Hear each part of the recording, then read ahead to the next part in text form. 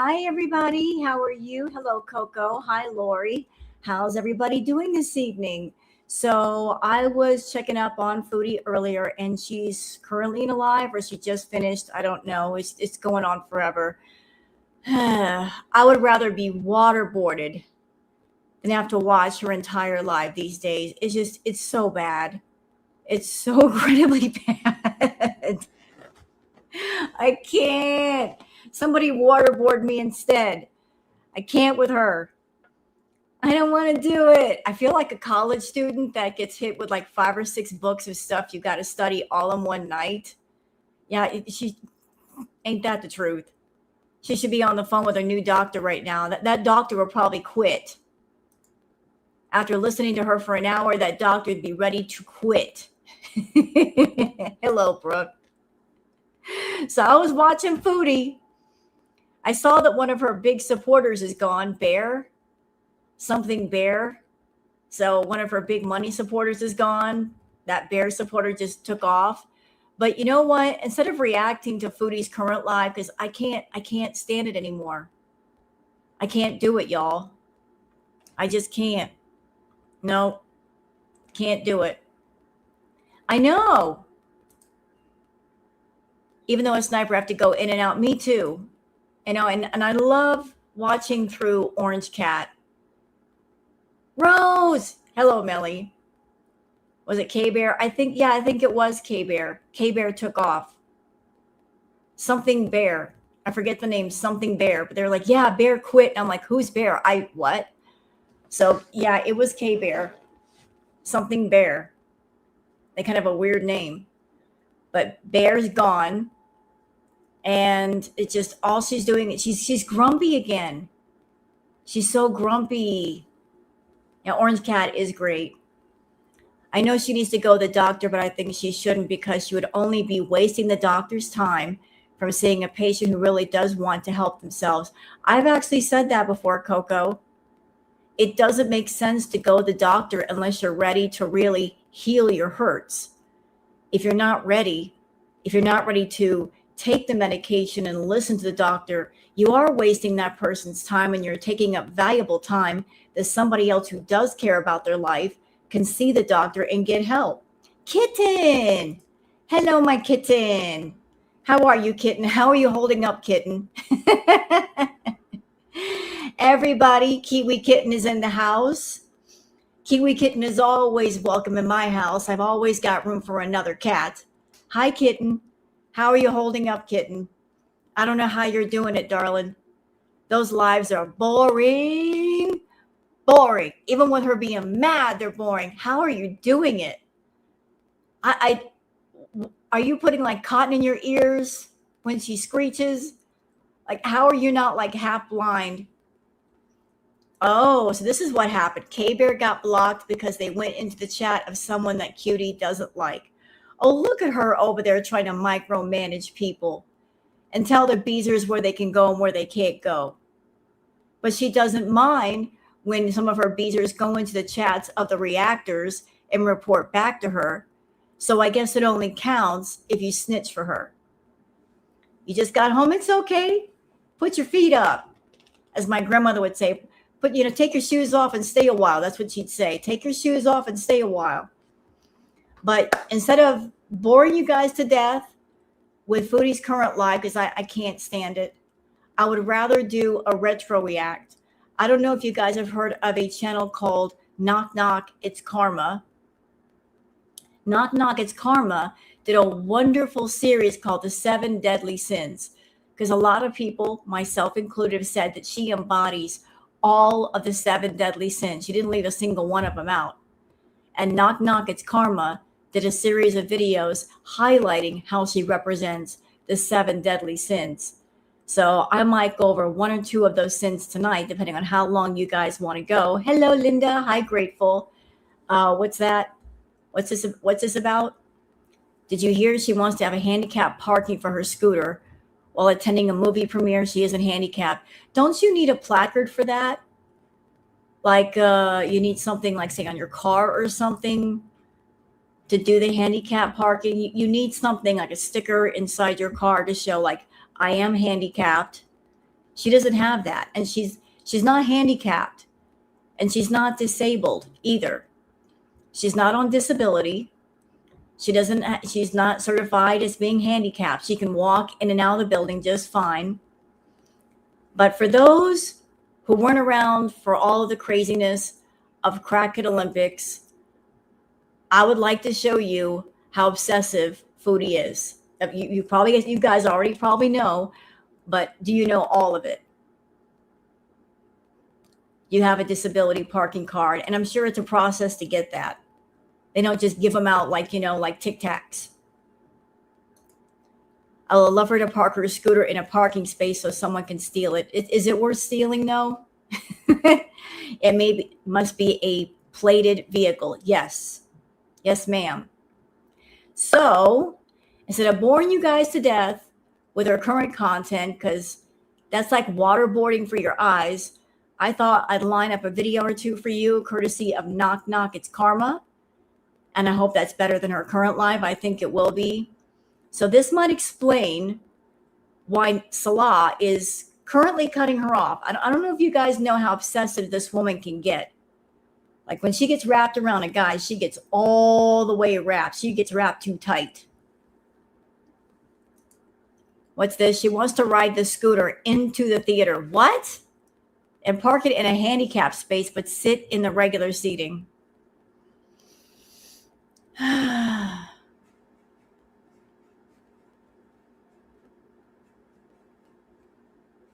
have no words. Hello, Brandy. Hi, here you are. Thank you, darling. So are y'all ready for a wonderful retro react? Like, we got to do the retro reacts because her current content just sucks. Does she have her new scooter, or did she make it collapse? I heard there was a problem wrong with it. I could be wrong, though. I think she said something was wrong with it. I could be absolutely wrong, though. But how many of you have not seen the video by Knock Knock It's Karma? Has anybody in here not seen it yet? Yep, and a doctor has to sign that she's disabled. This is true. Ketamine clinic. There we go. She's taking space for a legitimate handicapped person needs the space. Hi, Kimalina. She said it is tilting probably from her weight. More than likely. Yeah, retro is great. Thank you. I thought so too. I don't want to be put to sleep with her current lives. But y'all, Kiwi Kitten is here. Can we give her a round of applause? Because I love your live streams, Kiwi Kitten. Like, even as boring as Foodie is, you put in all the extra stuff like the intros and the little intermission things with the music. I adore those so much. I absolutely adore that stuff. It's like, I feel like I'm back at the movies. Like, I might as well just be at the movie theater with the little speaker that hooks onto your window. Yeah, it's just 10 minutes of interesting stuff out of 5 hours. It feels like waterboarding at this point. Oram, hello, sir. Good to see you. Did she get a refund for the scooter? I hope not. And you know what? I hope that Uber Eats and Postmates, straight up, I hope they take her account away. She's been abusing the privilege, and it is a privilege. She's basically stealing money from people. She's not tipping the driver, so she's not tipping as she should. She's stealing from businesses, so fuck that bitch. That's dishonest. That's theft. They need to shut her down. You're taking money away from people that deserve it. You just want that free food. Ain't no such thing as free food. Yeah, shout out to Kiwi. And also, Oram Dubs is in the house, and Oram has very chill streams if y'all want to check out Oram Dubs. So it's time to get on with this retro react. And for those of you that haven't seen it, this is courtesy of the channel Knock Knock It's Karma, and this was done 3 years ago. Foodie also likes to say that she has changed, right? Well, let's see. Let's see if she's changed within that 3-year period. Let's see if she sounds different now than what she did, because I don't think she does. Billy, hello. She wants all the recognition of being handicapped and likes the looks of her on the scooter. She wants people to think she's legitimately handicapped and needs it to travel. Well, here's something that you guys are going to find very disgusting, distasteful, and wrong. Back in the day when she shaved her head, she would wear these knitted caps. And when people thought that perhaps that she had gone through chemo or something, she wouldn't bother to correct them. She let people think that she had cancer. People like saw her with the shaved head and the knitted caps, and they're like, yeah, Billy, that happened. Yes, she did. Oh, that's not all. Like, I remember, like, this is separate but different, but same. I remember a story that Foodie told that she, when she was into the overeating, that she went to a place to get some crepes. And the people there thought she was pregnant. She told them that she was pregnant, just to get some extra sauce on her crepes.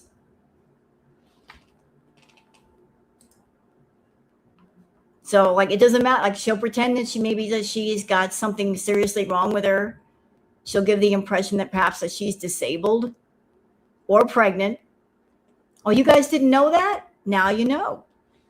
Now you know. Yeah, I know that is low. But that's our Foodie. That's who she is. Why do you think Girl World doesn't like her? But this is a wonderful video, courtesy of Knock Knock It's Karma. And I suggest everybody, if you want to see some great content, there's so many great archivers and reactors on YouTube. Knock Knock It's Karma is just one of so many. Please check out Knock Knock It's Karma's channel, like all the great content on there. Like I said, there's a whole series of Foodie spotlighting the 7 deadly sins, because each one is documented. So let's get into it. And thank you for making this 3 years ago, Knock Knock It's Karma. For those that haven't seen it, you're going to see it for the first time. For those of you that have seen it, this is kind of like a refresher kind of thing. So let's do this.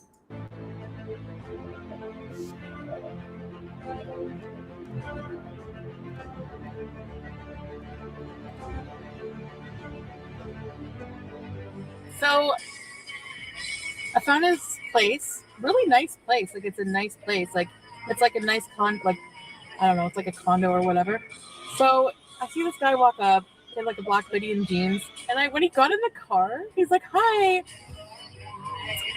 By the way, his name is Nicholas. So. Oh boy. Wait. Anybody recognize that name? Nicholas, Nick? How many of y'all remember Nick?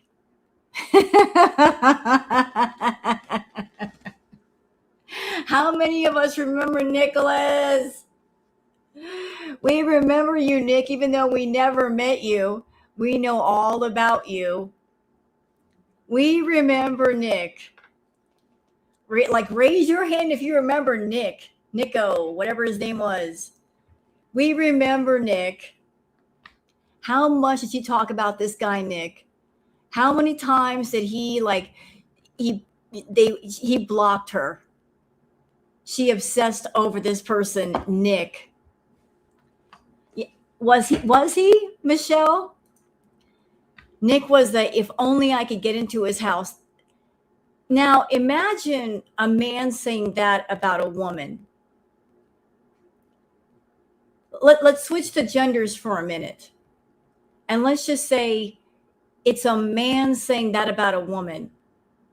I just have to get into her house versus his house. If a man said that about a woman, he'd be in handcuffs immediately.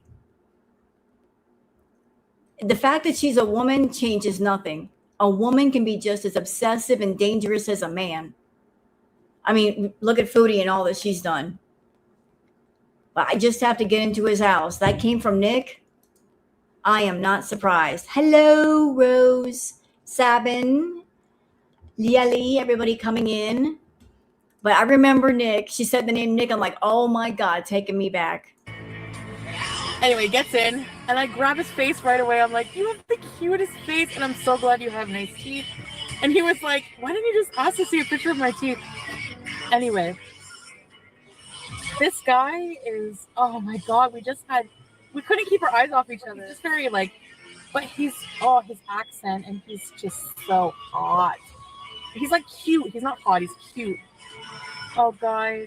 And then like, he's like, can I have a kiss on the cheek? And I'm like, sure. And then we just kind of like our lips just like, we made out. Oh my God, he's got nice breath. We were both chewing gum. And so I'm just like, hold on, I gotta put my nerves. I can't. Oh God, I can't. Okay, now this is the part I can't figure out. According to Chantal, she met this guy and he was all over her. Right? Isn't that what she said? He was just like taken aback by Foodie being such a goddess. So if he was just so enthralled with you, why did he then later block you? Make it make sense. How do we go from I am so enthralled with you to I'm blocking your ass on my phone because you're doing too much? That's what I said, ketamine. If she was all that in a bag of potato chips and a Twinkie, why did he block her? You know what this feels like? Let's see if you guys agree with me. This sounds like a made-up encounter. Like this is how she wished for it to go. Like it's so passionate. Like I'm fanning the flames of passion over here. We were so hot together. We nearly melted each other. Why has she never talked about this with Salah? Well, you know, baby carrots can't catch on fire. You can take a lighter to that thing. It's not going to catch fire. You can put a blowtorch toward it and it's not going to catch fire. Baby carrots do not ignite.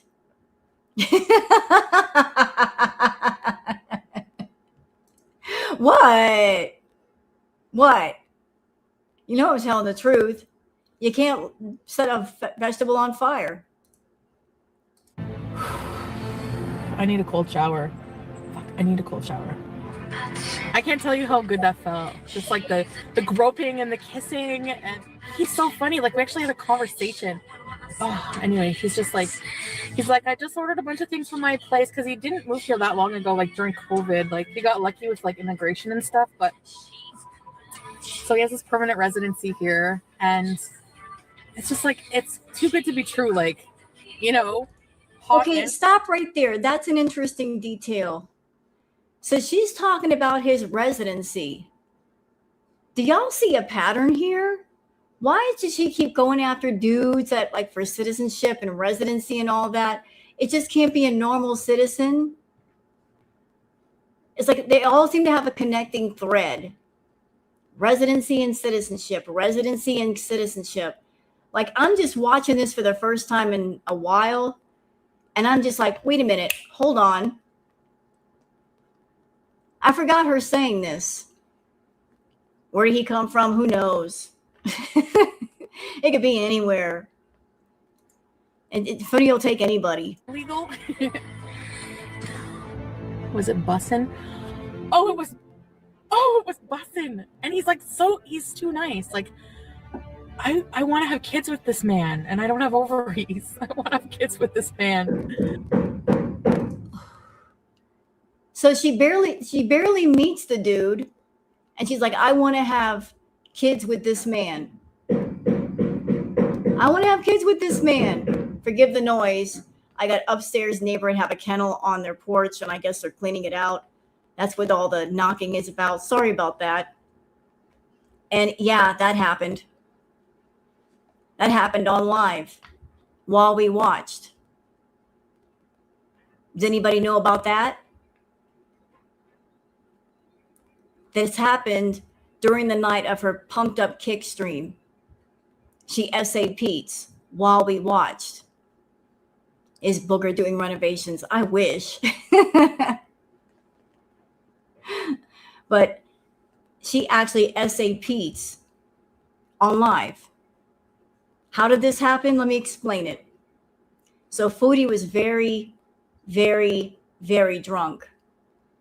And she was just doing the most, doing the finger guns. She was making fun of the school incident that happened where there were little ones that passed away. It was, and people in the chat were telling her to stop. They were like, this is inappropriate. You're going to get your channel taken away from you. And the more they told her that, the more she wanted to do it. Peach was in her room just being there for her. Like she was really, really drunk. She was really, really wasted. And Peach was sitting on the bed. And she went over to him. And you got to understand that Peach is like half the size of Foodie. And she basically laid on top of him and forced a kiss on him. So that's SA, in my opinion. She literally laid on top of him and basically forced him into a kiss. Oh my God, he's so amazing. And he's like, oh, I'll fucking take the elevator for him. I don't care. Oh, he's so much hot. He's so, our chemistry is so much better than I thought it would ever be. And he's just like, no, we didn't hook up. He's so, oh my God. Like, where has this man been? This is what happens to me. I like a guy and then I go nuts. I need to just not. No. Oh God. Don't catch feelings.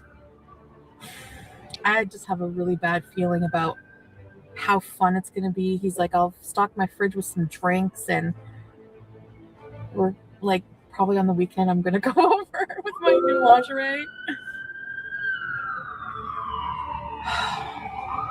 To answer your question, was it after she vomited? No. Thank goodness it was before. If only Frank had met up with her. Interesting story about that, Kiwi.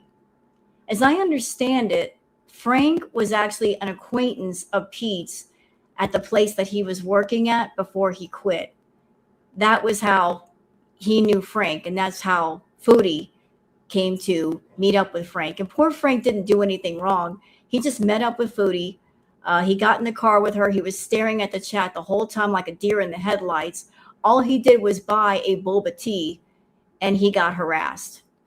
But Frank didn't do anything wrong. But man, that just flipped a switch in her to go after guys. But Frank was just an acquaintance of Pete's from work. Oh, really? I just know Frank had been in her chat a long time and offered to meet up with her. Yeah, he didn't do anything with her, though. He didn't even kiss her. No intimate contact with Frank. I feel so bad for that person in the ambulance because I feel so alive. He's used to dating back to back. Girl, don't fall for him. What do you mean?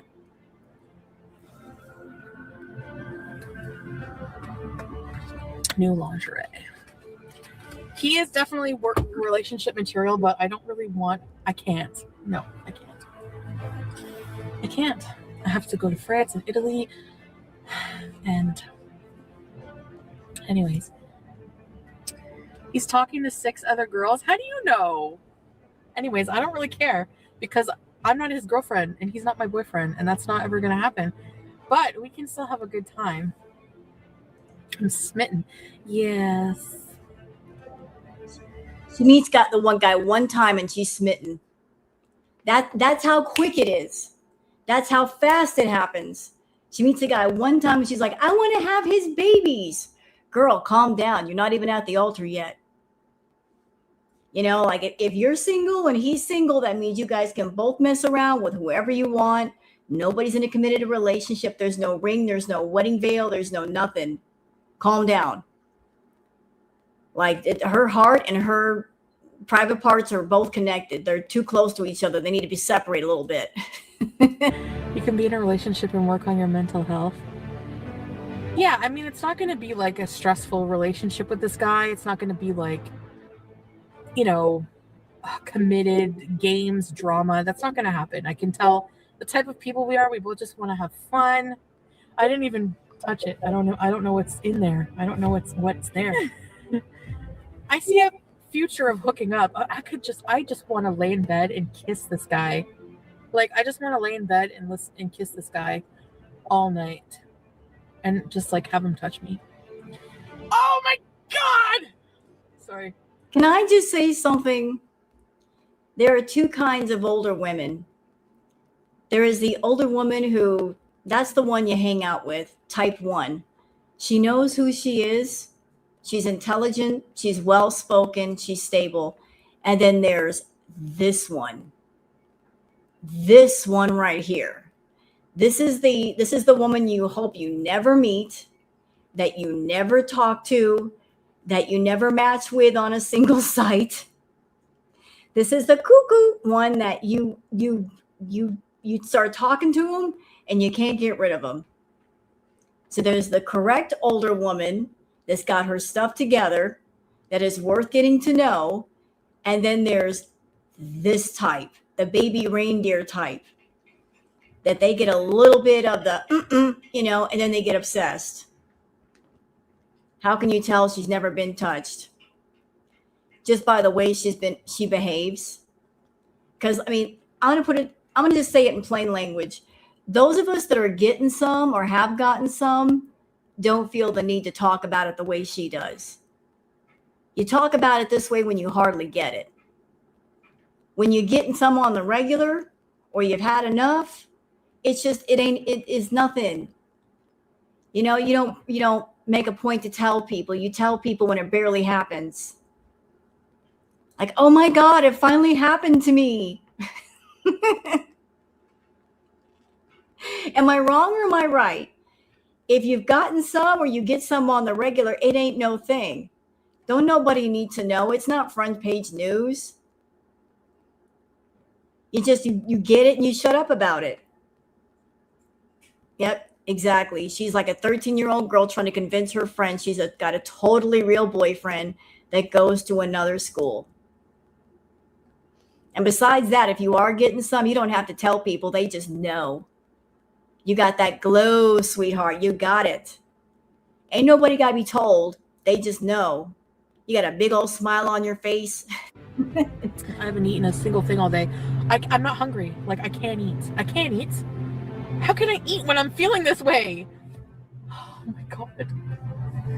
I can't imagine. I can't believe this happened. Time for edibles. What's this? Gotta lock the door. There's a lot of homeless people that walk around here.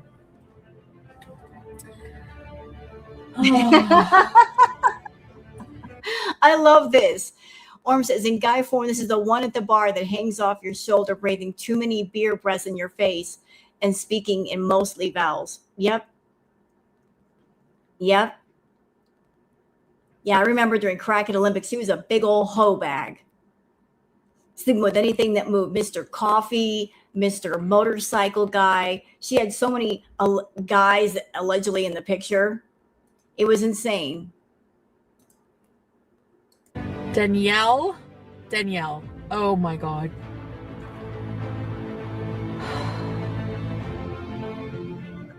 I can't. I'm so like, oh, I'm gonna see him again. Oh my God, am I ever gonna see him again? Oh yes, indeed, I'm gonna see him again. I'm so, oh man, like just, his kissing was so good. Anyways, that's how it went.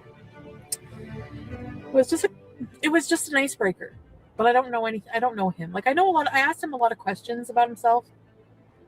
So, Nicholas, he's so hot.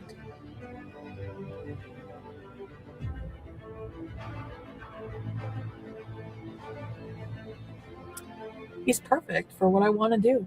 So we are going to get together probably this weekend. I really liked him. I really like him. I like him a lot more than I thought I would, and that's not a good thing.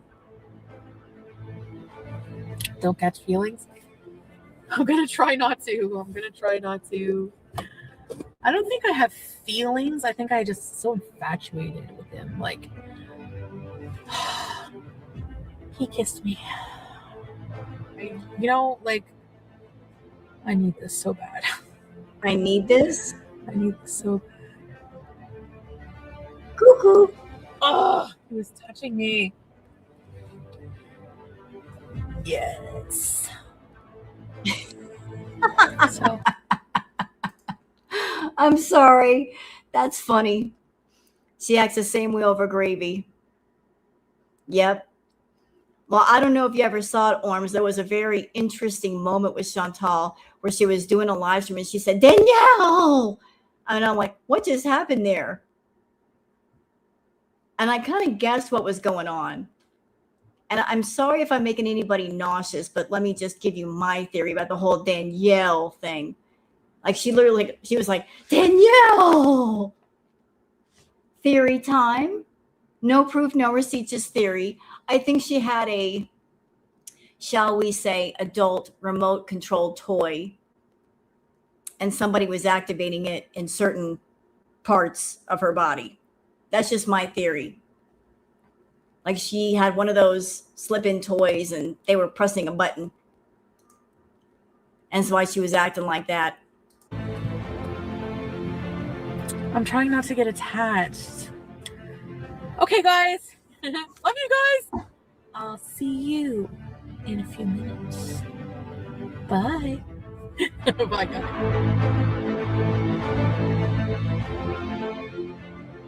Don't y'all, oh my God, me. You were just over on Two Girls, One Flirp, and I heard that Goose Chuck was showing pictures. Name that body part. Don't talk to me. I'm sure that Goose was very disappointed that I wasn't over there to see that, but I had a react to do. But don't talk to me if you're over there and you watch Goose Chuck. She does far worse than I do.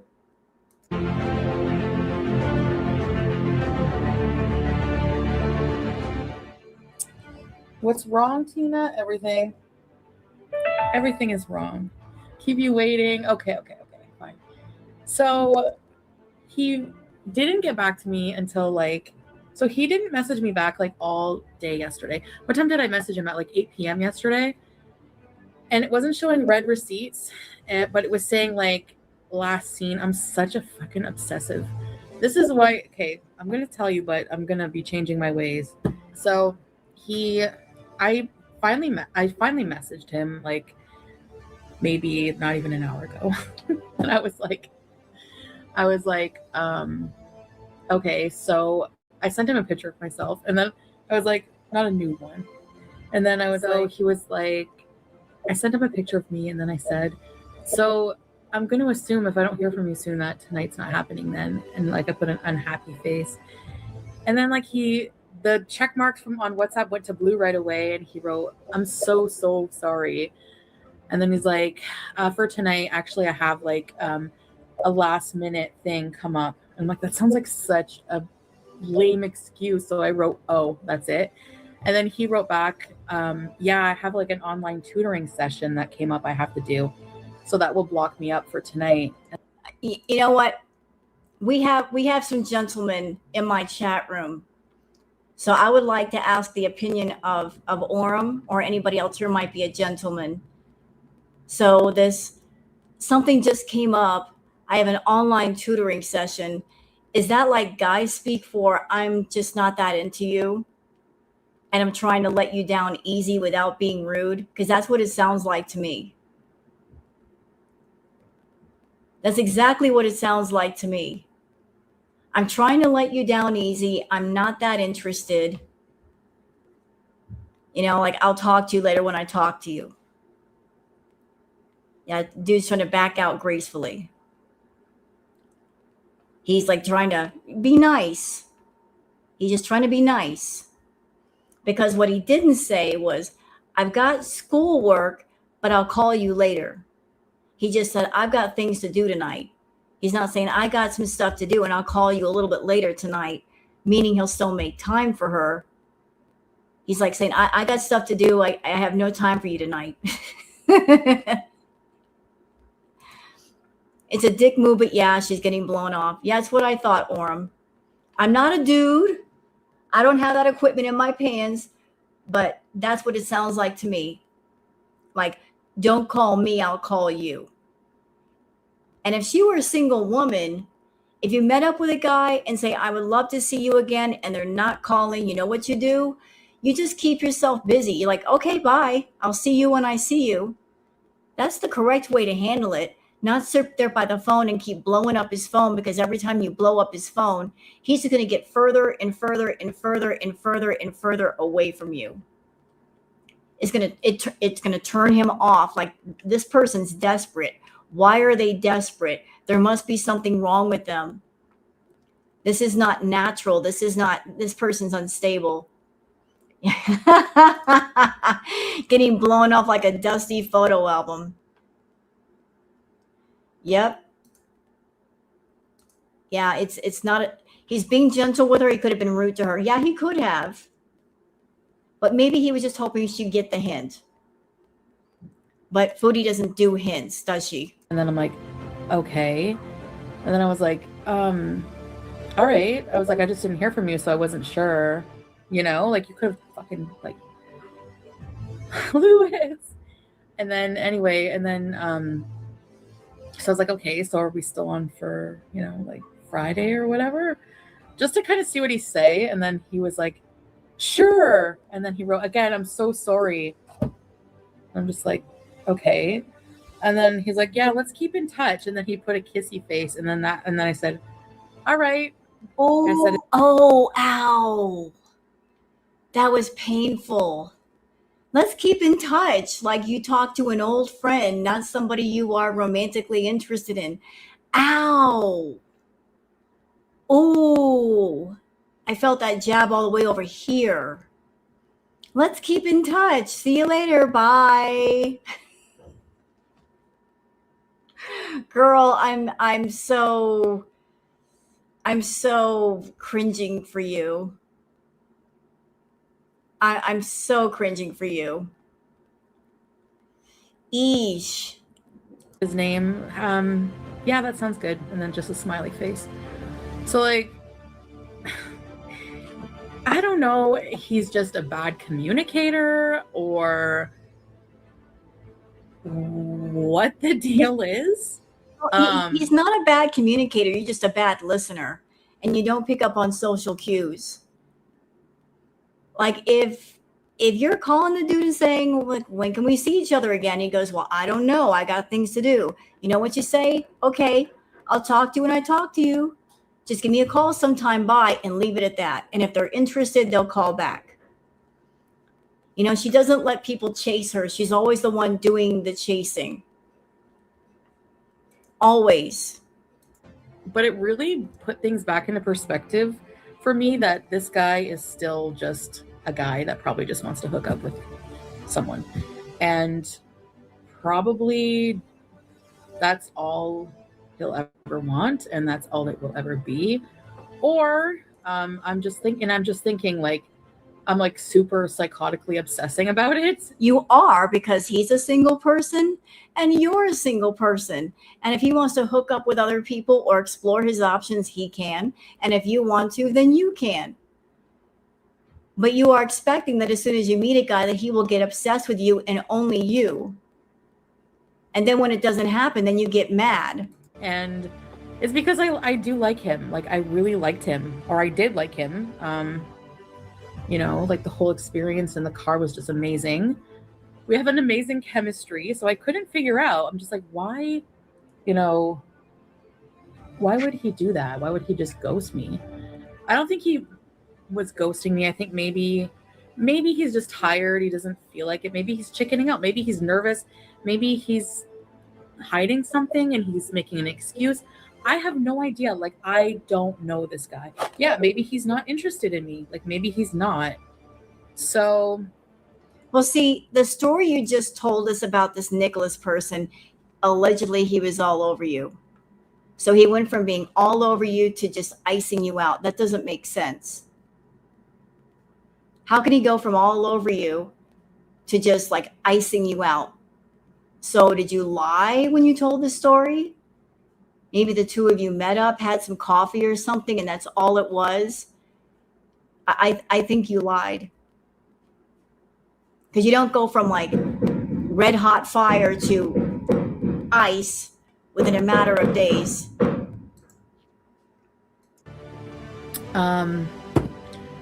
I don't know what to do about it because I do really like him. And I mean, should I go through this all over again and be like, hey, it's Friday. Are we going to hang out? You know? I mean, like. You know what? I'm just going to say it, Foodie. A lot of guys don't like women who are too aggressive. They like it when a woman is interested, but you get too aggressive and you pursue too much. It's a turn off. You know, like you push too hard. You're a forcer. Come on. Like, I really, really, really think. I mean, I really, really think. Should I believe him or is that an excuse? You know?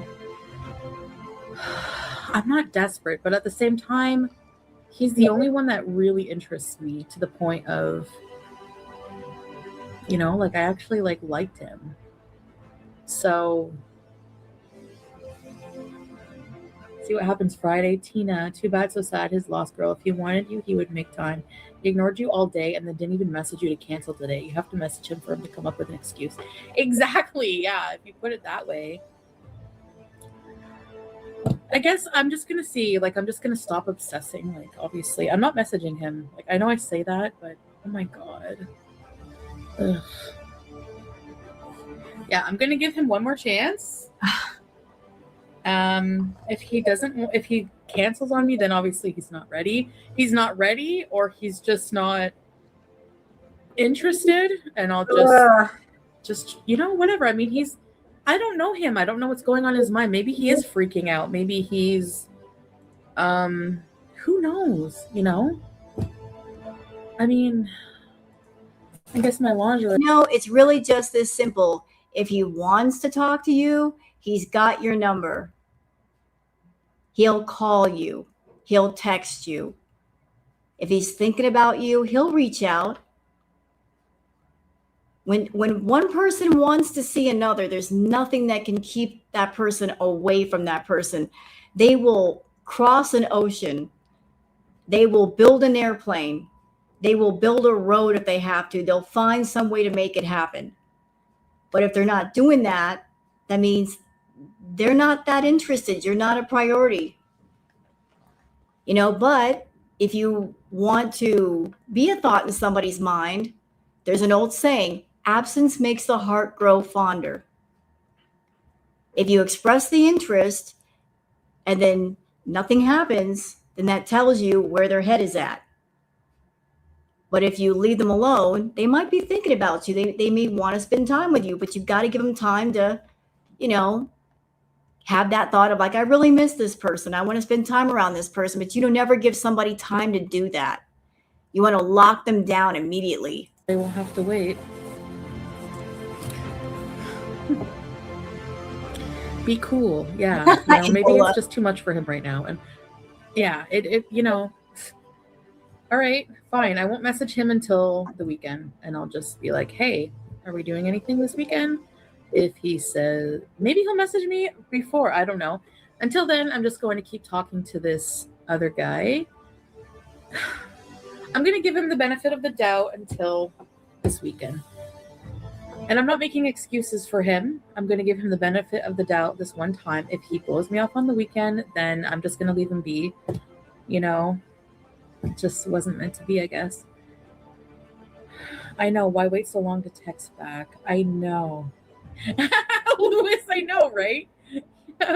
They make you question yourself or feel bad. It's not a great sign. It doesn't make me feel bad. I think it's just me personally. I'm just taking it too seriously. Like I just, you know, there's a reason why I'm showing this 3-year-old retro react, y'all. Because look how obsessive she is about a guy she wasn't even physically around. Can you imagine what she's putting Salah through right about now? You got to know she's blowing up his phone with messages, how obsessive she is about him. Can you just imagine like what she's putting him through behind the scenes? Like probably text him like several times a day. And she doesn't want to let him go. I don't think she wants to let Salah go because she knows, given her state of mind, given her health, he is the last one. Like there will be no others, not unless she changes herself, and she's not willing to do that. So she's just desperately holding on to men from her past because she's not willing to work on herself and make herself better to attract somebody better. He kissed her. Yeah, he kissed her, allegedly. Hung out with him for 5 minutes, and before that I was talking to him for like a few days, if that, and like not regularly. And I didn't even like him at first. I thought he was like not good looking until I met him in person. Okay, Hannah, to answer your question, why aren't you reacting to her current live? I can't right now. I'm burnt on her current lives, Hannah. It's the same old thing. She gets on camera, she eats a bunch of food. She is bitching about the same old things with a little screechy voice, doing the baby talk, focusing on the cat, focusing on the cat's toys. Did I cover it all? Did I leave anything out? I mean, it's the same old shit. Like my brain is tired from her boring me to death. She's ragey at the moment. Well, she's been ragey the last few days, but she's not ragey about anything new. It's the same old stuff. If she's raging about something new, y'all let me know, but I don't think she is. So I thought he worked from home, but I don't really think, I'm not sure he does. Hi, Pizonda. But yes, you're right. To me, not messaging me back, there could be a million reasons, but to me it just seemed like maybe he was like having second thoughts and he was trying to come up with an excuse. And he's just really bad at it. So I'm not stupid. You know? Anyway, that's it. That's all I got to say about that. That's what happened. So, I know. It's just too bad because I really like him. I don't know why. The way he was like looking at me and kissing me and talking to me, I guess. Maybe it'll happen Friday. I just have to chill out, you know? So what? Maybe I pretty much awakened friggin' beast inside me. I don't know, Lewis. I'm infatuated by him. I guess. Okay, I am stopping. I'm not texting him again. Okay, hold on a second. Shut up, Foodie. Thank you, Sonny, for the super chat. These old reacts are way better. Keep it up. Thank you. Like, I'm sorry. Do you guys want me to go to her current live? Because I guarantee you within 5 minutes you'd be begging me to come back here and do the retro react. Because let me guess what's going on now. I'm not even looking at Foodie. She's laying on the couch. She's not even sitting up. She's complaining about the food. She's complaining about stuff that we've heard a million times before. I mean, am I getting it wrong? I sat there and watched her react or do like a live for 8 hours yesterday. God bless Kiwi Kitten for archiving everything. But man, it's all repetition right now. And I'm gonna keep it real with y'all. I gotta be careful watching Foodie, just because I'm a food addict in recovery, and she's been going wild with the food. She's absolutely losing her mind with the food. I can't. When it's someone needs to come in there and just take all that food away. So it's like I got to be careful, like watching her, like stuffing her face full of food. I got to look out for myself. Like her food addiction, I don't want her to trigger my food addiction. Understand? I'm protecting myself. Because in the past, he has triggered me. And then I got mad because I got triggered. Like her food addiction is out of fucking control. Excuse my French. He awakened the beast for the next guy. That's true. My mix from the 6. Maybe my overt sexualness, like towards him, is turning him off. Like maybe I should be more, I don't know, like not myself. This is embarrassing. It's Tinder, remember that. Exactly.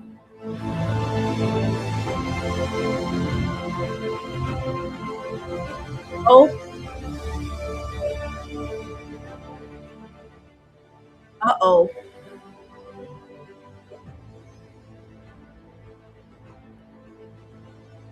So let's recap. In the beginning of this video, she talked about a passionate encounter with Nicholas. Then it went on to, well, I tried talking to him and seeing what he wanted to do, and he kind of brushed me off. Now he blocked her. So we go from red hot passion to you are blocked. And it doesn't take that long.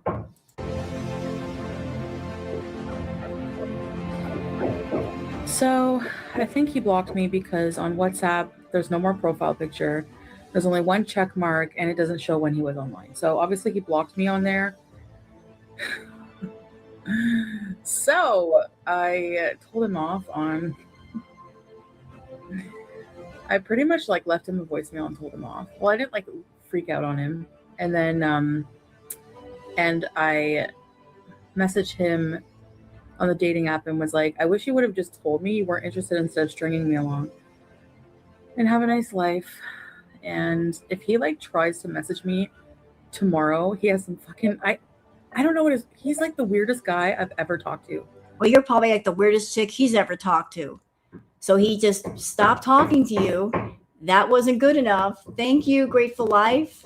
I'd rather watch 5 hours of this, way more fun. Yep. Thank you so much, Grateful Life. So like he thought probably you're the weirdest chick he's ever talked to.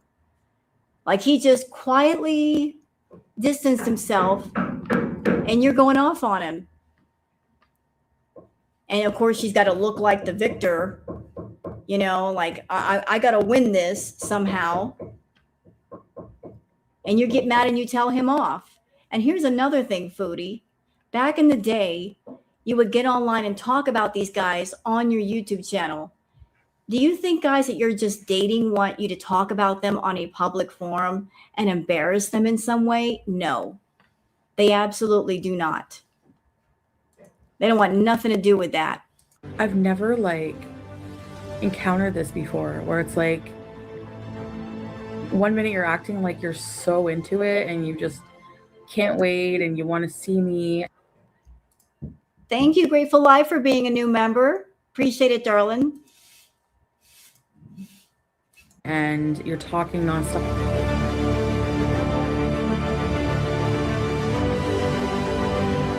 Okay, we got to slow this down because it's like going past.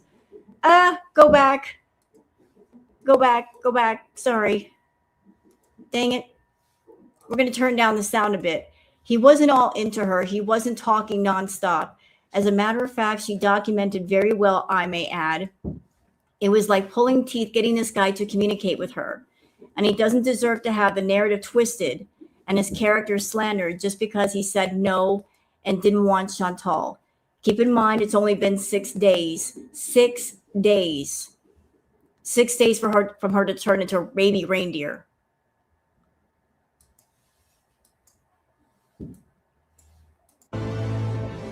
And then all of a sudden it's just like block. I was just like, no balls. Oh, a minute. Seriously. Hold on a minute. Shut up, Foodie. Shut up. Thank you for gifting 5 memberships, Grateful Life. That is so generous of you. Thank you so much. That is awesome. Thank you. I think I messaged him like good night, and then he like, I don't know, like today I woke up and Nikki, screw him. Just make sure you only send him one message after he sends you something. Yeah, I guess. Maybe he, you know what? It's kind of my fault because I was acting like a psycho, right? So maybe I think I scared him away, honestly. Oh my God. Okay, so whenever you start talking. And can I just say, even as a woman, I think Chantal's behavior is gross, and this is why. Cookie says she will get on live and drag you like nobody's business and put all your business on Front Street. If you do not give what she wants, if you don't do what she wants you to do, or cut her off. That's probably what Salad's scared of. Yep. And I'm going to give you guys a different perspective to why, if Salad is still accepting her money, if he is accepting her money, I don't know if he is for sure. But here's just a different perspective. Is Salah a good person? No, because he decided to do the dance with Foodie and now he's got to pay the price. He's not a good dude. We saw the text messages that he had with Kai Bella. I mean, those were just disgusting, gross, and inappropriate. But taking that aside and putting it aside for a minute, Chantal is a dangerous stalker. She gets dangerously obsessive, and Ramadan is coming up, which means he wants to probably spend time with his family. And if he cuts her off completely, then she's going to flip out because she does have abandonment issues. And if he cuts her off, those abandonment issues are going to be triggered and she's going to go full Monty with her wrath. Thank you, Sani, for becoming a YouTube member. So maybe he's accepting her money, to kind of quiet her down because it gives her hope, like he still cares. He doesn't want to deal with her right now, right before Ramadan. Chantal is crazy enough that she would actually fly all the way to the Middle East and stay in a hotel waiting for him. So just something to think about. Like, he doesn't want a confrontation with Chantal. He's not hot-headed like Natter. He wants to be left alone. He's thinking about his family. He doesn't want anything bad happening to his family. Who knows what Foodie knows about him? I'm not saying to have sympathy for him. I'm just saying this is a bit of understanding. Maybe he might think it's easier to accept her money, to keep her quiet, than to, ice her out, and then she go full scorched earth on him. Somebody, you don't act thirsty, okay? Yeah, if he saw me like gushing about him, he would be like, what the fuck? And probably freak out.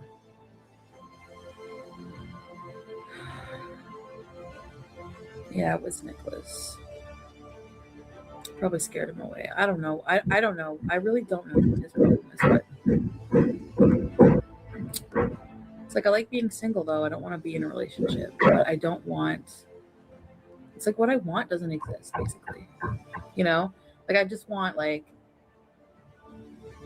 some benefits, some kind of relationship with somebody, but not the strings attached, asking me where I'm going, what I'm doing, kind of thing. Like I still want to be free, but you want to be free, but yet you want to lock somebody down immediately. Make that make sense.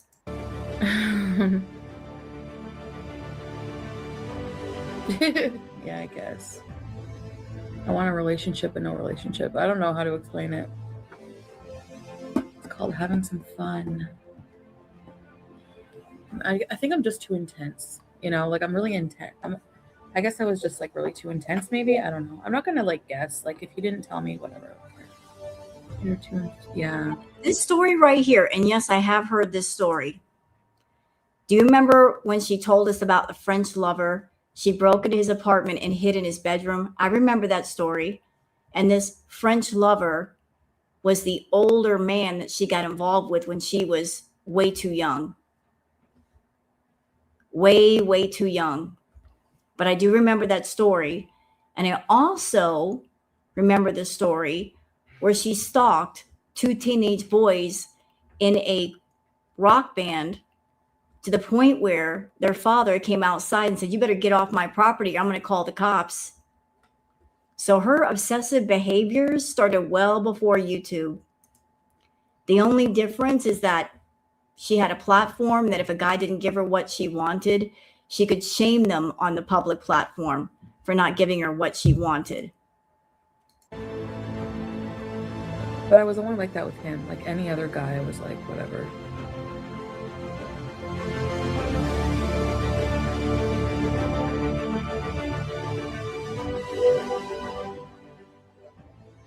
I'll call you for tomorrow's date. You can kiss my ass, honestly.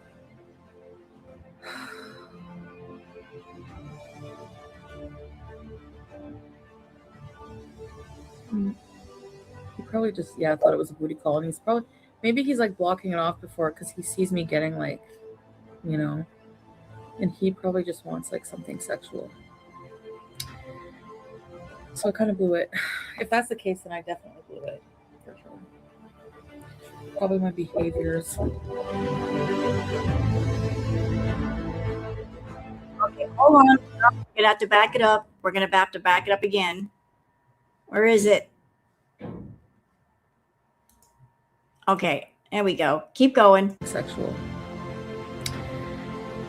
So I kind of blew it. If that's the case, then I definitely blew it. For sure. Probably my behaviors. Okay, hold on. I got to turn the sound off. This sounds like a trap to me. Men beware. She advertises herself as not wanting a relationship, even has hookups and encounters listed in her dating apps, but expects relationship behavior, but only from the partner, not her. Rules for thee, not for me. This sounds like she's setting a trap for these guys. Maybe that has something to do with them having their own place so bad. Well, sue me. What the fuck? Like, oh my god. We're friends with benefits. Yeah, I think we just maybe obviously had different ideas. This is not. People are allowed to change their minds. And I'm going to put one of my theories out there since I have the microphone. Here's my theory. I think that when Chantal was in her hoe days during this time, that she was on different single dating apps, and in order to cast a wider net for greater success, she advertised herself as a anything goes kind of gal. You know what I mean? Anything goes, I'm down for anything, I'll do anything kind of gal, you know. And that's how she ran into Natter, because Natter is an anything goes kind of guy. He was into swinger parties and things of that nature. And she was an anything goes kind of gal, allegedly. And she knew she wasn't an anything goes kind of gal, but she advertised herself that way. So they started talking. And Natter got together with her. And then when he basically called her on her bluff and said, "Hey, you want to get down like that? I got names on speed dial. I can make it happen for you." When he called her on her bluff, she was like, "No, no, no. It's okay. I just want to be with you." So since she wasn't an anything goes kind of gal, because she wasn't a swinger, which is what he's into, she had to offer up something else to keep him interested and to keep him around her. Hence, she started talking about her YouTube channel and her income. If she couldn't, keep him with her sexually, she used her finances to be the attractant. Yep, she spun a web across an ocean because she thought she'd catch a fly. Or I refer to Chantal as a gluttonous black widow. Black widow female spiders, they eat the males. They set out their web, males come in, they mate with them, and then the females, unalive them, they suck them dry and drop them and wait for the next one. Chantal is a gluttonous female black widow. She spins her web of lies around a man, she catches them in the silk. Then when they're wrapped up tight, then she sucks them dry. Yeah, I guess. Just sucks, you know.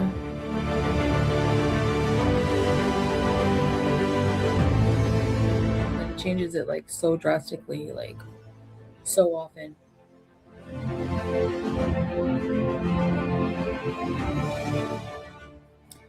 Somewhere in the world there is somebody for me, and I guess I just have to wait and be patient.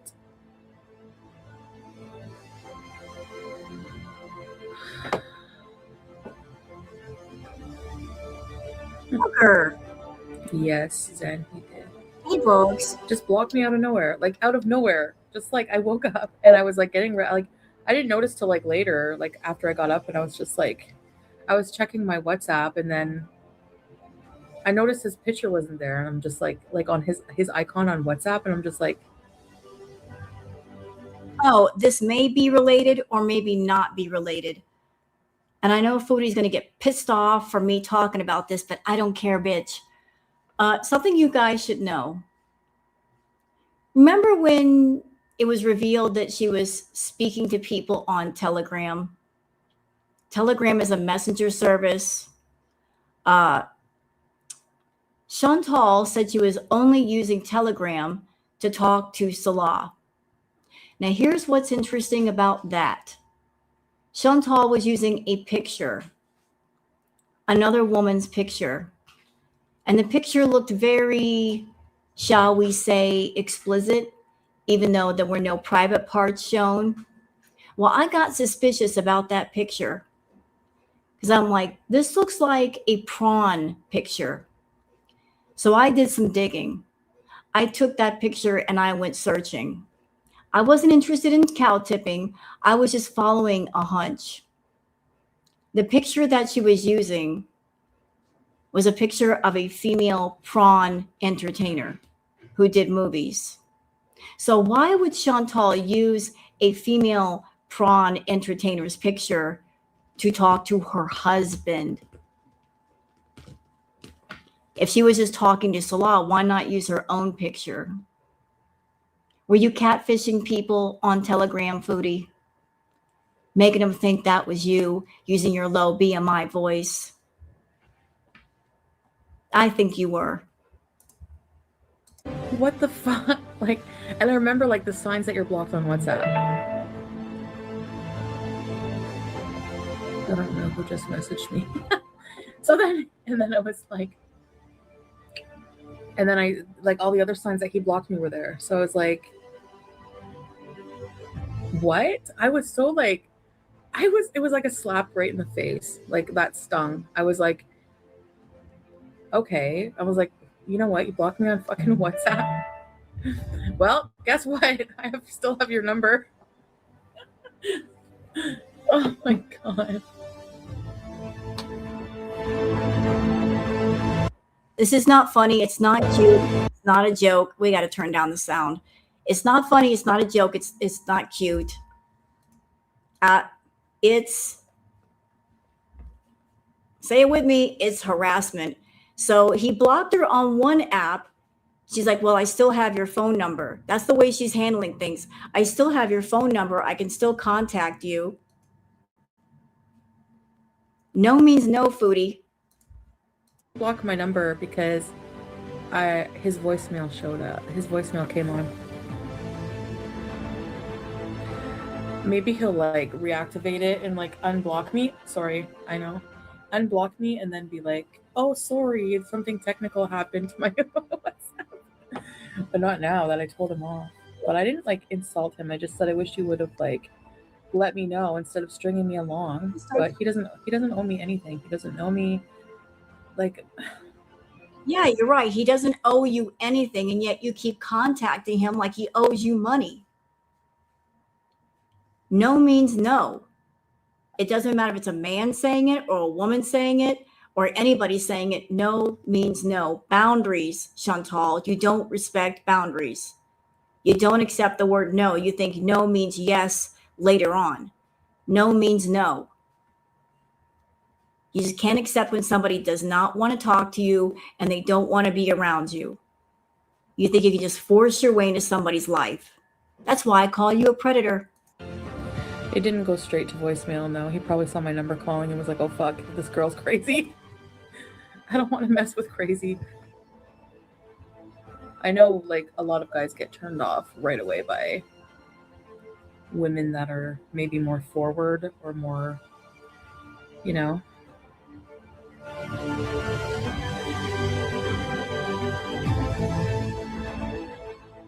Yeah, I think I shot myself in the foot by putting casual encounters or whatever. That's what I thought I wanted. Notice the key word, Foodie: casual encounter. Casual, meaning relaxed, meaning no obligations, no strings attached. We're just getting together and having a little fun. But there's no obligations. We're keeping it casual. But there's no casual with you. You can't accept casual. You always want more. Somebody says, yeah, I'll do a casual encounter with you. And you say, oh, I'm okay with that, but you're not really okay with that. You're just using something to get your foot in the door because you're hoping to get wrapped around the guy and get obsessed with the guy. He gets obsessed with you, and it never happens. Never. And then when I met him, I just completely liked him. Like, and there's always going to be a possibility of that happening. So I'm not going to put that. I don't know.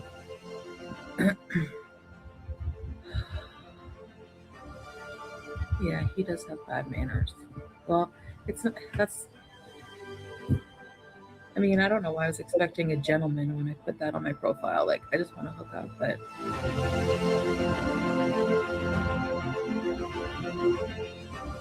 Tinder is not really for relationships.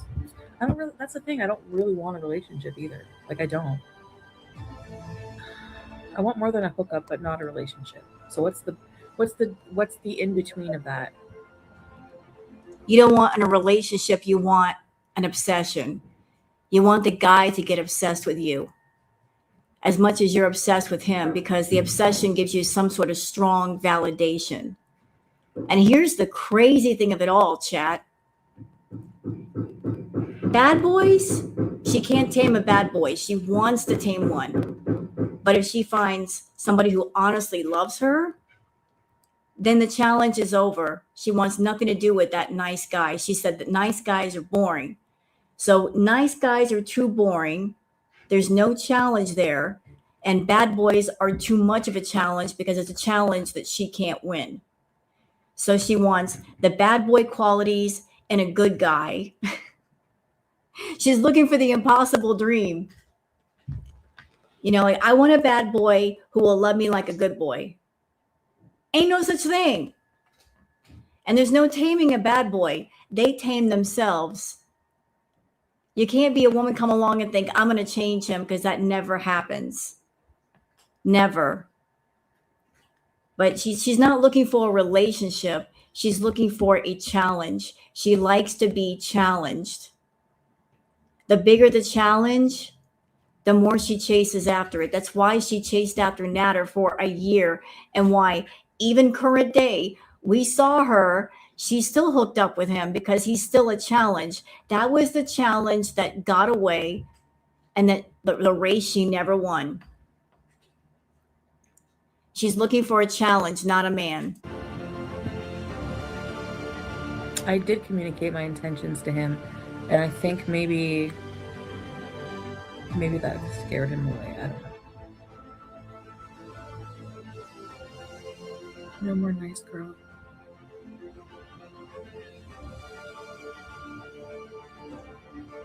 No more nice girl.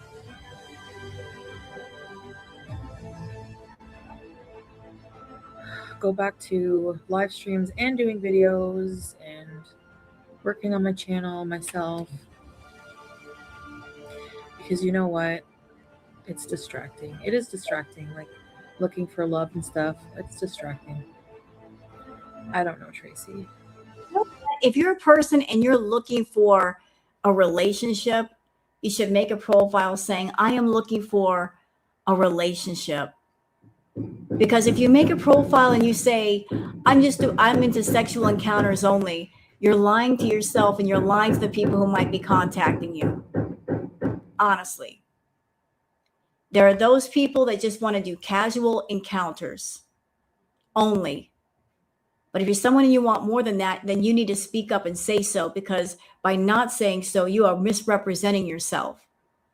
You're starting out things on a lie.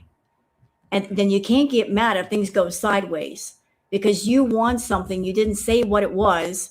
The other person can't read your mind. They're just there for a casual encounter. Meanwhile, deep down, you want a relationship, but you're not saying so. It feels very misleading. It's like you're taking up a parking space in somebody's life, and you're misleading and you're lying to the person that you're talking to.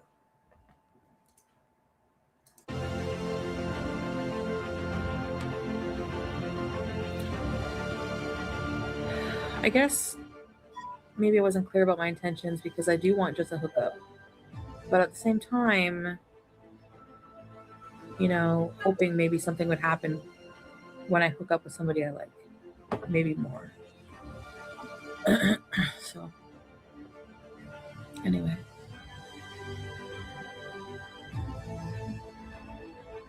We weren't dating at all.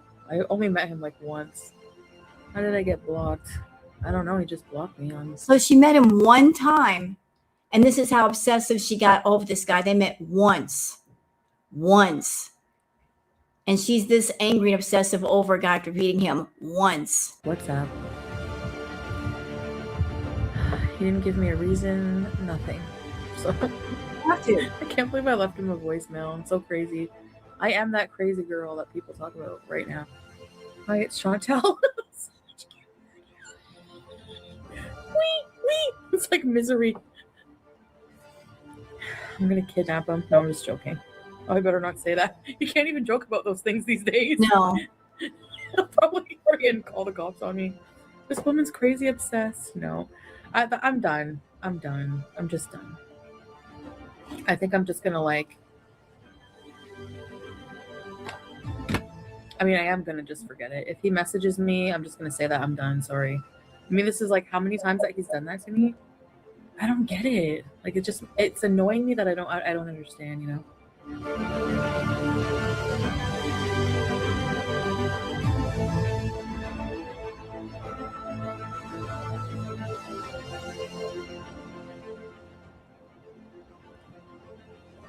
You know what the most hilarious part of all of this is?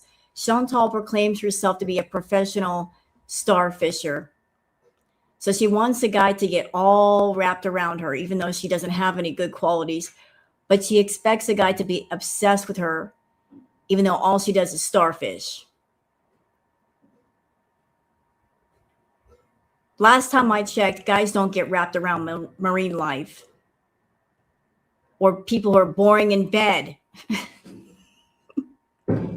You want him obsessed, but you're boring as shit in bed. Hello, where the F are you people? Oh, jeez. I need better hair.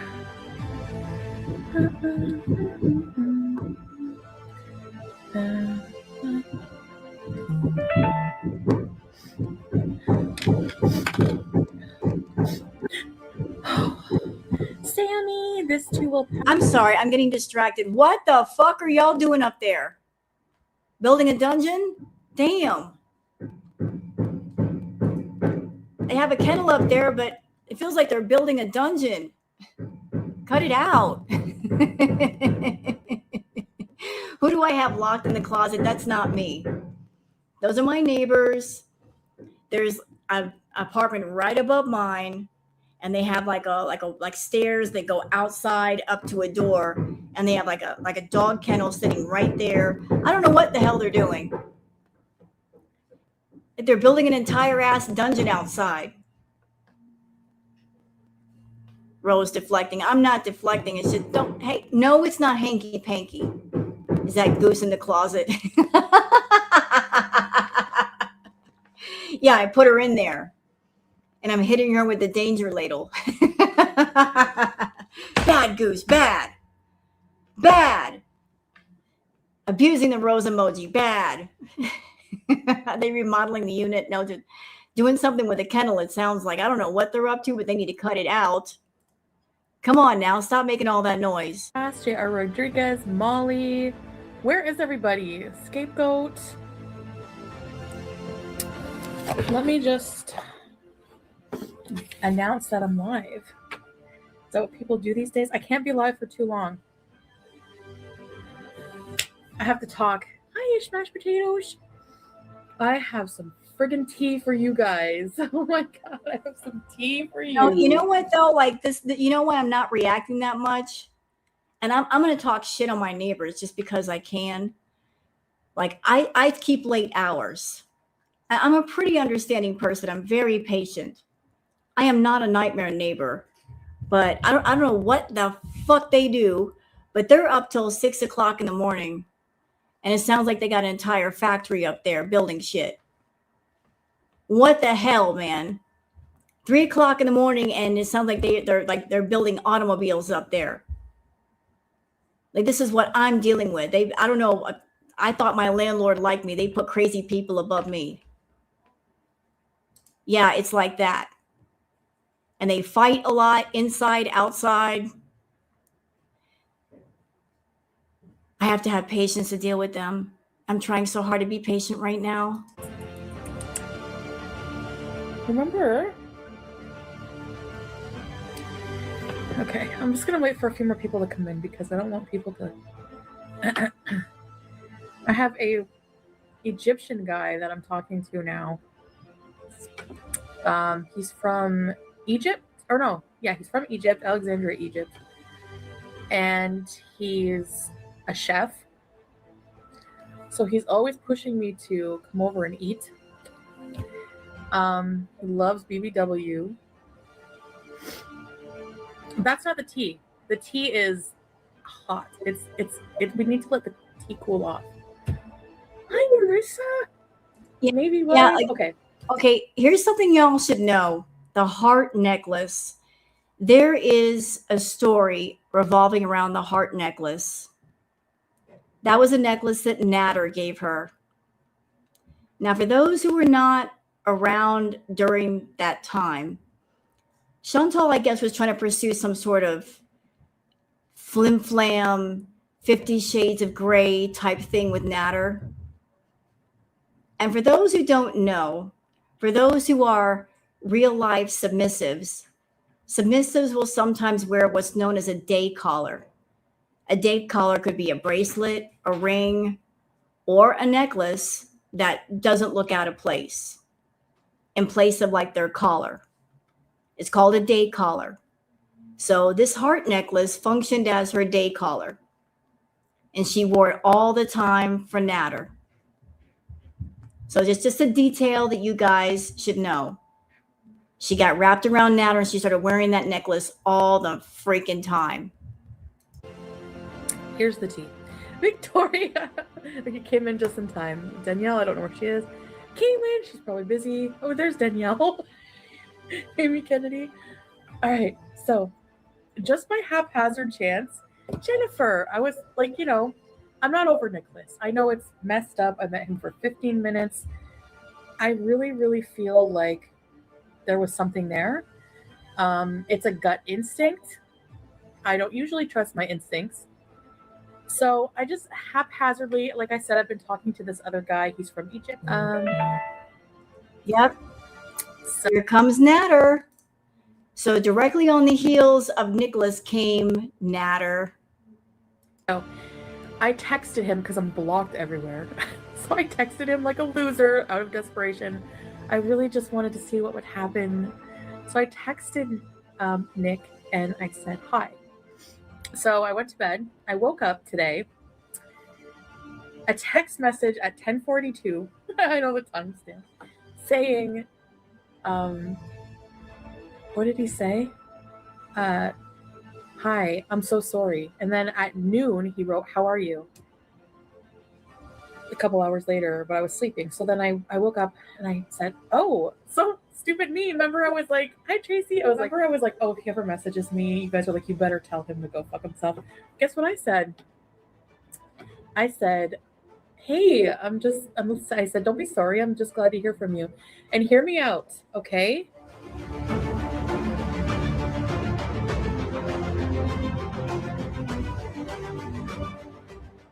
Because that's how it works. That's how, I love you. That's how Tinder is. You break connections, you start them again, and think maybe if this person, So I'm not mad at him at all. I found out what happened. Um, anyway, let me just get to the. So, all right. So I said, "Can I see you today? Like, can I just see you?" And he says, he gets back to me. He said, "What are you doing tomorrow?" It's always tomorrow with this guy, so I don't even know what's gonna happen, but I said, well, we'll just get together. We'll just talk. I said, I'm very easygoing. I don't want you to be intimidated. Again, this is giving me, I just have to get into his house vibes. Come on, we'll just hook up. It'll be no big deal. It'll be casual. I just have to get into his house vibes. And he's like, oh, I said, and then he said, well, to be honest, I deleted my Tinder. I met someone, but I don't know where it's going, ...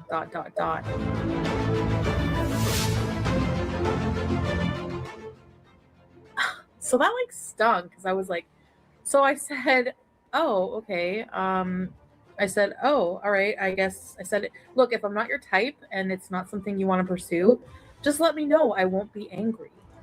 Chantal, he just told you, I've met someone and I want to pursue that. And what you should have said was, oh, I'm happy to hear that you've matched up with someone. I wish you well, and I hope it all works out, and hang up the phone. But you're taking another person, finding another person as an insult, like it's some kind of an insult towards you. And you're still being persistent.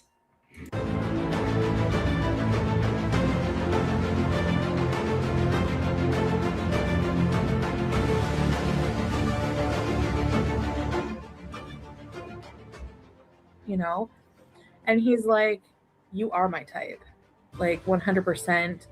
I can't stop thinking about you, your softness, how beautiful you looked with your makeup, and you smelled nice.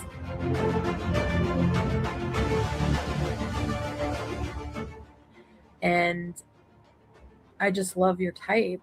And we laughed and had a good time. And I'm just like, wow, he was more talkative than ever. So I was like, okay. Anybody else getting the feeling that she's lying a lot? Because she's not making sense. One half of her stories, he's obsessed with her. He's enthralled with her. But then other parts of the story, he's blocking her. It's not making sense to me. My logical brain is, the download can't come through all the way because it doesn't make sense.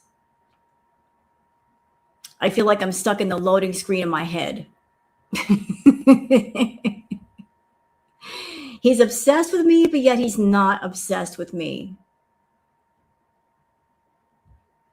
So what is real and what is fake here? Okay, well, that's good. I said, so then see me tomorrow. We'll just hang out. We'll have a drink.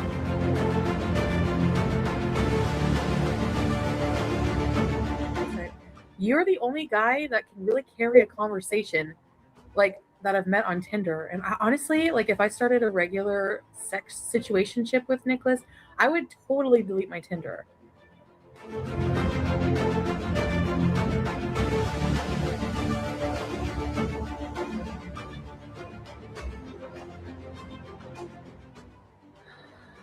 He did block me.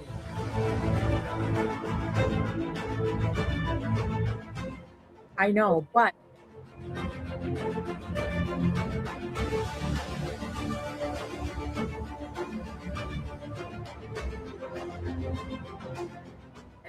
you have to be forgiving in the first stages, like when you meet people on online dating, because it's very flighty. It's very, very, very, very flighty. Okay, one moment. So let's talk real, Foodie. There's hookups and then there's dating. Hey, Goose, How are you, Goose? I'm sorry that I missed the guess the body part live stream you did with Bingo. Not. I was doing a react. I missed that part, but maybe that was for the better good, so I didn't get sick. Bitch. No, we're watching. This is actually a video that Knock Knock It's Karma put together 3 years ago, the 7 Deadly Sins. This is Obsession, and I might watch another one while we're live tonight. It was very tame this week. I don't trust you. I don't trust you saying that.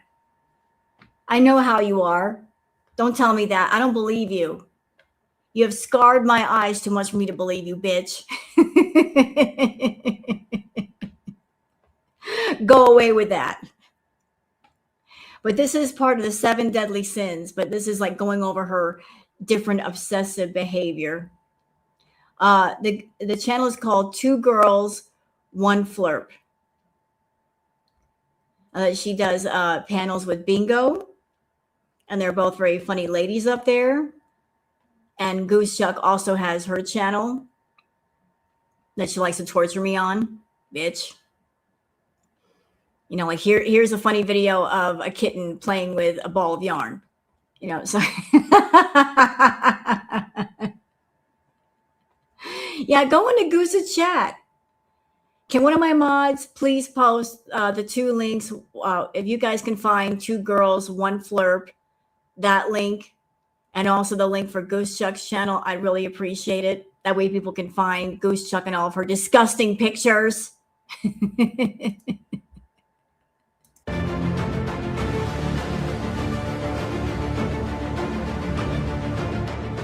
So I think I'm gonna see what happens. Look, at this point, I'm not invested. Like, at this point, I'm expecting him to cancel tomorrow. I'm just like, whatever. Like, maybe he'll think, oh, I want to be with this girl. He's trying things out. Like, you know, like I can't fault him for that because you're hey Goose, remember that dress? How often we see that damn dress?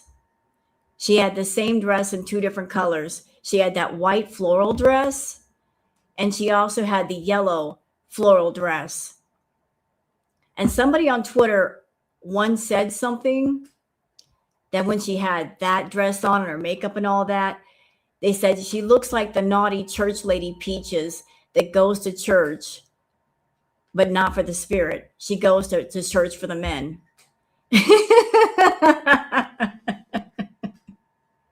Then when she had that dress on back in the day with her heavy makeup, she looks like the naughty church lady Peaches that goes to church looking for men. Now that it's been said to me, I can't unsee it. I'm there to meet people. You know, you don't want to stick with one option. But I was so flattered and so happy he said that, and he's still texting me back as we speak. I have to get back to him. So he supposedly I can see him tomorrow. I said, we'll just get together. We'll have a drink. We'll just talk. We won't. And then he's like, oh, I don't want to. What about to be continued from the car? So anyway, I think that's like a dream situation for me. Going over to his place. He has his own place. Do you know how many men don't have their own place? And it's just... And do you know why it was so important for Chantal to find a man with his own place? I can tell you why. Because if a man had his own place, it'd be easier to hook up with him because at this time she was living with Pete's. And so it'd be kind of weird to bring a guy home. But also the second reason, because if he had his own place and she got into his house, she could leave her stuff there and forever be bothering him because she left her clothing over there or her personal items like she did with Natter. I just have to get into his house. But why? To leave her stuff there because that was her claiming him and marking her territory. She was claiming ownership. Fine. Not shaming you because I don't really have my own place either. But I prefer somebody with their own place because it's privacy. So he has his own place. We can. He loves to talk and laugh and have fun, and that's. I would go over there just for that. I don't even care about his wiener. I haven't seen it. He's probably the only wiener I haven't seen, Wiener. actually. And What 30-something-year-old woman talks about a guy's junk as a wiener? I have never heard another woman refer to a guy's junk as his wiener. She uses very immature language sometimes. Oh, his wiener. just like him Even talking about a guy's junk, she refers to it in food terms. so much. Like, I don't know. Like, I don't know him as a person, but what I do know, this fool is using me.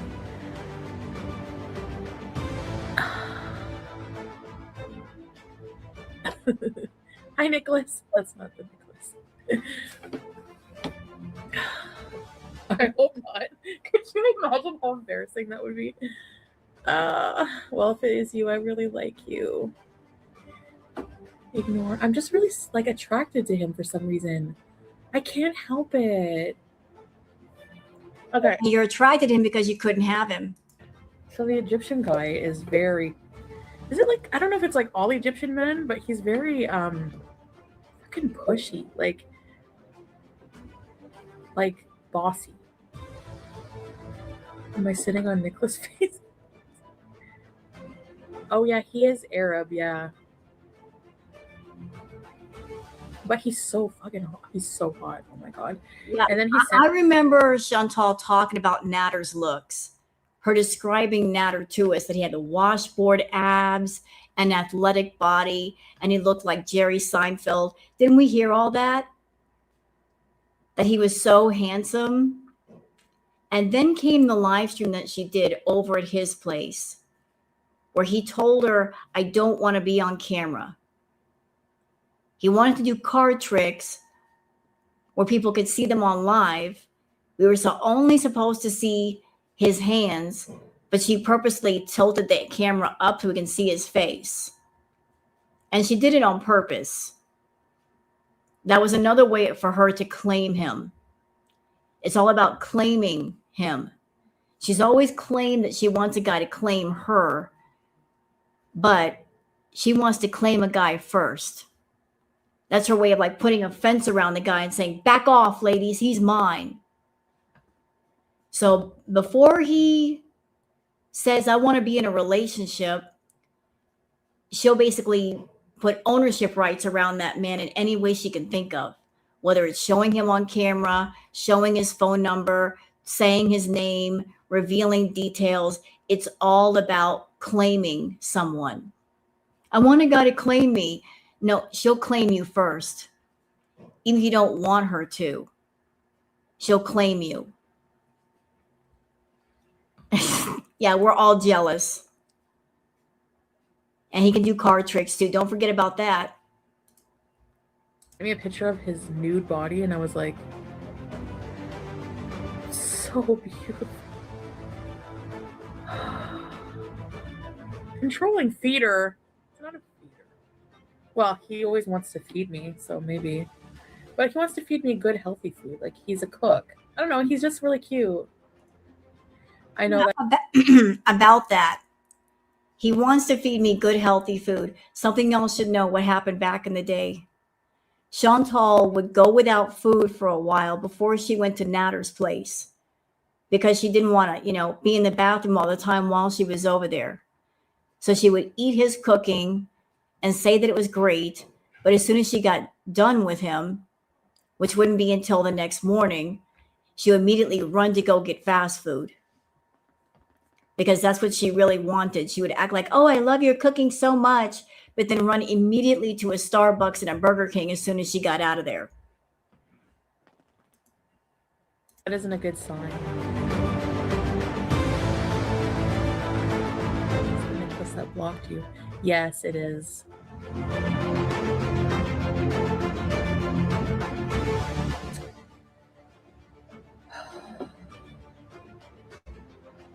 I feel like I just need to get in his fucking house and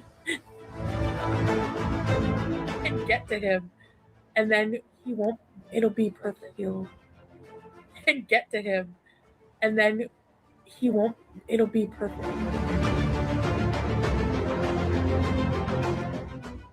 I just feel like that's what's gonna happen. Like I feel like I need to get into his house. There it is. He didn't block me on the phone because I was able to text him. He said he deleted his other apps. He deleted WhatsApp. He deleted Tinder, whatever. I don't want to buzz. I don't even want, like I said, I don't even need his wiener right now. I just want to talk. I just want to talk.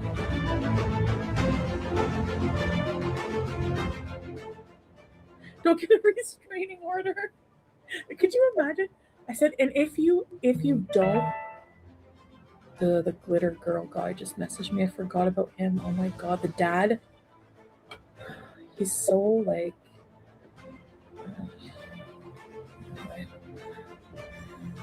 Anyways, so this Egyptian guy, he's very. He's looking for a relationship. It's like. You know, I'm going to say it. If Chantal were a man acting this way, her butt would have been in jail a long time ago.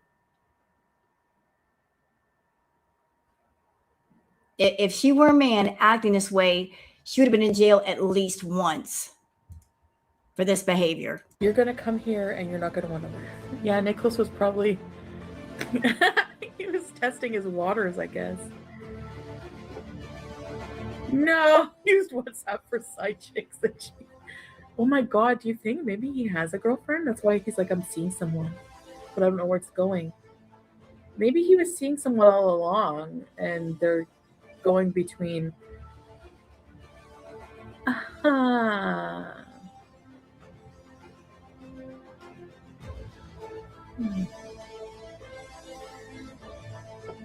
just want to see him.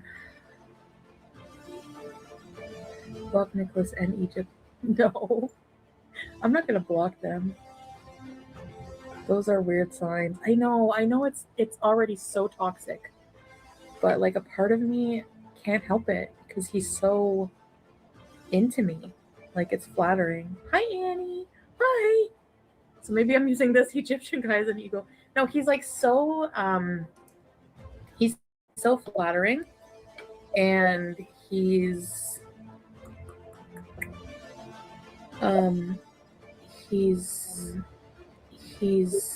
just go for Frank. Frank he's nowhere to be seen. Like, hello. But no, I just he's so gorgeous. The Egyptian guy is. Yeah, I remember back in the day, Chantal had so many men, allegedly. We needed a spreadsheet for all of them just to keep track. There were so many names floating in the ether. There was Mr. Coffee Guy. There was Mr. Motorcycle Guy. There was Frank. There was Nick. There was Natter. There were so many new names. We needed a spreadsheet. I'm not kidding. Her alleged lovers, there was a spreadsheet. Her talking about an encounter where she did things standing up beside a car. The married man that had a wife across the ocean. Like, there were so many. It's like, I can't keep track of all these guys. And her getting mad because she'd meet up with a guy, get digmatized, and then they wouldn't want her, and then she would get mad like, you're not respecting me. But we needed an entire spreadsheet back in the day. There's something about him and his bossiness. I can't quite put it. It's because his bossiness is because he just wants to like make you feel really good, you know? Okay, I'm focusing on myself, Grace. I promise. I'm focusing on myself. I feel like I love and sex and feeling good. You know, it's good for your body to get a good sweat on, and you know what? So oh, did she really just say that? She did say that. To get a good sweat on. Chantal, when is the last time you had a good sweat on? When is the last time you've had wild jungle sex in the bedroom? Girl, stop. We remember how you staged condoms around the room. I've been watching you for years. I have never once seen you come on camera where you're like, every part of my body is sore. I've got bruises and I don't know where the fuck they came from. My bed is 6 inches away from the wall. I got a dent in the headboard. You've never come on camera like that. You don't have any scars on your spine from rug burn. Girl, shut up. Shut up. Get a good sweat on. You just lay there and starfish and you make the guy do all the work. Quit it. Quit it. You're not that passionate of a lover. You just lay there. You just lay there like a sheet that needs to be folded.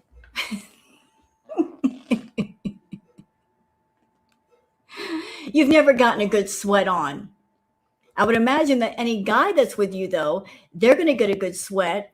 Having to move 500 pounds, yeah, I'm sure that makes them sweat. You not so much. I mean, that's part of my life now. And I really, really hope that a sexual awakening is not reason for people to not like me, not reason for people to unsubscribe from me, because I just feel like I understand you guys think, well, you still have to have dignity and respect for yourself. And I do have a lot more than, Now, I'm not going to just meet all these random guys during COVID. That's not the thing. So the thing is Nicholas, for example, he lives alone. So I think people who live alone are allowed to join a household or have like somebody in their life. So same thing with this like Egyptian guy. He lives alone. So really, I feel like I have to choose. Do I want to go see, like, who am I going to see tomorrow? Am I going to see Nicholas? Am I going to see the Egyptian guy? You're going to see the Egyptian guy. And not only are you going to see him, but you're going to start that whole system of giving him money so he'll spend time with you. That's how it started. Like she's a sneaky little spider that weaves her web very well. Very well. Like she lures the men in. She comes off as, I care so much, and now I'll take care of you. That's the persona she puts on. That is the mask that she wears. I care about you so much. I just want to take care of you. Here, you don't have to work. I'll give you some money. Just spend time with me. That's the beginning of things. And she's very sneaky and very manipulative, is Chantal. Because she gives a person money and she gets that man used to a life of easy comfort where he doesn't have to work. And she will do that for an extended period of time to where he gets used to the easy life. And then once she feels that he's kind of used to that life, then she knows she's got him. Like after like a few months of giving him money, like you don't have to work. He just gets into a routine of not doing anything. She wants that man codependent on her. She does not want that man to be independent. She wants him to trade his independence and freedom and free will for codependence on her. And once you're codependent on Chantal, she's got you. She's got control of you, or she tries to get control. It's all about gaining control. She's grooming that man to be codependent on her so that later on she can control and manipulate him. It's like I'm tossing out the fishing line, you bite the hook, and I'm going to reel you in slowly until you don't even notice that you're being reeled all the way in. And then once the line is taut and she can't reel in anymore, then she yanks the rod back and go, I got you. You're in my net. You can't go anywhere. It's not a sexual awakening if you're, well, it's having relationships I want to have relationships. I want to have a relationship with Nicholas, but not one that She doesn't have relationships. She has manipulationships. It's about manipulation. It's about not about love or free will. Straight up manipulation all the way through. is like, I don't need to know what he's doing every day. I don't need to know, you know what I mean? Like, not that kind of thing, but stay away from both. I know he blocked me, but so, like, is that the worst thing? I mean, I don't really care. I don't really care. I don't really care. I understand why he blocked me, because you know why? Because I block 10 guys a day.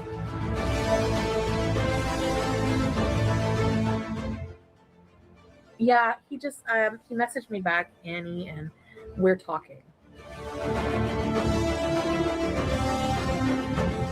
And he wants to see me tomorrow.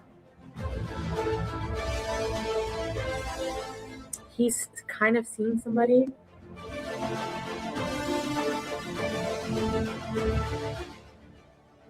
It's kind of pathetic. Guy, Nicholas, was seeing somebody and she convinced him to spend time with her. Although if she's looking for a relationship, if a guy is saying, I am interested in somebody else, doesn't it feel like she's trying to push her way into that man's life? Like he's interested in somebody else and she's basically manipulating him and convincing him to see her anyway. Because she still wants to be connected to Nicholas because he's hot. Rather than say, well, you're interested in somebody else. I'm looking for a relationship. It sounds like your attention is on somebody else right now, so I'm backing off. No, she doesn't back off. Well,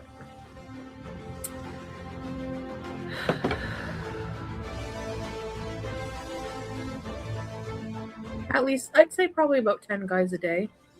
Yeah. Well, maybe that's an exaggeration, but at least a couple or a few. Jason, I know, but okay, let me try and explain. And I'm going to just go ahead and say it because she's had a lot to say about people in the adult industry. Girl, I'm going to shame you right now. I remember the stories you used to tell about you were so thirsty for attention that you would get on Facebook and rando guys would just message you and you would just, show your boobs to these random guys. Lots of random guys. Ho. You were just doing that to get validation and attention. Try to have an open mind. Try to see on the other side, okay? I really felt a connection with this guy. I have an instinct that we could have something good. All he needs is to give me a chance. And I think it just looks pathetic to people because normally it's not the woman chasing a man. It's like a big no-no to do that.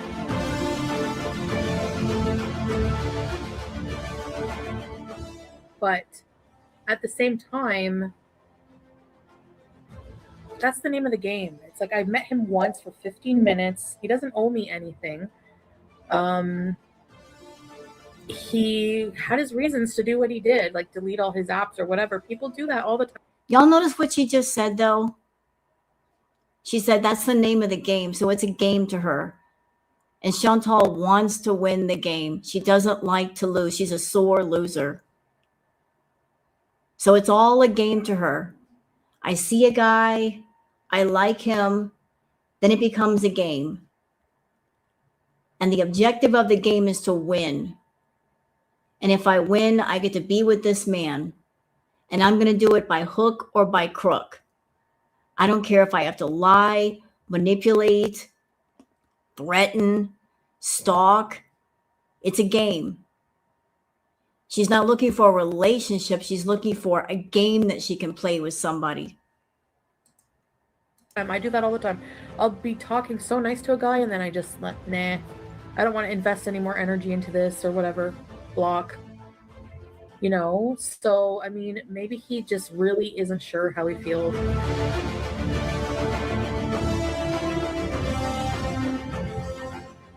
But he's flighty because I feel like maybe he's not totally honest with me, but I feel like he wants to be, like by him coming clean and saying, well, I'm seeing somebody.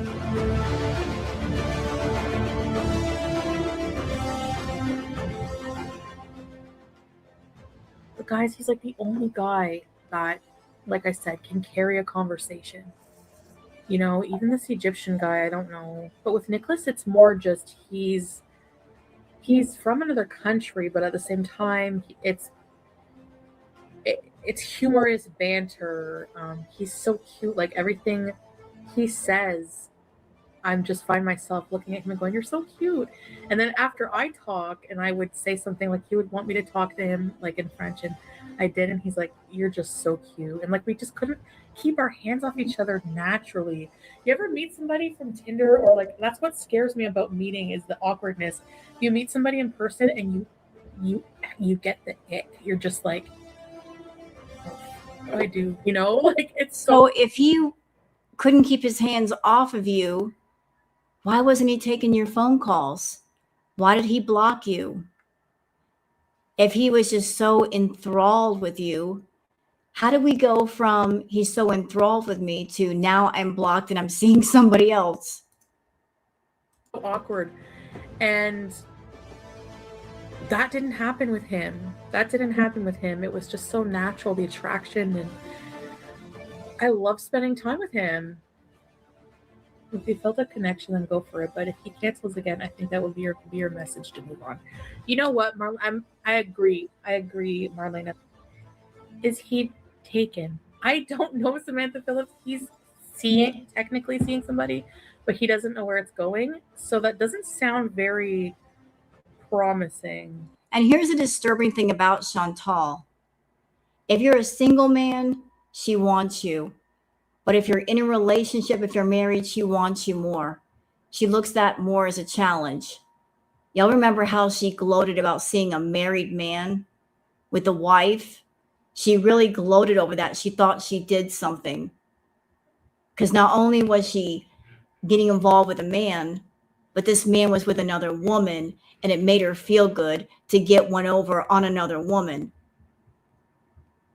Even though she didn't know that woman, it made her feel good to know that she was taking a man away from a woman. Yeah, that freeze frame. There you go. Get a screenshot real quick, Goose. Get the screenshot. Hurry up. You want it for a thumbnail? I'll leave it there for a second. Get the screenshot, girl. There you go. Are you done? Okay, very good. See, I'm helping you get screenshots.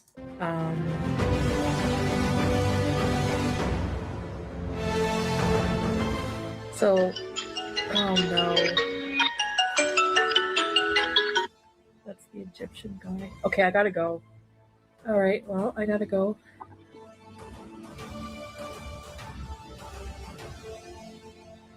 That guy's so pushy. The guy's so pushy, but she says that with a smirk on her face. She likes the pushy. She likes for Natter to be pushy. She's attracted to that. She likes for a guy to be pushy and bossy because she interprets that as dominant. And she's dominant. She got a dominant personality. But I don't think she's really attracted to dominant men. It's all about the challenge. Like there's a dominant, aggressive, bossy man. I'm essentially going to make him my bitch. Anytime she meets a masculine man or what she perceives to be masculine, it's about, I'm going to take this bossy, arrogant man and make him my bitch. Watch me do it. And she tries it. She really, really tries it. Oh, I love the accent. You ever hear them talk? You say you will call me in 1 hour. Talk dirty to me in Arabic, please. Ugh. I'm not a thought, Joe. I'm not a thought. Why do people think I'm a thought? Just because I love men so much right now. I told you I'm going through a phase. I feel And you know what? You can say my face is pathetic. All my faces are pathetic. They're all pathetic.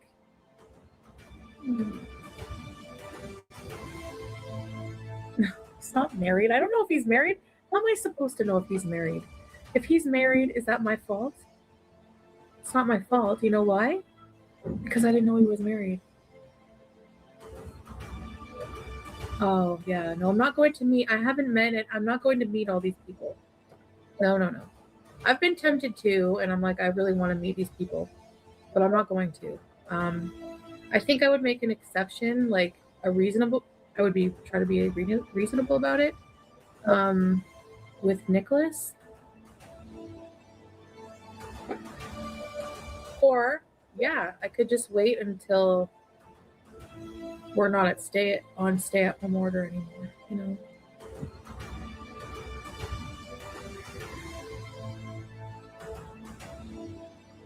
I'm not a homewrecker. What the hell? You guys, he's not married. He's not married. You don't even know. He said he's met someone. yeah, he's met someone and you should let go. But you're more determined to get at this man because he's with someone and you're like, oh, well, how could he be with another woman? I'm over here. That makes you more determined to go after him. But he's not sure where it's going. So I don't know what that means, but I'm scared to ask more details. So no, if he was seeing someone and she didn't know about it and it was like shady, I wouldn't want to do that. Liar. Hi, Michael. I think he'll cancel again. I do think he will. I just don't get the person I met in the car versus the person is different. So when I met him in the car, he's so much more different than Chantal, you talked to him for 10 minutes. All of this for a guy that she talked to for less than half an hour. All of this obsessing and calling him to the point where he blocked her. And she's like, oh, I still got his phone number, and trying to convince him to see her again over a 10-minute meeting. Let that sink in, y'all. 10 minutes. That's all it took. the person I talk to now. Like, I was just like, you know.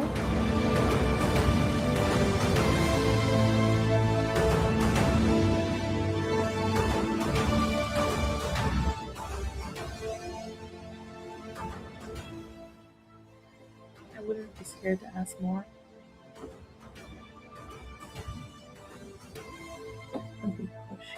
No, I don't think I should hang out with maybe I should I'm just gonna wait and see what happens with Nicholas. Yeah. I know. But I just, like I said, thanks, Jamie Love. I have like And you know what, can I just say something?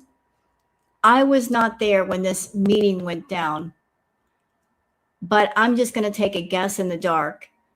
If you're meeting up with a guy for the first time and all he spends with you is 10 minutes, he didn't like you that much. Girl, he'd even spend an hour with you. 10 minutes? It sounded like he met you and he wasn't really into you and he was eager to get away. He didn't even entertain you for an hour. 10 minutes. That's like, hi, okay, bye. 10 minutes. Because if a guy likes you, he wants to spend more than 10 minutes with you, right? Am I wrong? If a guy likes you, he's like, hey, let's go to a bar and have a drink, or let's go have dinner. You know, let's go to the nearest coffee shop and talk for a couple of hours. Not 10 minutes. 10 minutes is, ooh, I'm really not into this chick and I'm trying to find a way to just let go. That's what it sounds like to me. If they're in and out that quick. Instinctual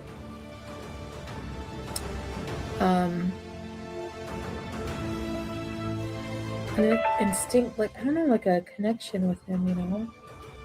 I know I'm acting like a lovesick 13-year-old. I get like that. I told you I go through phases, I think, in life where You know what? And I'm gonna this comment here. You know what? Middle of nowhere. Maybe I'm an old fashioned kind of gal. If somebody want to take me out on a date, they don't have to spend money on me. We can just go somewhere and hang and chill.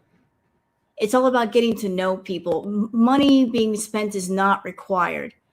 If they want to buy dinner, then I'm appreciative. But again, it's not required. There's all kinds of things you can do for free. I don't base quality time on money. And you can get creative and have a picnic in the park, and that's fantastic. So, like, I don't look at dates as you got to spend money on me. No, we can do stuff for free, and I'll have just as much fun as if you had spent money. I'm an old fashioned kind of gal, though. Like, I don't judge people by money being spent on me. I get completely boy crazy. The Egyptian guy lives pretty close. So does Nicholas. Who gives a crap? Women can, if you want something, you really. Oh god. Okay. I will be back later. Bye.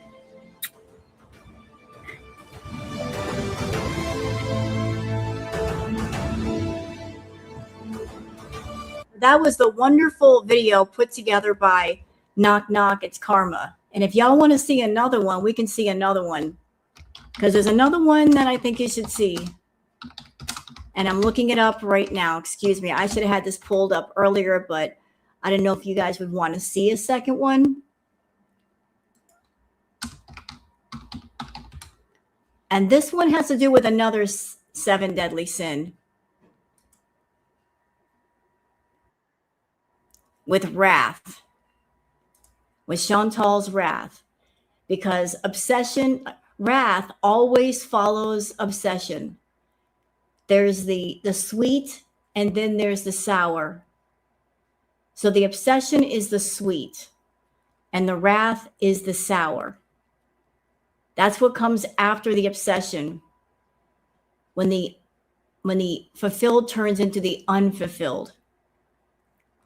So I'm just going to get out of here. And again, you guys can check out Knock Knock It's Karma. They got a whole bunch of videos that you guys might want to watch in your off time. I'll post the link for the video in the chat.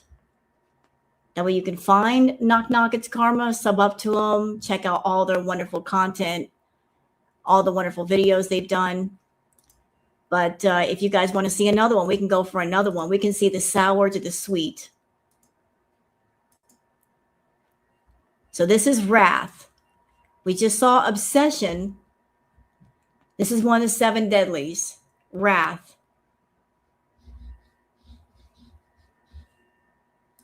So here is Chantal's wrath. Carefully. Blah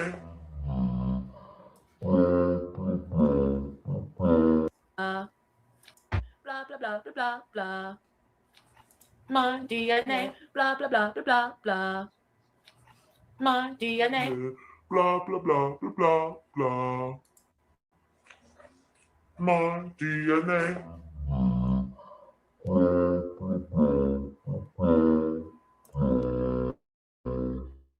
This is Chantal acting like a child because she went over to Dee Dee's house. Dee Dee left for the day, and Nader had relations with Chantal on Dee Dee's purple mattress.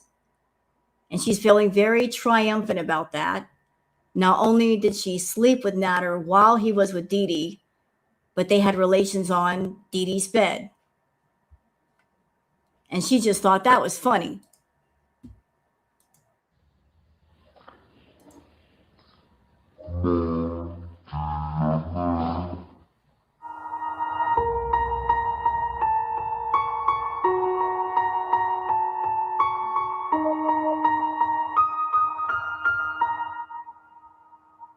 When we were allowed to talk.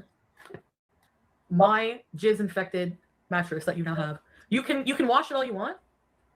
When we screwed on it, there was no sheet on it. It came off because I was moving around a lot. Made the sheets come off. And then I had my hands on your headboard.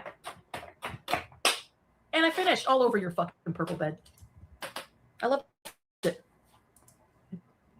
So her $4,000 mattress, unless she gets a new one, will always have my DNA on it. I ruined your mattress. Blah, blah, blah, blah, blah, blah. My DNA on your purple mattress. My DNA.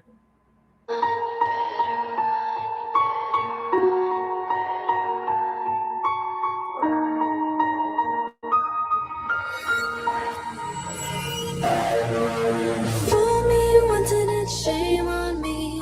But you know you better tread carefully. Fool me twice and you're enemy. I'm your enemy. Vendetta. Fool me. Are my enemy. Vendetta. I'm going to live my life and be honest with how I feel. And whether it's a choice you like or not, I mean, I'm very good at investigating cheating. I have proof. Yes. As a former piece of shit cheater, I know how to catch them. Okay, well, I'm not going to trauma dump anymore on you, okay? This is a show for you. So if you don't like what you see, you can change the channel. That's all I have to say. I like abusing my viewers. Like, how? How am I abusing you? That's what I'm saying. Like, how am I responsible for that? For how you feel? How am I responsible for how you feel? So anything I vent about is, like, abusive to you guys or what? She did a live stream last night and of course deleted it because she was running her mouth about everybody. She flipped out. So Oh my god. And then he sent me a picture of his nude body and I was like, I don't know. Like, I kind of like him. Like, you guys are gonna think I'm like so crazy. I'm not sick. I just woke up like just now. I went over last night. I spent the night with him last night and oh my god, what a night. Like, so this is like the second meeting with him. I'm going to be careful. I'm not rushing into anything. I know it sounds like I'm being... I know, and here's something to think about. For those that may not know, she and Pete were once involved in a long relationship. They met in high school, and when Chantal wanted to be with Pete, he didn't really want to be with her, but she kind of like pressured him into a relationship. So they got into a relationship and he really did care about Chantal. And she ended up cheating on him several times. Several. But now they're just friends. When they were at the Canadian Villa, they lived together. And she was talking about Natter and what she did with Natter in front of Pete's. Can you imagine? Like you're talking all these lewd details in front of your ex that once cared about you, that you cheated on, how they feel, how that makes them feel. But she would do that frequently. Just talk about Natter and how great he was to her ex. Being like super like girlfriendy or whatever. He's not a skinny cokehead. He's not a cokehead. Jesus. I'm just having fun, and he's not a cokehead. We did coke like once. So I don't even know why I get on here and talk about this stuff. People just, I don't know. You just like, I don't know. Anyway. Girl, I'm sorry. I got to stop you and clock you right here. Whenever you and Natter were together, he was never sober. You were never sober. In order for him to ring your bells, he had to be on some heavy party favors. Heavy. You once talked about that he had, what do you call those things? Poppers in his drawer. He was doing poppers. He was doing Coca-Cola. He did all kinds of stuff. With him doing all that, he would have screwed a wall, okay? But if in order for him to ring your bells, he was never sober. He had to be under the influence. And you would, kind of perpetuate that ambiance. Every time you went over to Club Natter, you made sure to bring party favors, liquor, because you wanted to get him drunk. That's the only way the two of you could spend time together is if you were both intoxicated. He was under the influence. Also, bonus, if you got him drunk, and if you got drunk, which you did frequently, then he couldn't send you home. and you could spend the night, which is exactly what you wanted. You made sure that you were never sober when you were over there so you could spend more extra time with Natter. You're always about, let me get you intoxicated, Natter. I also remember a conversation they had where she was always trying to push the edibles on Natter. Always wanted him to do the edibles. And one night on live, he asked her, like, why do you want me to do the edibles so much? Do y'all know what her answer was? She said, so I could take advantage of you. Again, imagine if a man said that to a woman. The fact that she's a woman changes nothing. I want you to get completely screwed up so I could take advantage of you. Really gross. Really, really gross. But trying to push him to get effed up in some way so that he would be physical with her. Because that's the only way he would. You guys are crazy. He's nothing like that. You don't even know him, so shut up. I'm going to be careful. I'm not the same as I used to be. Like, I know what I like. I'm not afraid to tell him what I want. So I don't know him, but I know him better than you guys because I spent 2 whole nights with him and you didn't at all. He's not like that. He never asked me for money. He never even asked if I wanted any drugs. He never. I know some of you are concerned based on what I told you, and some people have just ran with that. It's not what I think it is. I'm not the type of person who can be dominated. I really like him. I like his face. Sure, I could be with someone more wholesome or whatever. I mean, there's nothing wrong with him other than we dabbled in some bad stuff, but that was it. Like, never again. And I can say that, never again. You know, that's not something I enjoy doing on a regular basis. I went there no makeup yesterday. He called. And another thing of note, when she first started seeing Natter, they spent 3 entire weeks together, nonstop. She did not leave his house for 3 weeks. Never mind the fact that she had pets at home. She just expected Pete to take care of BBJ and Sam. But she spent 3 entire weeks over at Natter's place. And then when she had to go home on that particular day, he wanted to go spend time with his friends after being with her for almost a month. And then that's when the B&E thing happened. Because she went home and she expected as soon as she got home to go right back over there.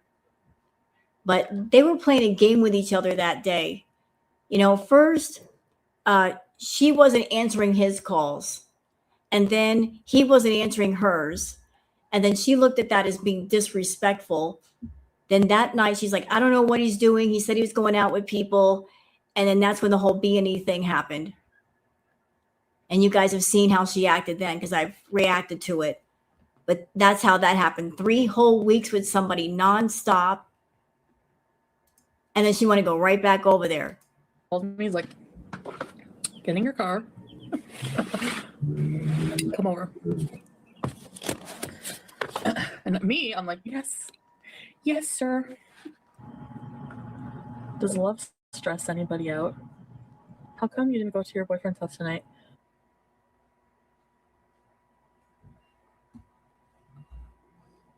Because, you know, I have to I just spent 2 nights at his house. Hi, Iris. Yeah, and this is something that happened frequently during Crackhead Olympics. She would get all dolled up, put on her makeup, and literally turn on her live stream waiting for him to summon her, to give her permission to come over there. And sometimes he would, and sometimes he wouldn't. But she would literally not just wait by the phone, but wait with her live stream on. It was sad and pathetic. So I feel like I need to be here, you know? It's my house here. And that's like stuff like that stresses me out because like whenever you start something with somebody, you start having feelings for somebody, the less you want to be away from them.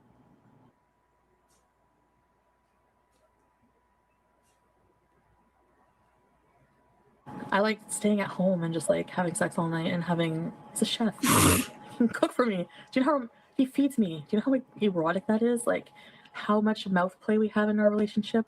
The mouth is very sensual. Yeah, I bet you had plenty of mouth play. I bet you had plenty of mouth play, girl. That's why your throat was so sore. Never mind. I'll shut up. Cool. I'm telling you.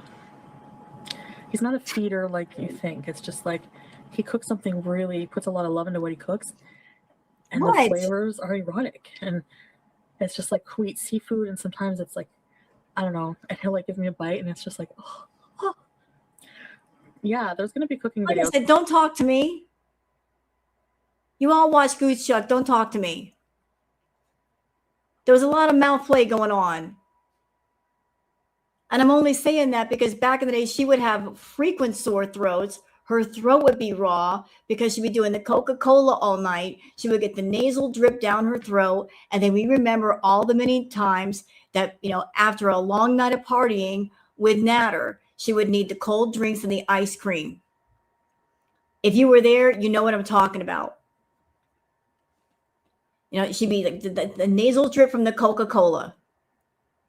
That's what I was talking about. Where were your minds going, perverts? Ew. You and your dirty minds. Don't spread that over here. Ugh. That's for sure. For sure. It wasn't a very good night. I'll just say that.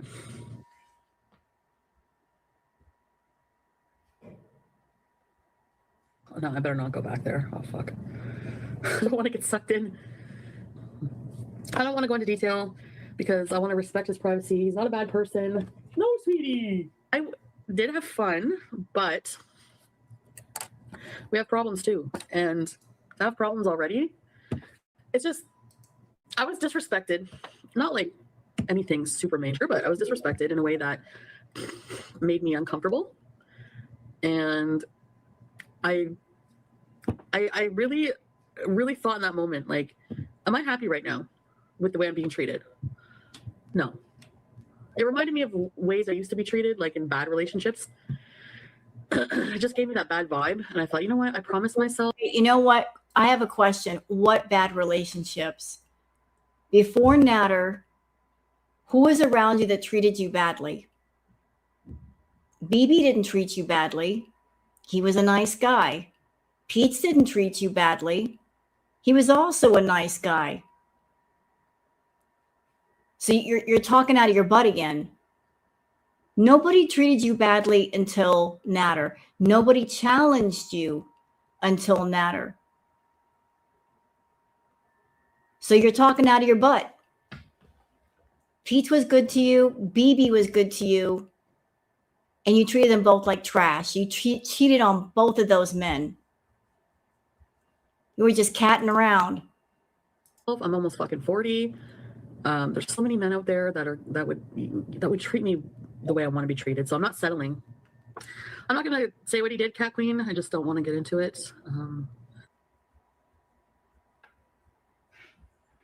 That's all I did. Then you didn't call her to come over. No, we didn't beat me or anything like that. But there's some things that just bother me that I just don't feel that will improve. So, like I've given it some time. I've told him how I feel. I don't know how to explain it. It's just the way he is. Yeah, exactly. I could see those behaviors making me fucking miserable in the future. And I did really like him though, but I mean, I don't really know him that well. It's just like certain things in his behavior that are going to be problematic. I know it. And you know what's fucked up? He knew it because whenever I first met him, like the second day, we were in bed and he was like, I don't want to lose you. And I'm like, what? Like the second day, he's like, I know I'm going to say something to fuck it up or do something to fuck it up. That never happened. Yeah, he was right. Well, I took the video down anyway. I didn't think I showed his face. No, a lot of people message him like all the time and harass him. Like he's not really happy about that. I didn't even say I was going there. I have something I have to do. Like I'm not stupid. Like I'm not. I wasn't born yesterday. Okay, I know what men are like. Like what? I don't understand what the commotion's all about. Yeah, like she would get frustrated because she would go sneak off to see Natter. And the chat would immediately call her out on it. Like she says, she would literally cut off her live streams to go talk to him. Or if he went live, she'd like, I gotta go. So just so she can go watch him. Or she would like be putting on her makeup and everybody would know why. Because she's going over to his house. She'd be like, packing her bag and all of that. And whenever people would say, well, we know where you're going. We know you're going to go see now. She'd be like, what? I'm not going to go see him. And then later on, she would confess, yeah, I did go see him. She's not a very good liar. This man is like a snake charmer. Like I said, he's not my boyfriend. He doesn't owe me anything. What do you guys see? I can't see what you see. He says he never lies. Oh my God. Oh my God. You know what? And you know what? I knew, and I'm just like, whatever, I don't care. I just Hey, can I tell you something that's freaking me out right now? Look at the size of her hands compared to how her hands look now. Look how much smaller she is. Am I nuts? Like, I know her hands are bigger than what they should be in this clip. This was 3 years ago. But think about the size of her hands now compared to how they looked then. How much smaller her shoulders were. And she was a dainty girl back then. Good Lord, what happened? Party. Guys, I feel so stupid. Oh my God, I want to cry right now. I don't deserve that. Like, I really put up with a lot. Like, I really listened to him and like did a lot for him. You don't really know him fully though, just what I told you. And that's why I'm here, because I did so fucking much and all I did was get fucking yelled at. So fuck you, fuck that shit. I did a lot. Let's just put it that way. We just had a very toxic, like, he was my boyfriend or whatever. I just felt like the more I did, the more like somebody would like appreciate it and fall in love with me, I did things like, yeah, just like everything. Just like everything. Everything, like just name something and I'll say yes or no. Everything, like just name something and I'll say yes or no. Unhinged, man. As you probably guessed, I'm on my way back from Dom's. I want to be honest with you guys because I know that I'm going to get so much fucking hate for this, and I know I'm going to get so much backlash, and even possibly lose so much support from people. When it's good, it's really good, and it's hard to remember the really bad. Do you know what I mean by that?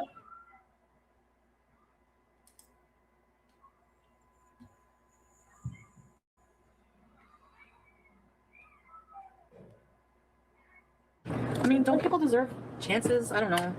We had a really bad fight when we were like under the influence, way too much stuff. Went in and he had made like all good food. Talked, obviously.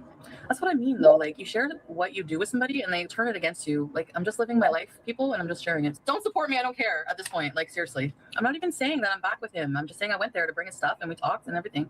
That's it. Yeah, I do think there is some good in him, and I know that things got really bad when we were coked out. Stupid. I know you're all shaking your head at me thinking, what a stupid bitch. I don't understand what the problem is. I've made my decision and that's it. Care. I know, whatever. Everyone's canceled their membership. Does this sound familiar to anybody? All this back and forth nonsense. Does this sound familiar? Because it's going on right now with her and Salah. Isn't it? Like, 1 minute she doesn't like him and she's talking a bit of trash. The next minute she's defending him. Does this sound familiar? Like, I know you guys don't understand him and us, and when, like, I care about him. Same shit, different person. A lot of this is going to sound real familiar for a lot of you. Like, she wants to be free to talk trash on somebody.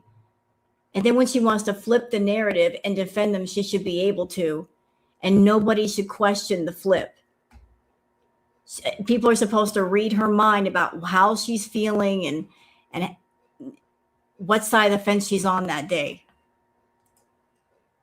Fine. Like I said, like, you can't fucking block me. Like, if you don't if you don't do this, I'm gonna cancel my membership. Well, then fine, do it. If you want to stop talking to me because I'm seeing somebody you don't approve of, that's your problem. Why is that my fucking problem? That's why I'm angry. Why is that my problem? I hate when people fucking say, you're pushing people away. You're pushing people away. Why am I pushing people away? They're the ones leaving me. I'm not doing anything. Miss Cokie, that's right. I guess it's Miss Cokie now. I just want to go home. I'm just going home.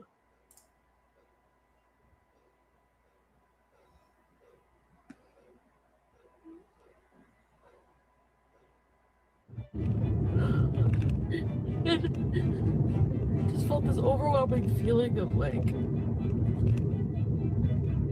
don't know, just a mix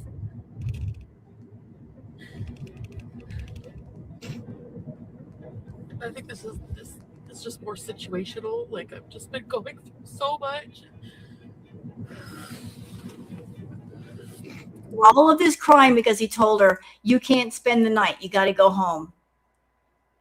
All of this because she can't spend the night. Than just mental health, you know? It's more like I wasn't hurt physically or anything like that. Only emotional.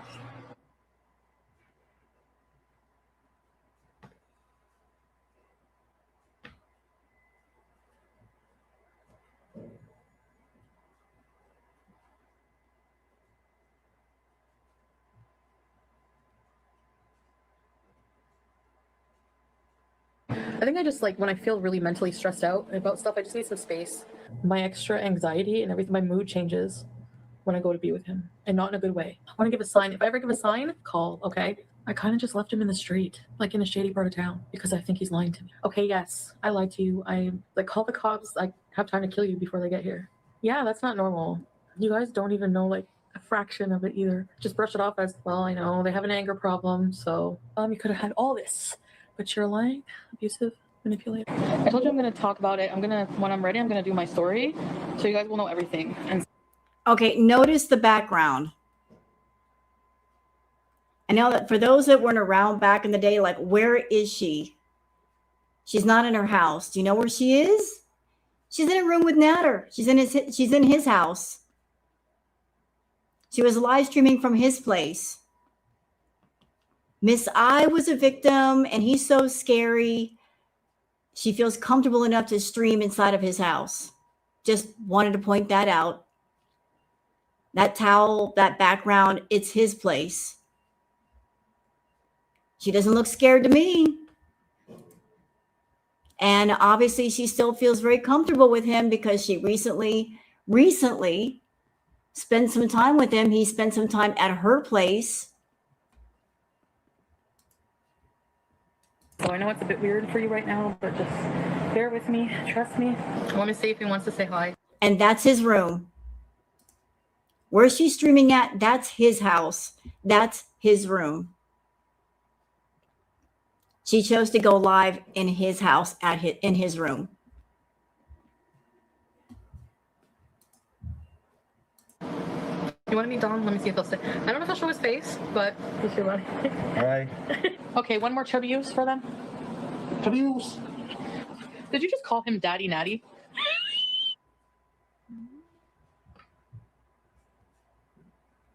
We really want to try to be really healthy. We are going to make kafta. That's an Egypt dish. I said I don't want to do the dishes because I have a white shirt. I'm not experienced like you.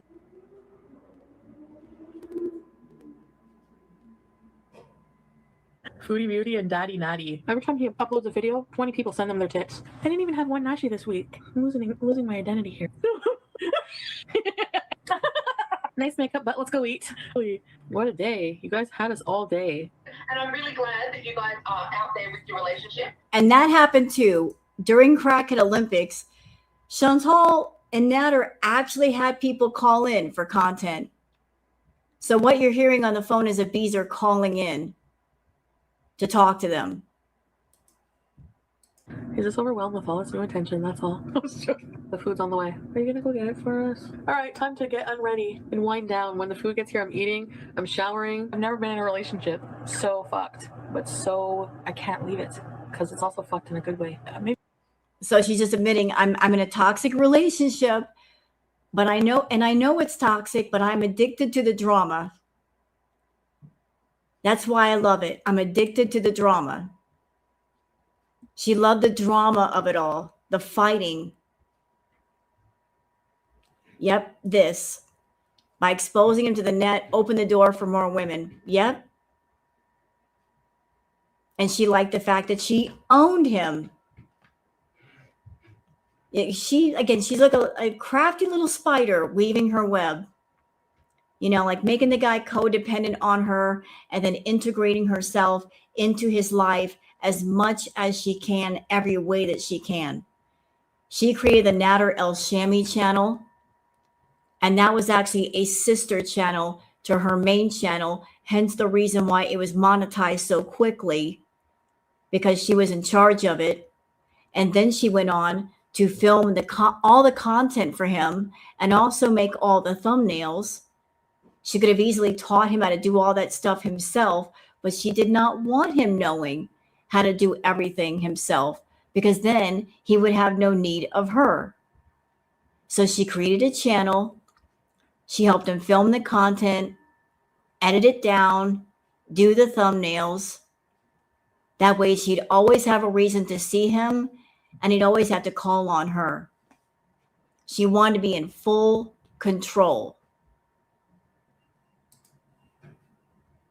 Makes me just fucked. I don't know. I get giddy on drama. No, you guys think that of me. I don't like that feeling. I don't like being told I'm a certain way if I don't realize it. It hurts my feelings. I make choices based off of emotion, yes, but not always. Didn't answer the phone? No, he's not asleep. Oh, end your stream and then call me. So I did. I called him like fucking 100 times on Messenger, on phone. No answer. Yeah, I verbally abused him. This is so childish. I give so much when I don't want to change, but I don't want to stay the same. You know what I mean? Yeah, but you know what, Foodie? You give so much, but it's not out of generosity. It's out of manipulation.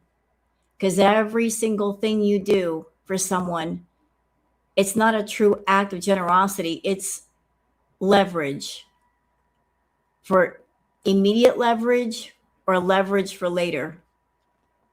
That's her MO. Every little thing that a narcissist does for you, they will remember, and they will come to collect at some point. If they lend you money, even if you pay them back, they'll hold it over your head. Well, remember that one time I gave you money when you needed money? They'll hold it over your head for the next 30 years. I mean, every single guy, what have we heard from her, chat? The same words. Look at all that I've done for you. Thank you, Grateful Life, for the gifted subs. Thank you, darling. Appreciate that. But it's all about gaining leverage and control for the purpose of manipulation.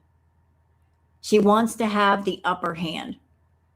So she uses some kind of leverage to get the upper hand.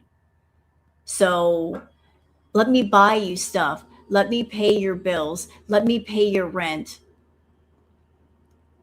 Let me take you on trips to Thailand. Let me buy you a laptop. Let me buy you an iPhone, whatever it takes. Because she needs something to fight back with.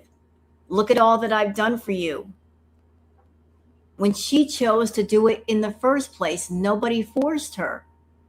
So these things that she willingly chose to do, she's gonna turn around and act like it was a sacrifice when it wasn't, because she chose to do it. But look at all that I've done for you, you ungrateful brat. Let's be real though. The people who paid for all that stuff was not her, it was her beezers. They're the ones that paid for everything, for her life and the life of both her sugar babies.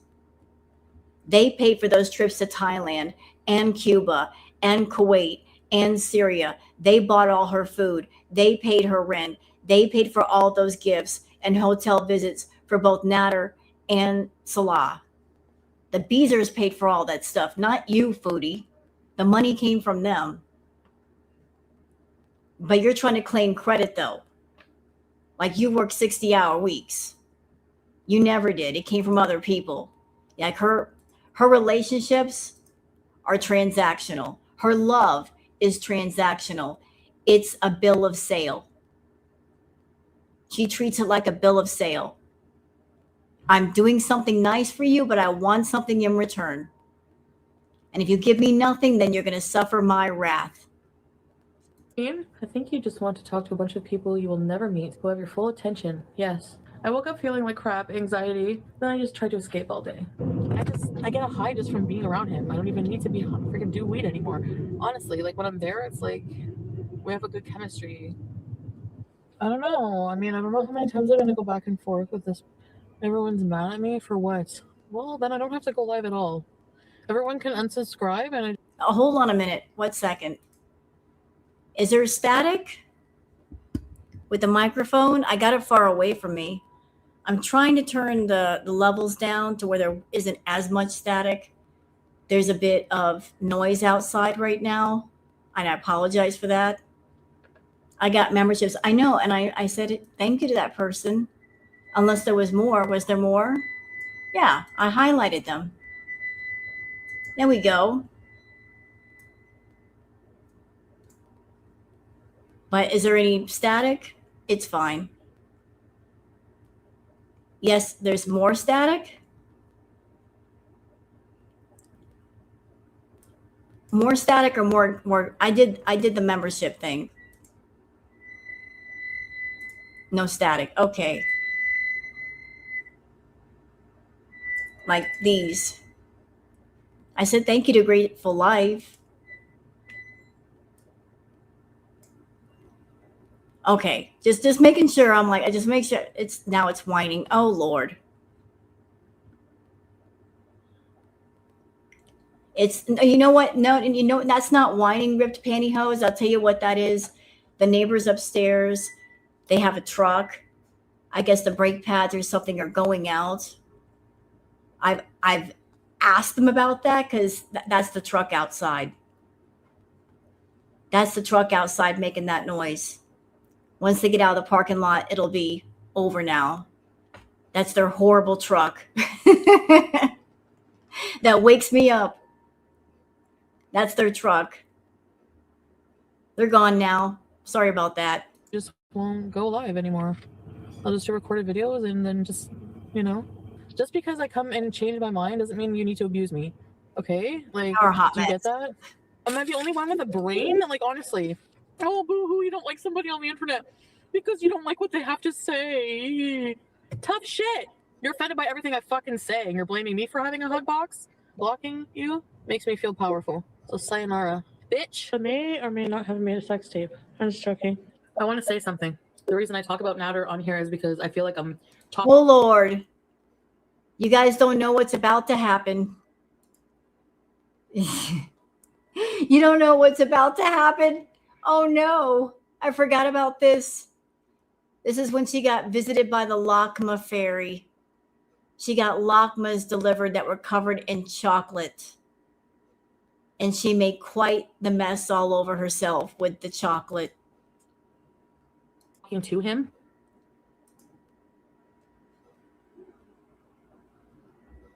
I want to give him a message and say, I'm shy, and say sorry when I agreed to not talk about you. And so Nader has a new video up on his channel right now. And if you love me, if I was there right now, you would kiss me with all this chocolate on my face. Yeah, I know. He uploaded a video. Check it out. It's him singing a love song. Nader's watching this going, oh, I'm earning every penny. Oh, I'm earning every penny. It's messy. Nader is not here. I wish he was here. I need to tell my story. I need to break this off to switching to, oh no, I love him too much. I can't live without him. And I was too high on drugs to really give a shit, honestly. I'm being really rough during sex, or he got mad at me like for something during sex. And it was like something really stupid that I didn't feel comfortable doing, like a position or something. And I don't know. Anyway, and just like, and then we went upstairs and we had sex. And then all of a sudden I just felt like something like he grabbed my face really hard and was like pinching it. I felt like something like hard in my face. I didn't see him hit me, but like I feel like punched. Okay, you know what? Chantal told many stories about things that Nader allegedly did. And trigger warning for those who might get triggered. I'll tell you what the stories are. I won't go into graphic detail or anything. I'll keep it brief. She told one story about he struck her in the face so hard that she saw stars. Although I will say, I was watching during the entire Cricket Olympics. As you guys can see, Chantal's very fair-skinned. If he had struck her in the face, there would have been a bruise. I never saw a bruise. I saw bruises on her body from where he grabbed her, but I never saw anything on her face. Likewise, she told another story about, and the story kept changing, saying that he put out a cigarette on her, and then that changed to he flicked a cigarette at her. And I'm like, well, if that happened, where's the cigarette burn? There'd be a cigarette burn.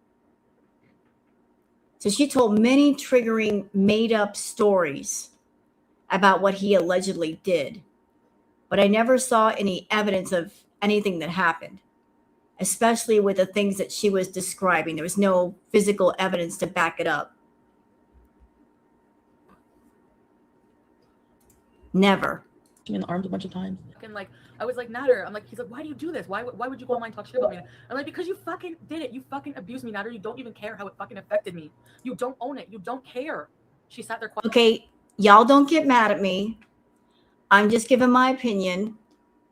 Do I think that Natter and Chantal had some major arguments, screaming matches? Absolutely. But a screaming match is not, being abused. That's just you having a disagreement with somebody. I think that he didn't do even half of the things that she claimed he did. Like, I don't see, like, if he had done some of the things that she claimed he did, then she would have had some visceral reactions afterwards. Like if he walked in the room and he raised his hand, she would have flinched. That never happened. I think she lied about a lot of things. I've seen evidence where she's got a temper. And I've also heard a story where all that Pete did was compliment Grace Kelly and she threw a chair. I think she's a throwing kind of person. She throws things when she gets mad, and she's confessed to being verbally abusive. So I think when she tries to paint Natter as the abusive one, I think she is indeed the abusive one. I think she's the abusive party. I mean, here's another element. At the time that Foodie was talking to Natter, he had been in trouble with the law before. So just think about that. Somebody's been in the trouble with the law before. Do you think they're going to do anything to get back in jail? No, I don't think so. They both have very nasty tempers. No doubt about that. And I'm sure they verbally went round and round, but that does not translate to anything physical happening. If anything, I could see her getting physical. Throwing things, something of that nature. I think she's the abusive bitch in the relationship. The whole time. Nothing. And then he'll like excuse it by going like, I didn't smack you. I grabbed your face. No, you smacked me. And you don't own it. Do you guys ever have really rough sex? Do you find it scary? No, I'm serious. This was the infamous pumped up kick stream. This is it right here, y'all. This is when she was really, really drunk and doing the most to turn Natter on. She stayed online for hours and she was smashed. She was absolutely just gone. She was drinking wine. I don't know what else she was doing, but she was just like, she was a mess this night. Playing pumped up kicks, doing the finger guns, mocking the school incident. This was this night. She claimed to hate Natter, but yet she called him on the phone more than once, giggling like a schoolgirl. This was the pumped up kick stream. Buster, that's not true. He's not a predator. Come on. He's never made me do anything I don't want to do, but he likes to be in charge. Do you guys ever have really rough sex? Do you find it scary? Do you think Natter's an asshole? Yes. Why? Because of almost everything you've told me about. What? Which is what? He's controlling. Yes, that's true. The time he hit you. He hit me. No, he smacked me. The whole. No, he didn't. He grabbed my face like this. Is that abuse? See how that story changed so fast? First, she said, he smacked me. And then the smacking became, he just simply grabbed my face.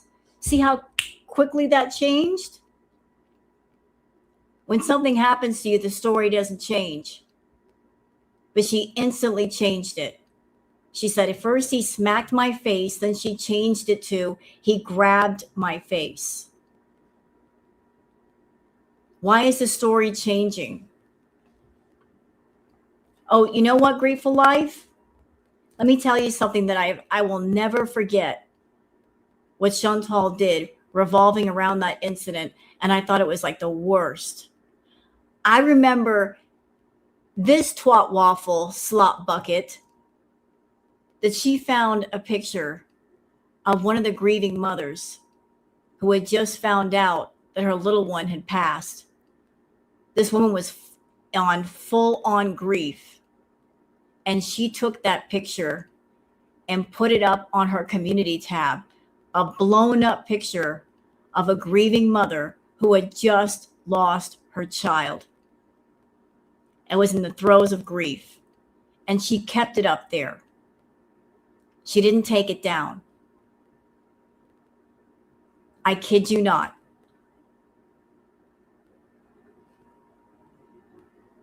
I'm being deadly serious. She took a pic from the news and of a grieving mother who had just found out that her little one had passed. She blew it up and big old picture, put it up on her community tab. Yeah, she went that far.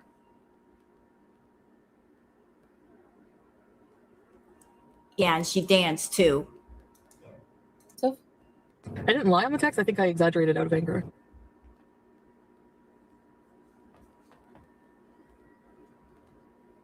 He does have a really good side. You guys seen that in his cooking videos. Like I mean, I fell in love with a side of him that was good, you know? And it's not that I want to like screw him over or leave him fucked. And that's why I always, like yesterday I was like so like in love, like sure I was so in love with him and everything. But like one time we were like playing around, but he was like getting really like rough playing. Like he would like, he knows I'm claustrophobic. So he would like headlock me or like restrain me. And I was like, let go. I'm like, seriously, let go. I'm going to flip out.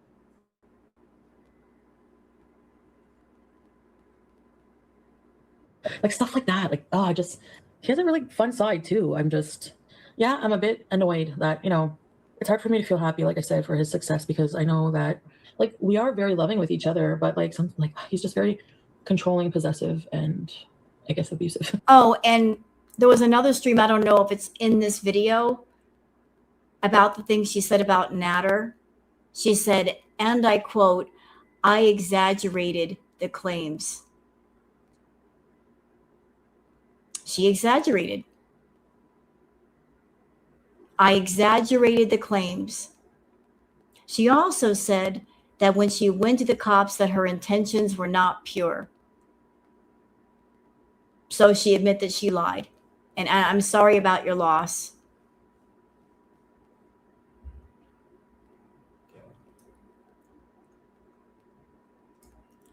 I'm sorry about your loss, Cookie.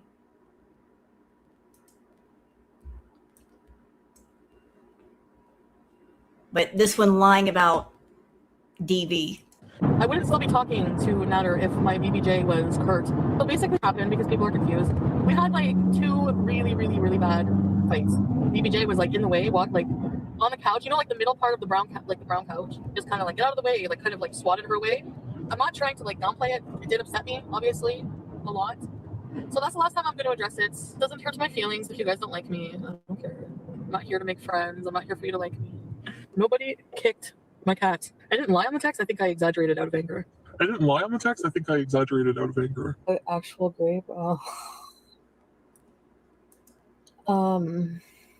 Oh, I think this is the clip where she says, I exaggerated the claims. Pay attention.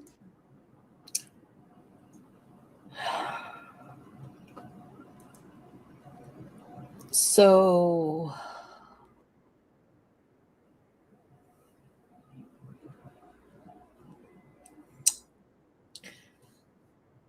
I didn't lie for revenge, but I didn't lie for revenge, but you lied.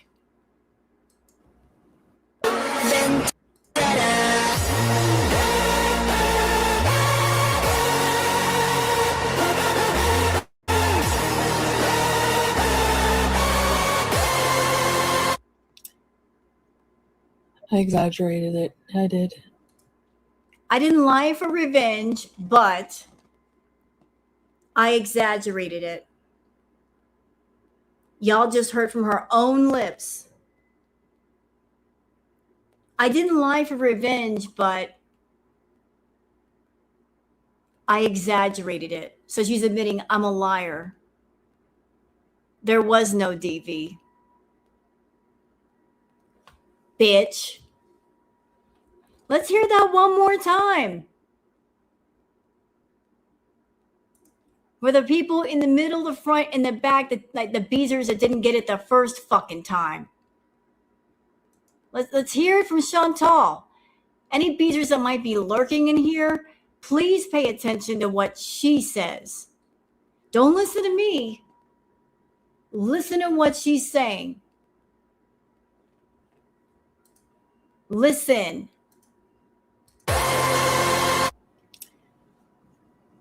I exaggerated it. I did. Mm-hmm. So basically, no, I'm telling you the truth, actually, Wilhelmina, so that's what you're asking. Oh, so I did lie. So, well, he's... Remember when I first, before you knew his name, I called him Dom for a reason, because remember the first stream I talked about him, he's kind of aggressive, because he's aggressive. Like, he's... You know what? I hated her calling him Dom so much because he's not a Dom. He's not a true Dom. She thinks aggressive means Dom. You can be a Dom and not be aggressive. He was never a Dom. He was always an asshole. You can be an asshole and not be a Dom. He was an asshole. Straight up. He was an asshole. But she interprets asshole for being Dom. Because she knows nothing of what it is to be a true Dom. He's a Dom by nature. No, he's not. A very Dom and... Hi, J-Boy. He's very sorry to talk. I know I'm saying hi and then talking about serious. I'm sorry. Oh, here we go. Yes. Tips for safely engaging in this. Okay. Agree on a safe word. Discuss interest and limits. Enhance the scene with lighting, clothing, and music. So, yeah, she tried to do that BDSM bullshit back in the day, and she didn't know what she was doing. He didn't know what he was doing. She was just doing this fantasy role play with this student. He has no idea of what it is to be a dom, and she has no idea of what it is to be a submissive.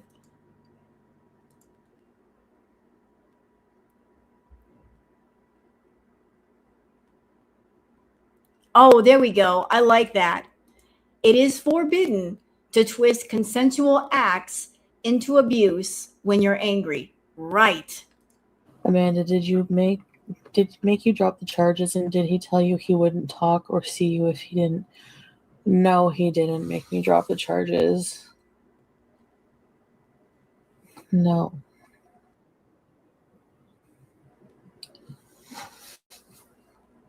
I definitely exaggerated it by making it sound like...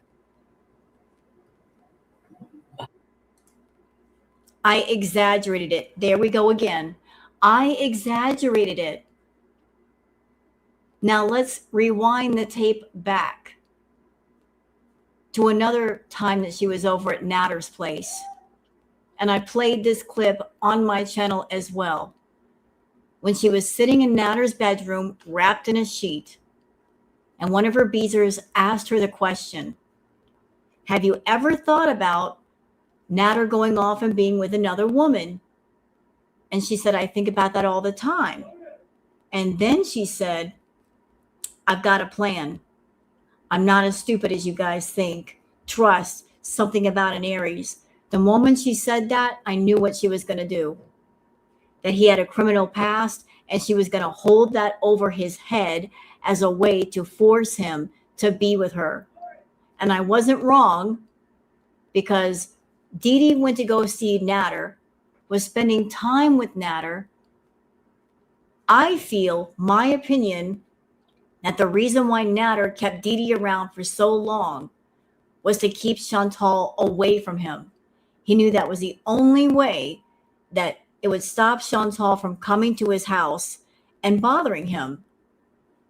So Dee Dee spent like a month or so over at his place. And the longer that Dee Dee stayed over there, the more that Foodie was foaming at the mouth for her to go home. So Natter, I don't know why he did this. He posted online that he was going to go get a restraining order against Foodie. The Beezers reported back to Chantal what he was going to do. And then she got mad about the idea that he was going to file a restraining order. And that's when she decided, I want to go to the cops. You know, she was playing a game of chicken with him. Oh, you're going to put a restraining order on me? Well, then I'm going to go to the cops and tell them stuff about you. We all remember that day. She was smirking all the way to the police station. And I don't know if she really filed a report. I don't think she did, but the threat was there. And I'm sure what she was wanting to happen, she wanted Dee Dee to get scared and go home. And then Natter could be alone at his place. And then she could go over there and spend time with him. That's what she wanted, was to get Dee Dee out of there so she could go spend time with her man. And here's another interesting detail. There was a trip that she made, and she was driving back from going across the border. And she confessed that even after charges were filed, she tried going over there with, let's just say, green products and coffee. Like it was no big deal, thinking that he was going to accept her back. And he wouldn't let her in the house, and she was mad about that. So, like, she showed her crazy. She went to the cops. The threat was there. And then she thought he could just forgive her and let her back over there. So, you know, like a trauma where you're accusing a person of trauma, and then you're holding this threat over their head, and then you expect that he's going to forgive you. No, he's not going to forgive you. You showed all of your crazy. He's not going to forget that. Every time you show you're crazy, you take it up a notch. He's not going to forget that. And I don't think it was any mistake that he moved all the way to Montreal. I think that was also to get away from Chantal. And even that didn't work because she followed him there. So like she'll stop at nothing to get what she wants. I don't remember even what I said, but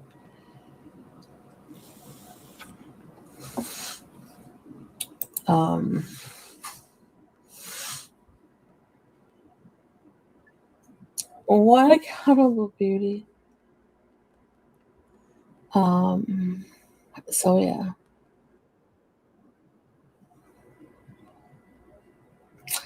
So that's all I'm gonna say.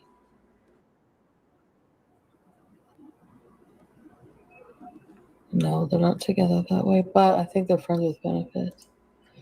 But I don't want to talk. She also made a very interesting comment, quote, I wish that I could keep the charges on him and continue to have sex with him.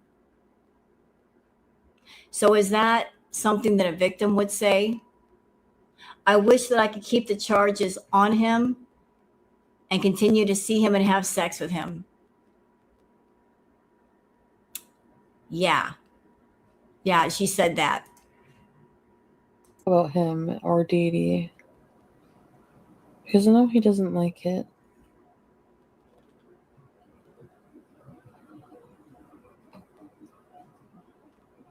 I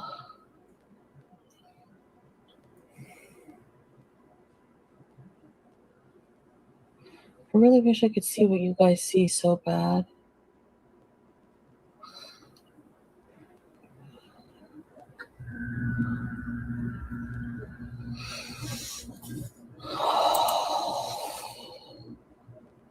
You know when you just can't wait to touch somebody that you miss so bad?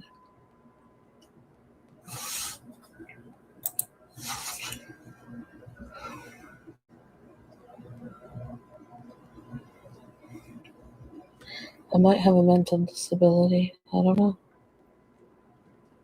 Mental IQ of a teenager. Really? Maybe. Maybe Kristen, I don't know.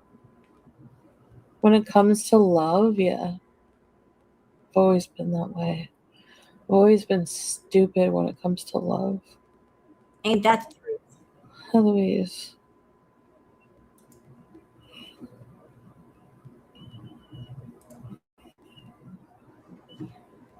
You should stay with him. Oh, and another thing she did for her abuser. Despite all the things that she told us, she even went so far as to make a musical collage of all the good time pictures with her and Natter. She took all the happy pictures of them and put them into a video that she posted to her YouTube channel with music. All the good times with her abuser. Sick. He was so abusive, Chantal, right? But she made a musical collage with Natter. Sick. You should stay with him. You know, if you're so outraged, you don't have to be here. Oh yeah, Brooke, bye. See ya. Grant, bye. Brandy, do you want me to block you? Because I will. I know I was late, guys. I'm sorry. And I knew you guys were going to think that I'm prioritizing his stuff over mine. But I had a really good meal. I really, really like when he cooks for me because I feel like it's almost like a way of bonding, like love bonding. I know that I don't keep my word, and I don't want to get emotional. I just feel like fucking crying all day today. You know, if we did like end up in a relationship or something more serious, like at least he would have like a way to like that would be like something like productive, like, you know, like a good career and something. You know, I'm going to say something. There's another reason why I'm playing all this stuff. Because I remember during Crackhead Olympics, her coming online for hours and hours and hours, making up stories about her alleged DV. And I can't tell you how triggering that was for so many people. People in her own chat. Like it was everywhere. It was in her comments. It was on the reaction channels. It was everywhere. A lot of people were getting triggered. And she wasn't talking about DV in a, educational way. It was, I'm deliberately triggering people for profit. Because what she was doing was making up fucking stories versus relating real life experience. And if you are a real victim of DV, you can't talk about what's happened to you with a bunch of people. But she would do it for hours and hours every night for months. And she made a lot of money talking about DV. She monetized DV. She made a lot of money triggering people. I can't even begin to tell you guys how much. Thousands and thousands of dollars. She made so much money talking about it that she talked about it multiple times, re-triggering people. And she knew what she was doing. She knew there'd be people in her audience who had been hurt that way, and they would feel sympathetic and give her money. That's exactly what she was looking for. And as someone that I've experienced DV, I'm not letting this bitch off the hook. You understand that? I'm a real one, and I'm not letting this fake one off my hook. I will always be on her back about this, and I will not stop. Because what she did was disgusting. It's a shame to those of us that are real victims. She can go fuck herself. I'm always going to be on her neck about this. Because she hasn't shut up about being a victim yet. So as long as she claims to be a victim, I'm on her neck. I'm going to show how much of a liar she is. Yeah, real recognizes real, but real also recognizes fake. This bitch is a fake. She's a complete fake. Clock it. She's a fake. And she just said, I exaggerated the claims. I didn't lie for revenge, but you fucking lied. You lied. trying to use stats as a reason to justify going back to Natter. It takes 8 out of 10 times for a victim to leave their abuser. You want to know why, Foodie? Because most of the time, the people that are with their abuser, they live with them and they have nowhere else to go. They have no resources. They have no money. And they're scared to death that if they leave that person will hunt them down and possibly hurt them worse. That's why. You were different, though. You had a place of your own. You had your own money. You had your own car. He didn't even have a car. You were in no real danger. You could have blocked him and be done with him at any time. You were not trapped with him. Every time you went to see him, it was by choice. He never came to you unless you paid for a taxi. So whatever suffering, whatever drama that you went through with Natter, it was self-inflicted. You literally went to him. You chose to be with him. You chose the drama with him.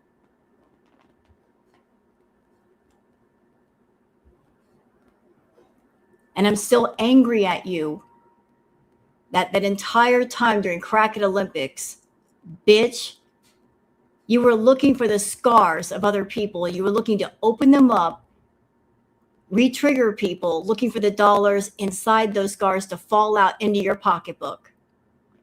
You were trying to make other people's pain your profit. And as a real victim, bitch, my pain's not for sale. It isn't. My scars are not for sale. The scars of any victim are not for sale. But I'm going to keep reminding people of what a liar you are. Every single time you claim to be a victim, I'm going to show people you're not a victim. You're just a fucking liar. Work on and stuff. So I have a story time for you, and I'm telling you this. And Natter, if you're watching this later, every single time you're a friggin' abusive asshole to me,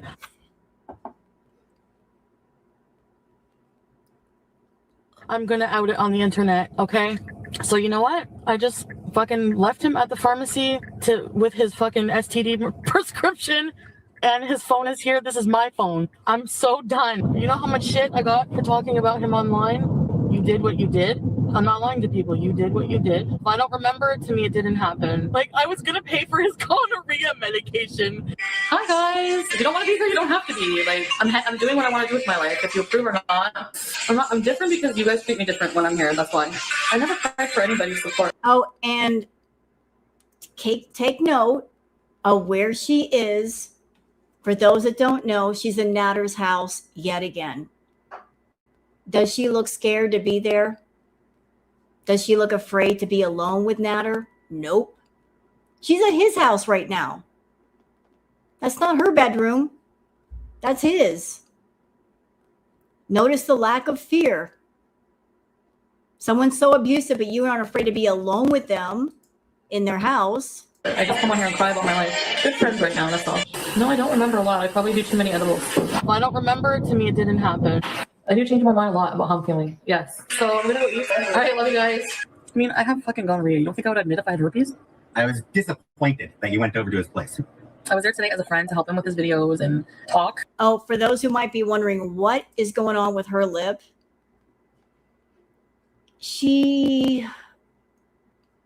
yeah, that's a pipe burn. Yeah, it is. That's a pipe burn. Oh, and there's a lovely story that she told us. I don't know if you guys have heard it. When she went over to Natter's place and somebody had left a pipe over there, like a stranger had left a pipe over there, and she picked up some random person's pipe and smoked out of it. That's how nasty this bitch is. She picked up a used blank pipe and smoked out of it. I guess she did miss. Maybe she was messed up that day. And that's it. I won't go into like too much detail, but so what's the deal with gonorrhea? I want to know, because an STD means it can only be transmitted by sex, right? I did Google gonorrhea. I'm still confused. Anyways, I'm not trying to defend my choices. Yes, I'm stupid. Yeah, I'm trying to get reassurance he didn't cheat on me. Yes. Is there any possibility at all? Okay, well, then I will have to talk to him. Because, guys, you don't understand. I have love for this person, so it's hard for me. You guys don't. And I know you're screaming at me and just like to wake up, but I don't see the same thing you see, you know? For sure this time, but like his cooking every single freaking day. And I know I'm continuing. Hold on, this comment right here. She cut herself shaving. Is that what she said? She cut herself shaving. You know, correct me if I'm wrong, but she never had like a, Mario Brothers mustache, did she? I mean, to cut herself that deep. I never saw that much hair over her upper lip. Like, girl, what razor are you using? You got that 99-cent razor going on? No? She said she cut herself shaving. Interestingly enough, if she cut herself shaving, I remember that she didn't really use a razor. All the OGs will remember she had one of those electric razors that she would just like rub all over her face. So how in the world do you cut your face with an electric razor? It's impossible. She doesn't use a regular razor. She had one of those electric razor deals that she would just like do this all over her face to get the hair off. You must be working pretty hard to cut yourself with an electric razor. Continuing to lose weight because of that too. That helps. Well, right now we're broken up and blah, blah, blah. And then the next day, oh, I'm so in love. I know. He calls people back. He told me that. He shows me those things. Don't be mad and talk shit about him. Don't be mad and talk shit about him. What am I even fucking doing with my life? Honestly. Say to somebody, oh, play with my boobs, and he don't like to play with your boobs. Get some respect for yourself. La la la la la la. Not a relationship. I'm not with you. Listen. Super fan of his that was messaging him. That's right, May. You tell them.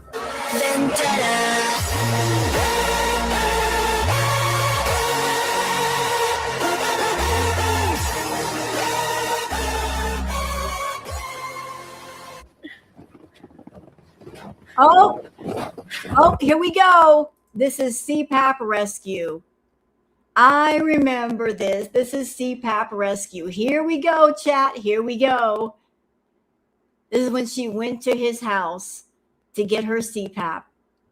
So she's got the live stream going and she's going to charge up to his door like the mad buffalo that she is and demand her CPAP back.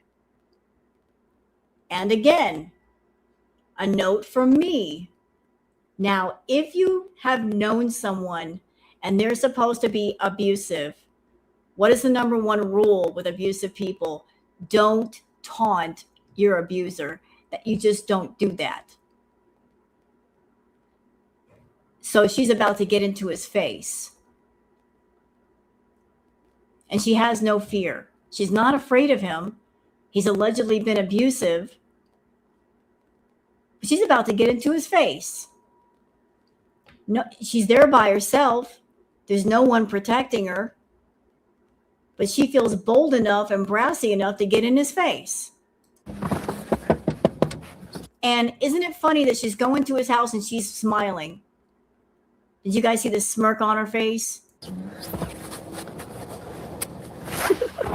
Look, she's giggling. Look. She's laughing and blowing him kisses to her abusive partner. Who does this? She's so happy to be there. She's mad at him, but she's so happy and so giddy to be at his house, giggling. There's evidence all over the place she was never a victim, that nothing ever happened. Because if something had happened, she would not be acting this way. But look at her smiling.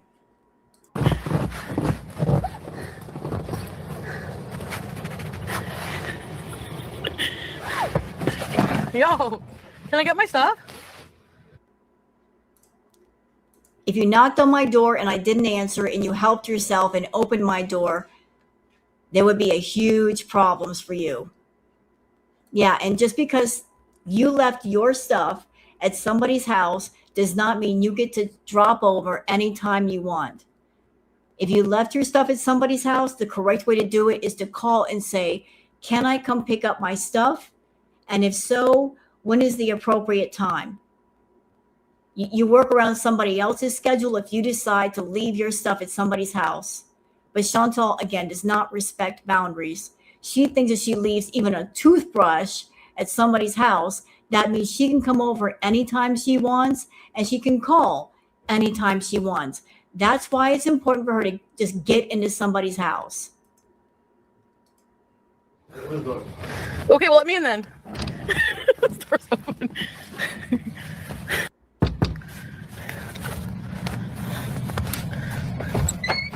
I want my stuff. That's annoying here. I want my That stuff. needs to stop. Call the cops then. Huh? Call the cops. Call the cops? Yeah, I want my stuff. I don't put cops in. I will. I want my stuff. Cool.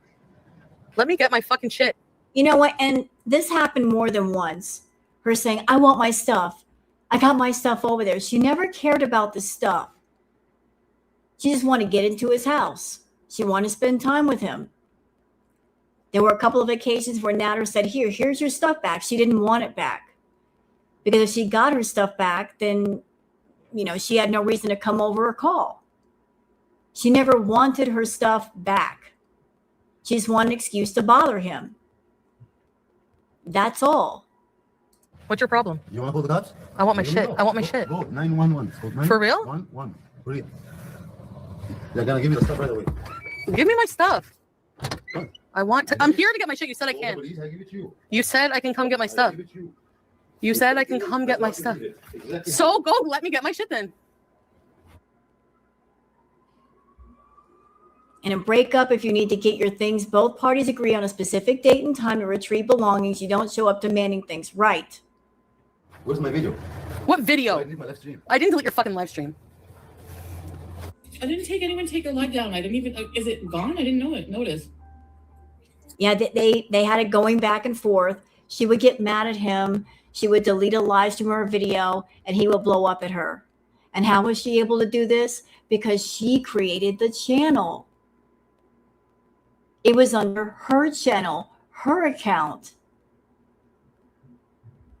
That's how.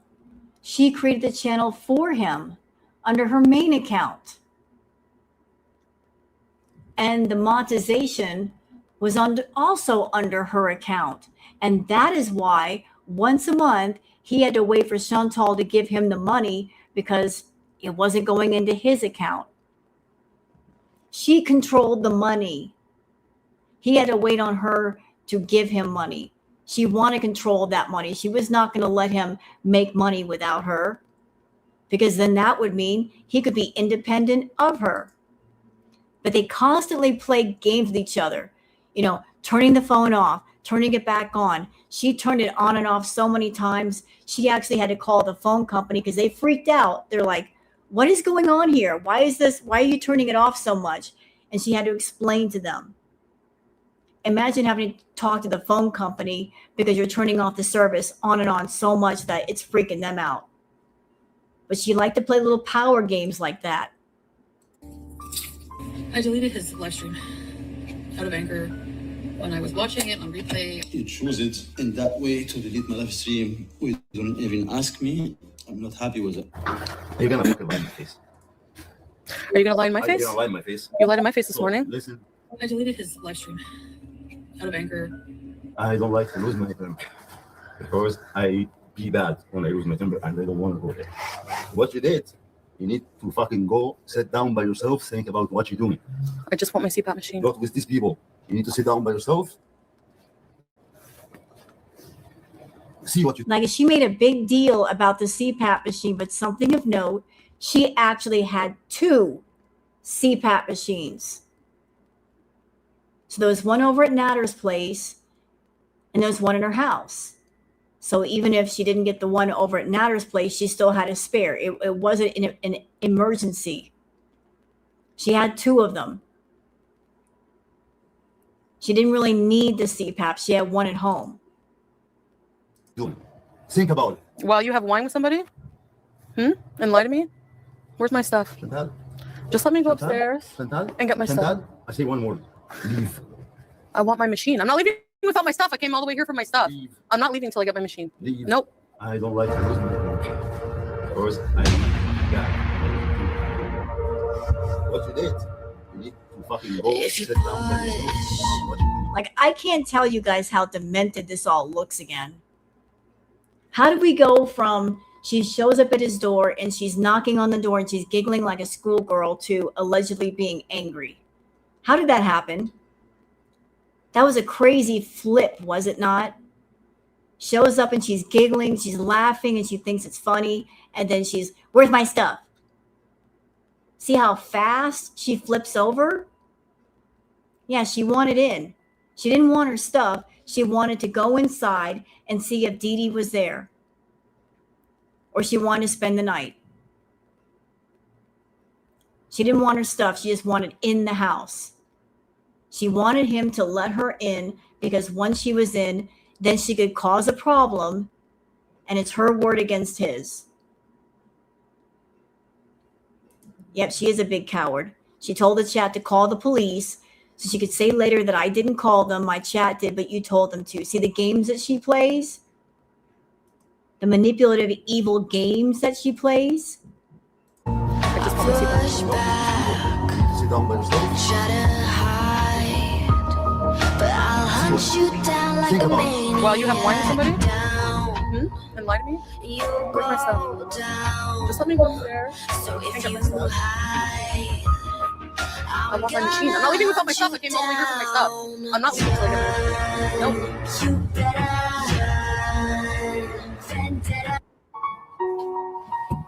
I'll be back, guys. kindness never looked good on me. Never been one to sit quietly. Too late now to see irony. In rivalry push, I push back.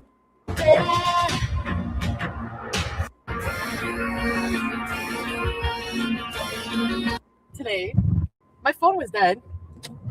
Good thing, because people were blowing it up. By the way, check this out. How cute. Making breakfast before taking action. This guy is like unbelievable. Oh, this is the day when he wanted to do like the restraining order on Chantal. And she's like, nope, I'm gonna beat you to the punch. I'm gonna go to the cops first. I think this is the day when she went to the police. It just keeps getting worse.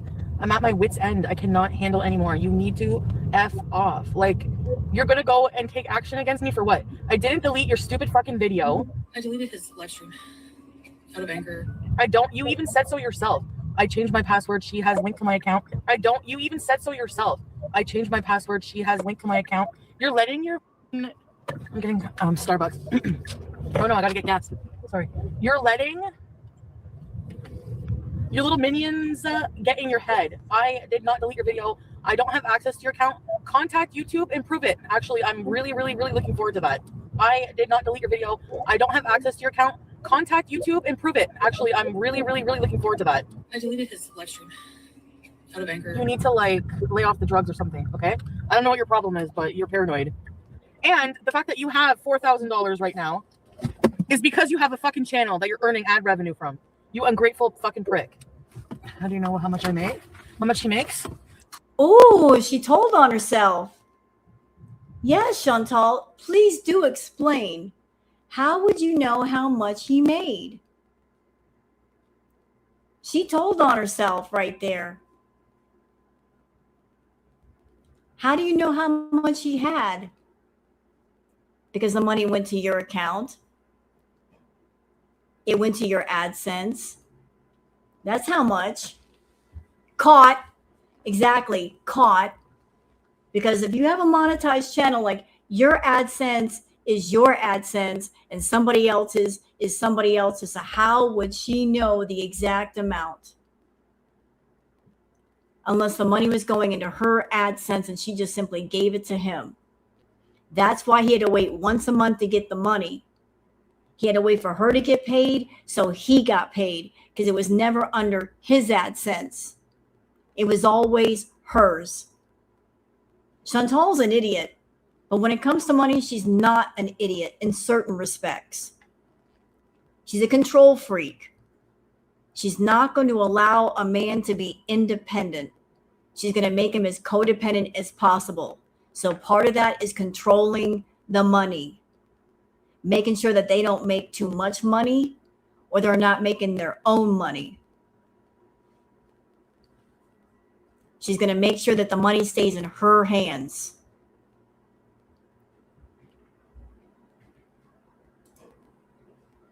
Oh, and y'all pay attention. This is important. Listen to this. How much he makes? E.g., his channel is under Chantel's account. Boom. Told y'all. It was under her account. Even Pete said it. That she created the channel under her main account. And that's why the monetization was so fast. It normally takes a while to get monetized, the whole process. Even Pete's told on her ass. She made the channel, put it under her AdSense. She made the videos for Natter. She filmed everything. She made the thumbnails for him. Why? To keep control of him. The less he knew about YouTube, the better. Because then he'd always have a need for her. He couldn't get rid of her. Crazy, huh? Mine is under my own independent account. So that's why I need the month-long review.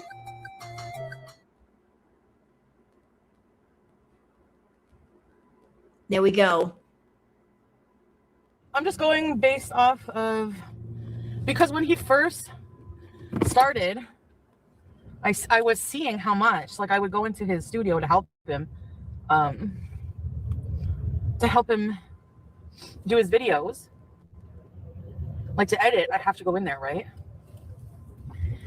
She forgot she told us she used her editor. And while I had access with his account, the only time he's not going to let this go. When he thinks I deleted one of his videos, that's all he focuses on. Like, if he doesn't care about what he does wrong, he's not wrong at all in this relationship or at all in life, period, with anybody. So anyway, and yes, people who are saying, well, now she only wants to contact the police now because she's mad. Well, yeah. Well, now she only wants to contact the police now because she's mad. Well, yeah. Yep, see? She wasn't going to the cops because of an injustice done to her. She was doing it because she was mad. And I agree with Knock Knock It's Karma. This was never about trauma. Trauma was just convenient. It was just a convenient reason to do it. I'm mad. I want to punish him. And this is the way that I'm going to do it. I'm going to use trauma as the reason, although there was no trauma. It's just me being mad because I'm not getting what I want from this man. So I'm punishing him. I'm going to make some trouble for him. Fake, phony victim. Because I forgave you. You forgave me for talking about you online. I forgave you for all of the abusive shit you did to me. You don't remember that, right? You want me to list it online? I don't think so. What abusive shit? You said a few minutes ago, I exaggerated the claims. I didn't lie for revenge, but you lied. So there was no abuse. It's just made up stuff coming out of your mouth.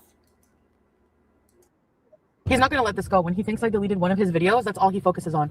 You don't get to choose how I deal with what you do to me behind the scenes. You do what you do, and there's consequences for it. I don't know if you know that. Like, grow up, maybe. We'll see. You are hanging out with a 50-year-old. Why doesn't she fucking teach you these things in life? I mean, seriously, coughing. Ew, and every time I hear him cough, PTSD. Trust me. Trauma, coughing trauma. I'm not even kidding. And I'm sorry, I found that comment disgusting because it mocks people who actually have PTSD. His coughing gives her PTSD. You're mocking people who actually do have PTSD. Disgusting. I hear a cough and I like freak out. You want me to you want me to apologize for talking shit about you online What about my apology? I get fuck all, and I get treated like shit from you every day of the week. It's bullshit, actually, and I'm not fucking standing for it, actually, anymore. Period. You can play this game, and I'm good at playing games. So you know what? There we go. It's not bad. So he deleted his own video and probably blamed it on me because he wants to try to get back at me somehow. Don't fuck with me, okay? Word of advice. Don't fuck with me, okay? Word of advice. So I have to pay for your stupid idiot members doxing themselves? So nice. What are we going to eat today? Since I'm such a fat ass. He's on his way to the courthouse. If he really is, I'm going to the police station right now. If you didn't do anything wrong, you wouldn't be so defensive. A bunch of words and no actions. What did I do wrong, Lori? Since you're so fucking knowledgeable. I mean, like, do I go to the police station and file a police report for every single thing he's already done to me, or what? But he never did anything to you. Arguing does not constitute abuse. Getting into a verbal disagreement is not them being abusive. And I don't think you really filed a police report because you knew if you got in front of a cop and they start cross-examining you and asking you questions, you're going to get caught in a bunch of lies. I think you just used the actual threat of going to the cops, trying to scare Dee Dee into going home so you can be alone with Natter. I don't think you actually went. I don't think you went into the building. What we saw that day was you drive to the police station, park your car, get out, and disappear for a few minutes. I think about 30 minutes, 45 minutes. But that could have been anything. You could have just sat somewhere and got on your phone for 45 minutes and waited to make it seem like you talked to the cops when you actually did not. Because later on, you tried to show us a fake piece of paper with a lot of things cut out. We remember the letter that didn't look official. There were a lot of things that didn't look right. You were just trying to use the threat of, this is what I could do to you. You're pulling a power play. I know where his PO is. I can go over there right now. I feel like I don't have any justice or closure, and I feel like a huge injustice has been done to me. So maybe I won't rest until I don't know. What injustice was done to you? You didn't get what you wanted. That's an injustice. You didn't get the relationship that you wanted, the love that you wanted. So let's go, full scorched earth and punish somebody because you didn't get the emotional side of things, even though that was never promised to you. Yet you kept forcing at every turn, like trying to buy your own engagement ring and taking engagement photos in the park. You were trying to force a fairy tale romance when there was no chance of one to begin with. That's an injustice because you're a forcer and you're not getting the result that you like. That's the injustice, y'all. I'm going to do the police report online. That's funny. He warned Roman, I'm going to get him hooked on drugs. Who gave me coke the first day I went there? I never wanted to do this. Who bought it? How about that? Who bought it? You did an entire video, Chantal, where you confessed to buying $4,000 worth of Coca-Cola. You said you had an entire habit with Coca-Cola and you bought $4,000 worth of Coca-Cola. Plus, you also confessed in another stream that you bought $300 in, shall we say, button mushrooms. I have to say it like that. $300 in button mushrooms. You were buying all kinds of stuff from Natter. He was your Dr. Feelgood. He was making money every which way. You were paying all his bills, plus he was making money you buying party favors from him, a lot of them. I have to do anything legal. I feel like I have to do something. I never took legal action or anything because I was always hopeful that he would change and things would work out. I'm going to go to his probation officer's office, taking action. So am I. I'm driving to your probation officer right now. On the way to Gatineau. On the way to Gatineau. So after today, I'm not talking about him anymore because I'm going to, for sure, I'm definitely pursuing legal action. Actually, I'm glad I talked about him online because all this is video evidence, video diary evidence. No, it's not. I mean, any police officer looking at this would have questions. they'd be raising an eyebrow. Like, this is supposed to be a victim that's been through some kind of DV, who's been hurt. They're riding the police station singing, gloating. This doesn't seem normal. Guarantee you they would have had questions about this. Of everything that's ever happened. Oh my God, you belong in jail. You are a violent, dangerous criminal. Going to the PO office right now. You and Dee Dee better run and catch up with me. Uh-oh. You're fucking with the wrong one, pal. Anyway, I'm going to go into this police station and ask them where I can contact somebody's correctional officer. All right, I'm at the police station. Sal Vista Police!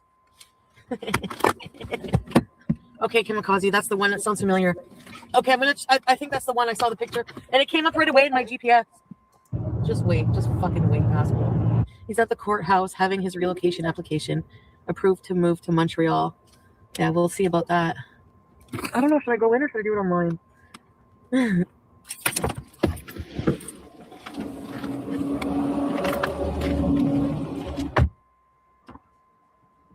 Yeah, so she came back a few hours later, but again, no proof that she actually talked to a cop.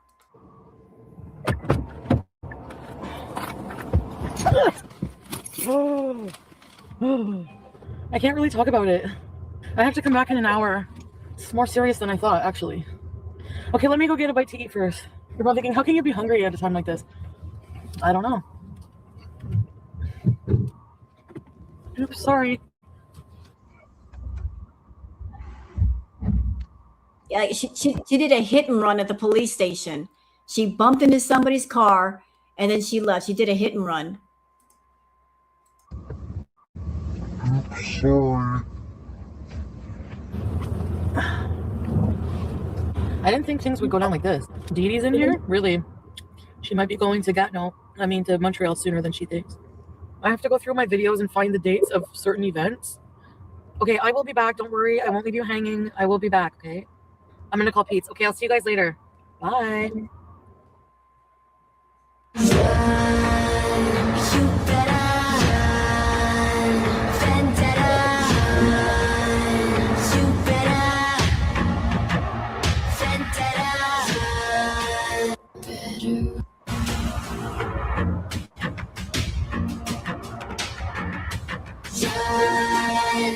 So that's it for the second sin, wrath. There's a lot more. I just wanted to show you obsession and then wrath, because wrath always follows obsession. So what do you guys think? If she did this with Natter, imagine how much she is with Salah. Although I will say she wasn't nearly as obsessed with Salah as she is with Natter. You guys can see there's a marked difference in her behavior with Natter versus Salah. Salah was the one that she settled for. Natter's always been the one that she wanted to be with. It does show her character. Like Danger Will Robinson. This one's dangerous. Lock her up.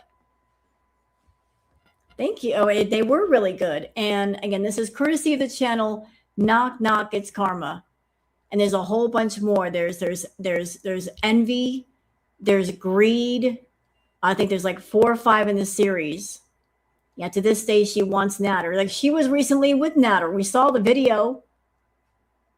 She still wants Natter. She still wants her bad boy.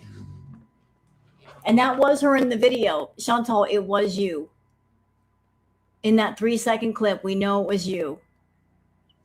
That was good. It was good stuff. So I don't know what Chantal's doing live right now. It's probably the same old bullshit. That's why I'm like, I don't feel like making my brain numb today. Sorry if I needed a break, y'all. That's why I'm like, let's do a retro react. My brain's being put to sleep. I feel like I'm being mentally waterboarded with her content. I think she's more than Natter because he actually slept with her, where Salah's never hit it. I've got another theory, and I've said this before, and I'll say it again.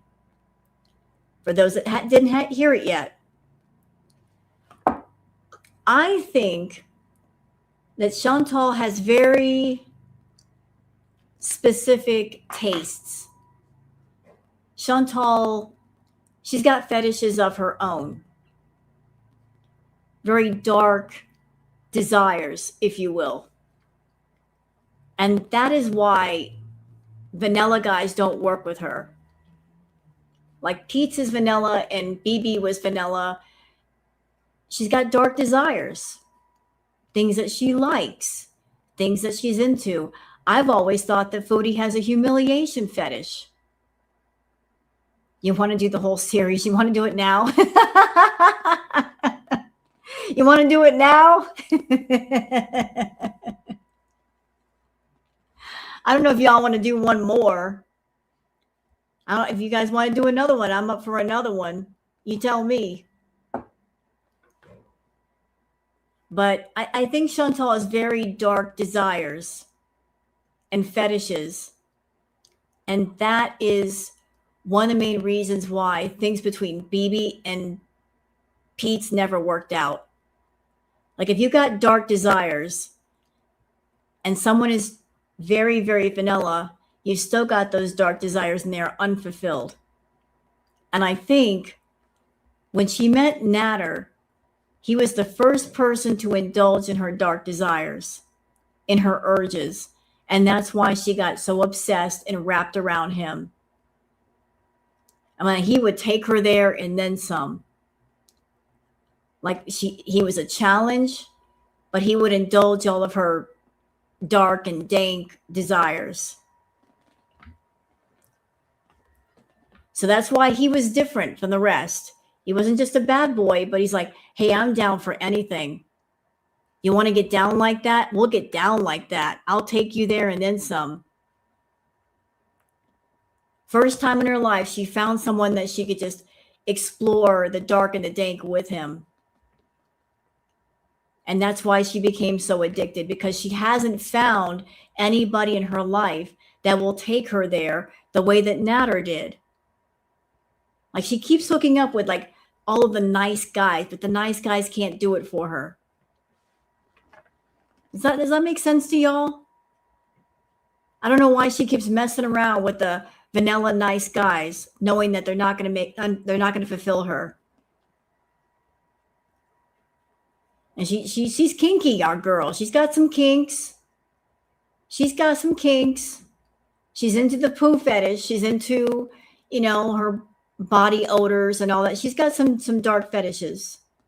Let's get ditty with it. Okay. All right. Well, this is, again, thanks to Knock Knock, It's Karma. Let's see if we can find another one. We got lust. Let's see. I'll just give me a second. I'll find another one. We got lust. We have pride.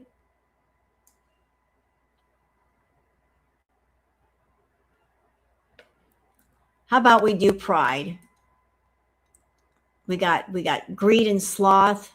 That's probably with her eating. I don't want to see her eating right now. We have envy. Let's do pride.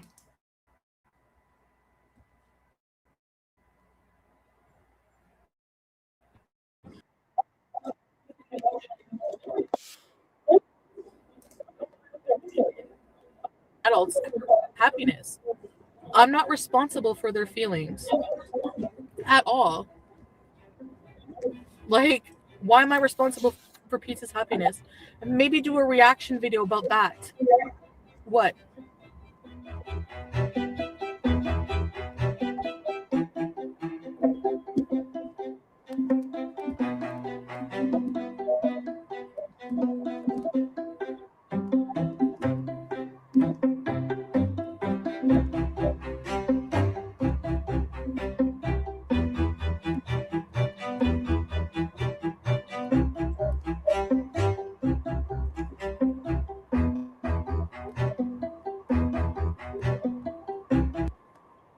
Oh, I love that. With pride, we're going to slow things down just a bit.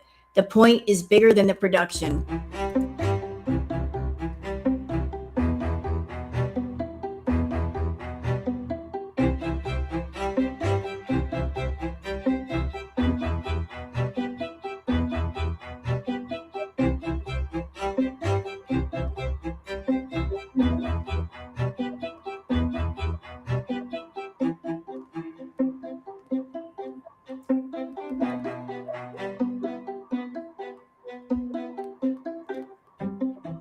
Okay, I'm not a disgusting person. I'm a good person.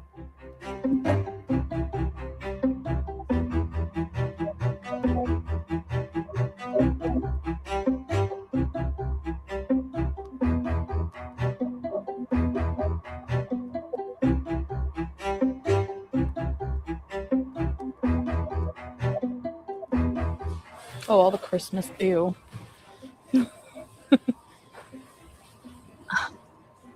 Oh, all the Christmas. Ew.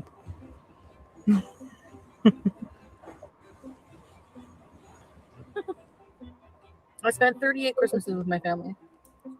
The Beezers have turned over a new leaf. No, just be respectful about certain things that I'm not, that I'm trying to change, you know? Mrs. Peel, boo. Oh. Not true.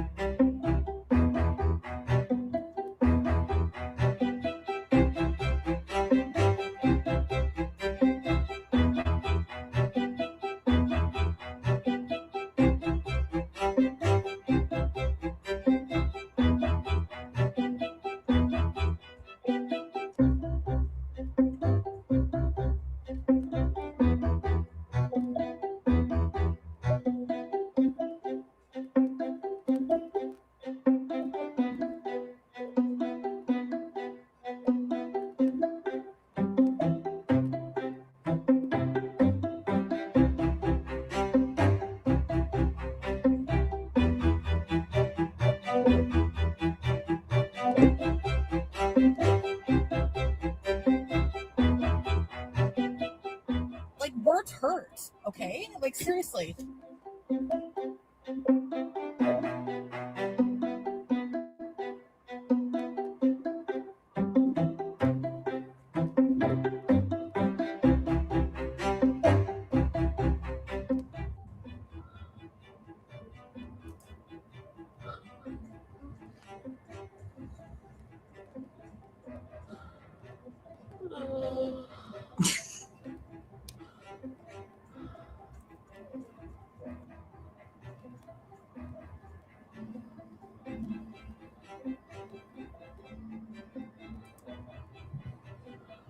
And this is her being upset because Natter told her she couldn't stay the night. She's making her mad banana face because she can't stay the night with Natter.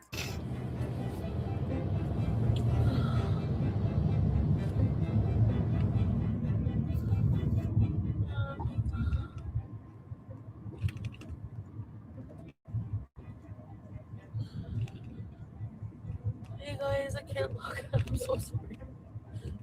I'm so sorry. How long have you been there? I feel like shit. I really just need to like go live. I missed you guys. Oh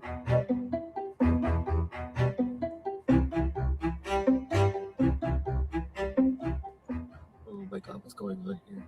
Great. See, and the VIBs were driven crazy during Crackhead Olympics because when she was mad at Natter, she expected her VIBs to be mad at Natter. When he would make her upset, they would get upset for her because they cared about her. But then when the mad period was over and they were good again, people would, go to Chantal and express their concerns and criticisms. She didn't want to hear it. She's like, don't attack Natter. You guys don't know about us. He's a good person. And this happened a lot, the back and forth bullshit. One minute she's crying over him and raging. The next minute, we're good and I love him and don't come for him because if you do, I'm going to block you. Just keeping her VIBs on their toes. All right, same thing that's happening now.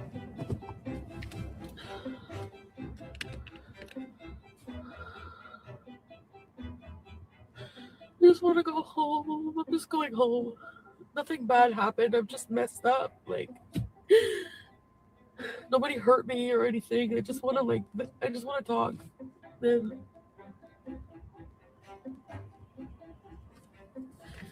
I just want to cry.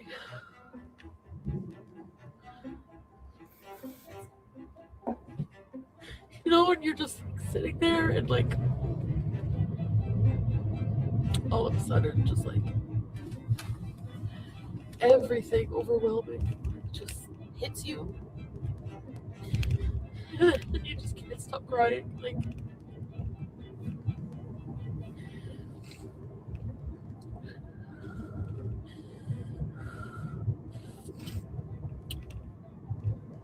I just dropped off dog because I can't be around people right now. I just can't be around people right now, you know. When I'm like this, the only people I can be around are you guys because you're not really here. I just felt this overwhelming. All of this is her just throwing a temper tantrum because she didn't get her way. She wanted to spend the night with Natter, and he told her no. So this is her like having a little crying jag and having a little meltdown because she didn't get her way. So since she didn't get her way, she's going to get online and cry to her VIBs to feel sorry for her because she didn't get her way. He didn't even reject her. He just said, I don't want to spend time with you tonight. Go home. She couldn't handle it. Feeling of like, I don't know, it's a mix.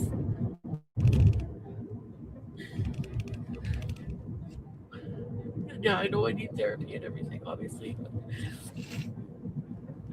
But I think this is just more situational. Like, I've just been going through so much. More than just mental health, you know? It's more like, imagine, if you will,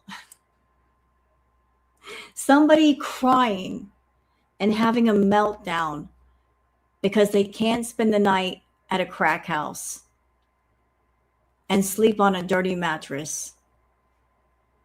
That's what she was crying about. That she couldn't spend time with Natter at the crack house and sleep on that dirty, used mattress. That's what caused it, all this upset. How dare you keep me out of the crack house?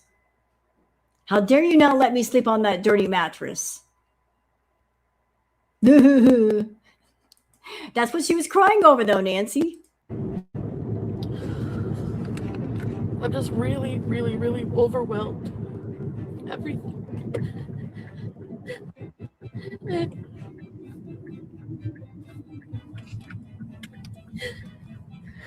I don't know what.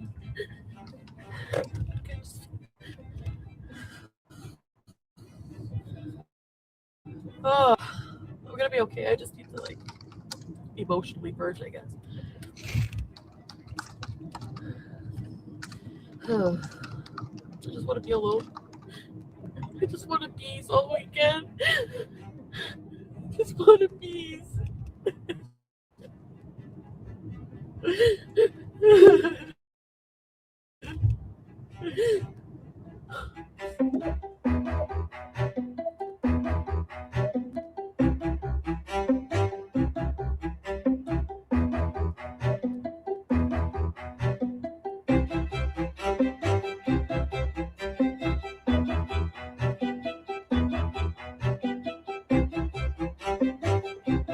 Oh, like while we're here, just a little interruption. Sorry.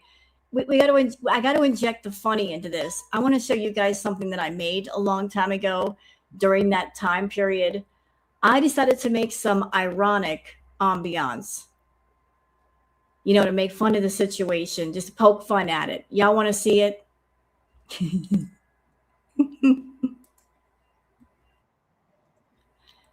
Like this was ironic ambiance. Allow me to show you. This is like one of my earliest ambiance videos. It was so amateur.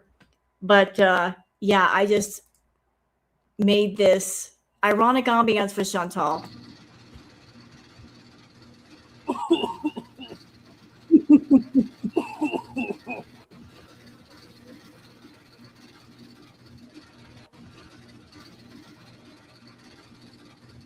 Starfish.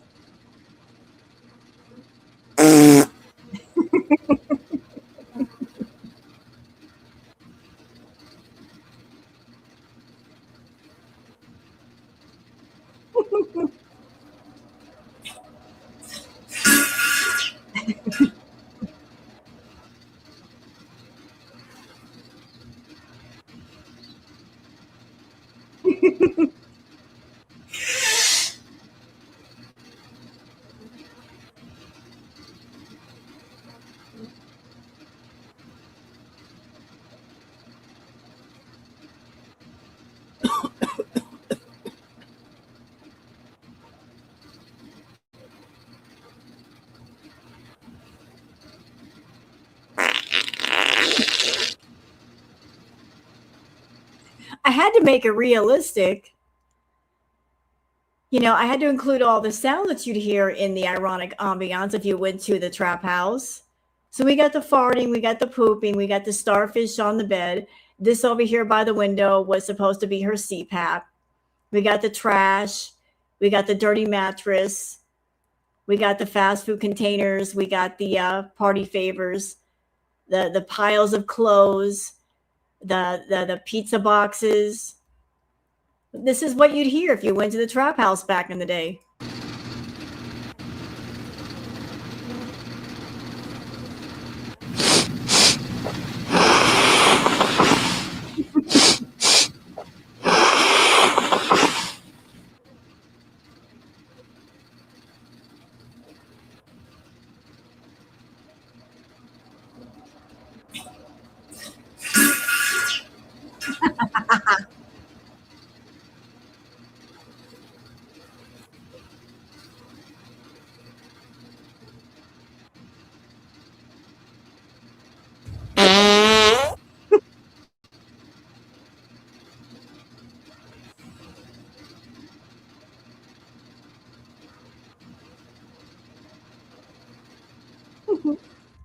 And this is what Chantal was upset that she couldn't spend the night at, right there.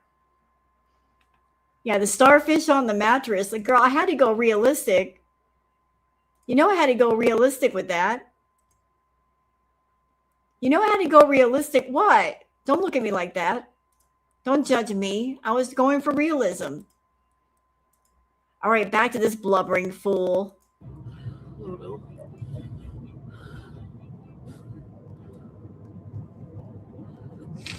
Anyways, I'm not driving under the influence. I'm just driving sad. Maybe that's why I'm emotional. I haven't done it like smoked or anything. I really appreciate a lot of you guys that have become my friends and just like caring.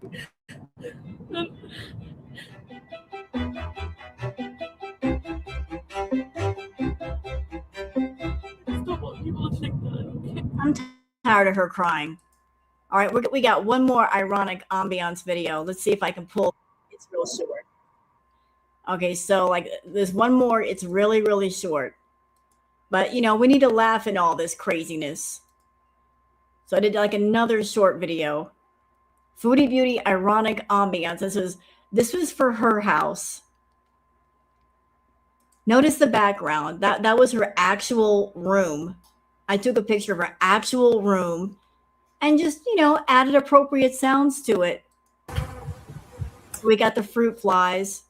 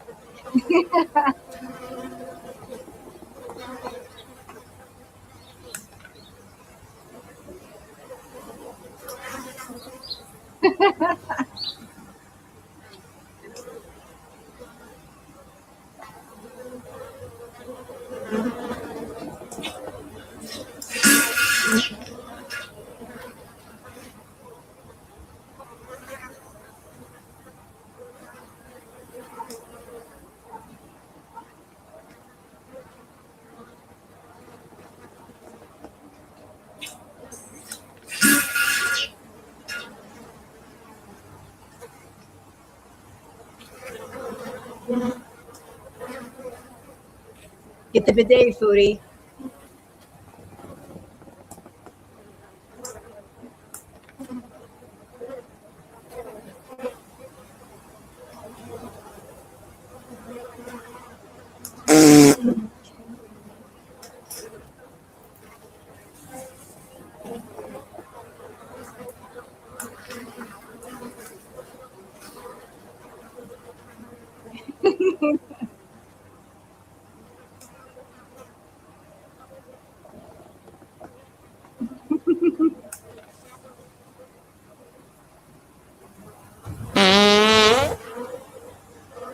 Never a good idea to piss off somebody who can do ambiance videos. I'm telling you what.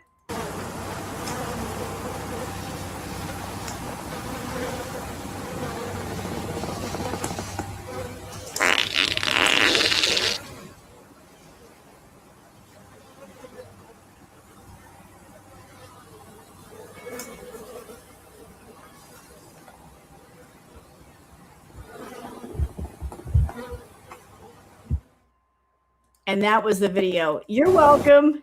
You're welcome, girl world.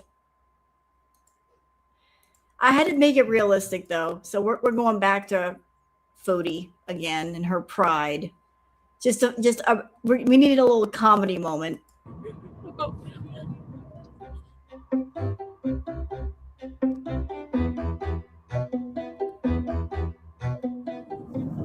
Even though I don't show it all the time. I just have so much on my mind. And I just don't think I can. I'm just having trouble handling it all.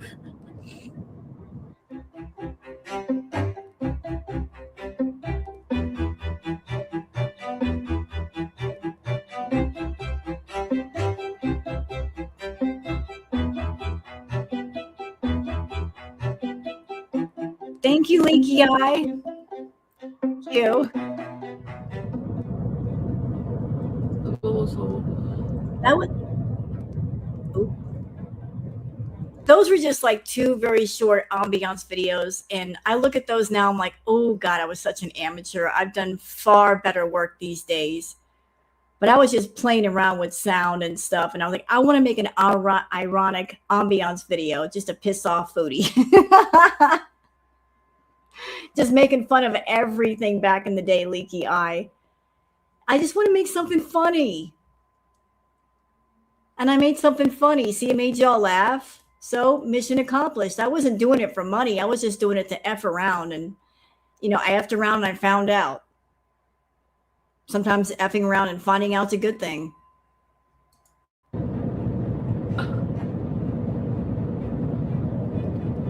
I don't know. Like, I just, before dropping him off, I was just so mean and crabby and rude. And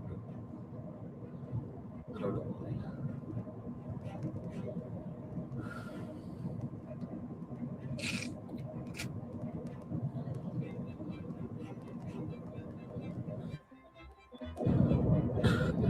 Anyway, maybe hidden resentment. I don't know. It's even there.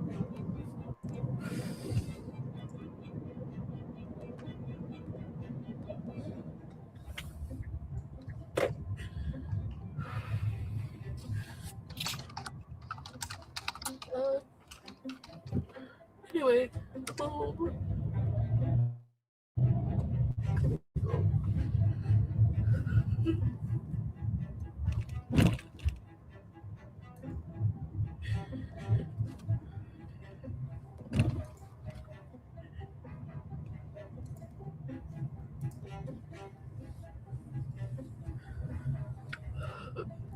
Okay, you know, while she's blubbering, I want to show you guys how much I've improved since then. That was just like one of my earlier videos. This is what I've improved to. So this is my ambiance channel. These are all the videos that I've created since then.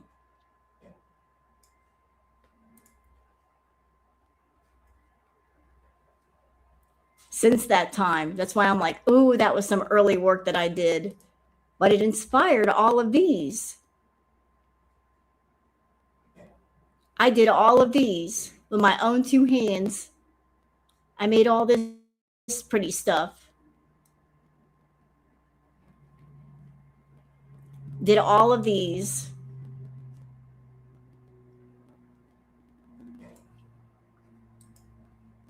So I think I've improved quite a bit.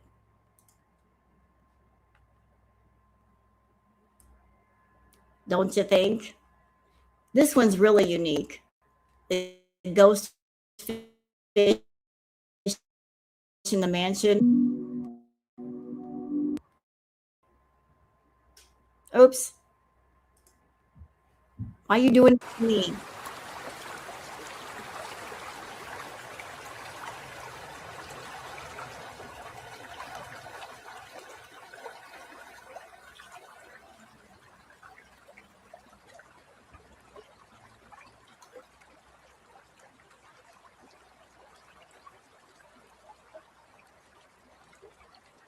So like I've improved to all of that.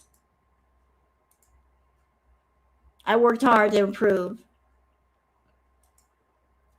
Okay, back to the beast. I'm getting distracted because we had a funny moment. Back to Foodie. Oh, I have a headache. I'm really dehydrated. I need a pickle.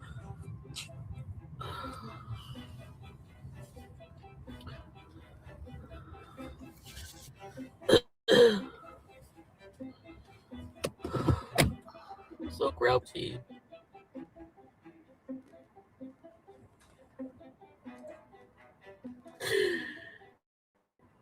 I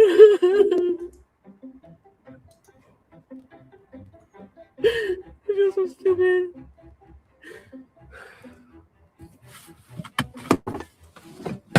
Oh, Sarah. Welcome to Very Important Piece of Ready Set Beats by Elephant Vagina Owner. Shut up, Queenish. Go fuck yourself. No one needs to hear it right now. And I couldn't get my vaccine a long time ago in Canada.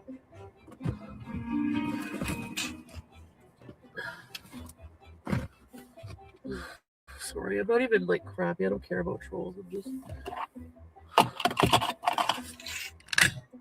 Okay, I'll be right back. Hold on.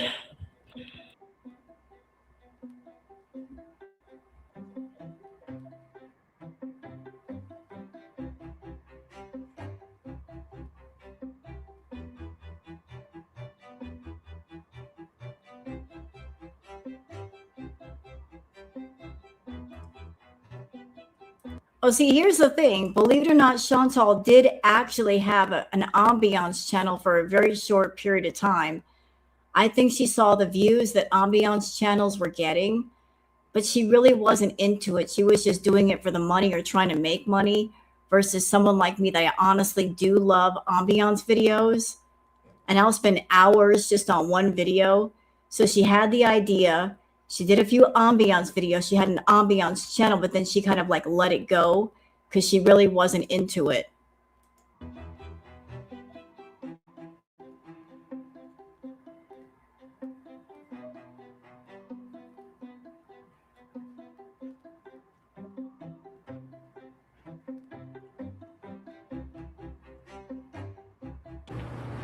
Hi guys. Yeah, sorry, I wanted to talk to Pete in private. Because he's a little alarmed when I'm fucking mess. Oh, I have a headache now. Imagine that. I can't tell you how screwed up I think this situation is. So there's Foodie running around with Natter, chasing a bad boy that does not want her. Yet look who is beside her.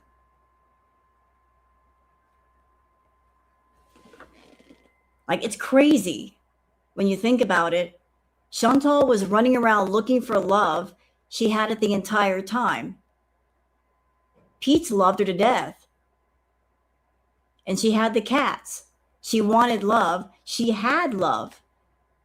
But she didn't value the love that she had. She was running after someone to love her that did not love her.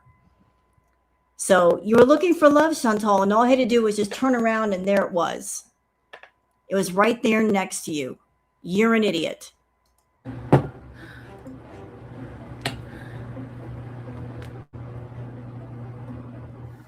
call me in tears, yeah, that gets me pretty concerned.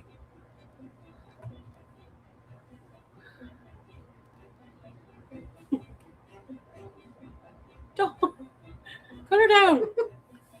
Hi guys, Annie. Who did I miss? Oh my god, just seeing your faces.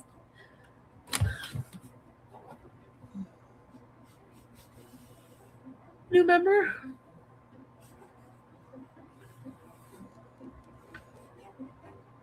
Anyone want to just name the new member? Because it. You know what? Who does this? Who gets upset over a guy and they make a point to go home and immediately go into their bedroom and turn on the camera and look directly into the camera while they're upset? I can't think of a single person that when they're having an ugly cry, they want to turn on a camera and let people see. But not Chantal. She's like, I'm upset. I want everybody to know that I'm upset. I'm going to monetize these tears because I want the Beezers to feel sorry for me and be on my side. I saw Sarah. Oh yeah, you guys, there's new emojis. They look blurry up close, but Dylan did a really good job. Thank you. I didn't want to say who did it just in case you guys harass them, because I always harass people who like me.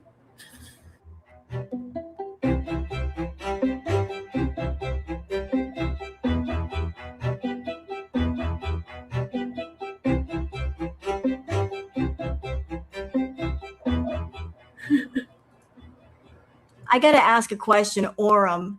Like, by me reacting to this stuff, you're learning a lot about Chantal. I don't know how much you know, but there's a lot to know. Oh, and that's a face right there.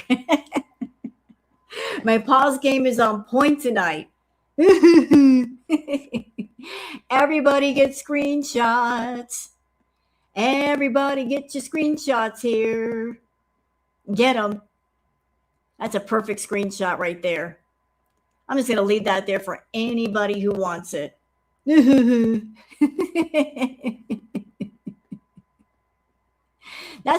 Somebody take a screenshot of that. That's a good one. Somebody get it. I might get it later. That's a perfect picture. Chantal's very photogenic, don't you know? Oh, cutie, you're photogenic, don't you know? Perfect picture right there. Freeze in place. Pose for the camera, girl. Get it. There's a moldy pot emoji. Look. Nashi.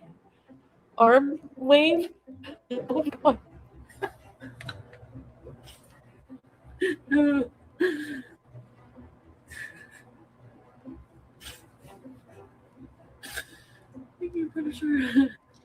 You decide whether she wants to cry or laugh. Gross. It'll be okay.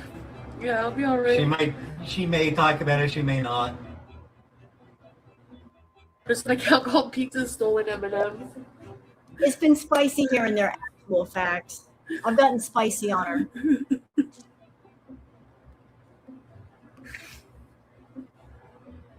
Thanks, I Plain. love you too, plain cheeseburger. Oh, thank you guys.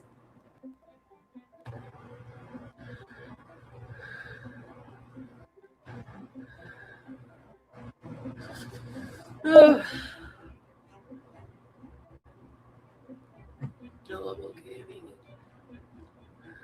You don't even have the excuse of blaming it on that time of the month anymore.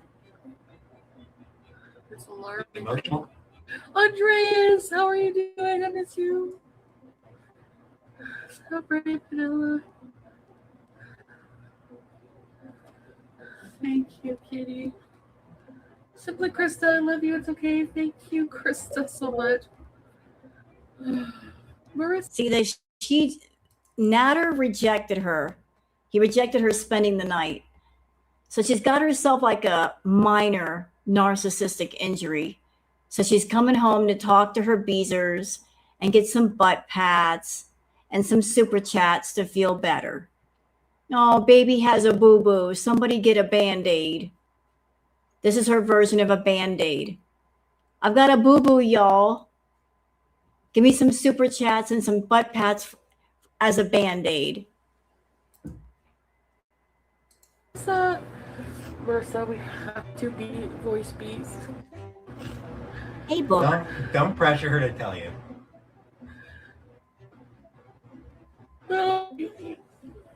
Thank you, Actual Facts. You too.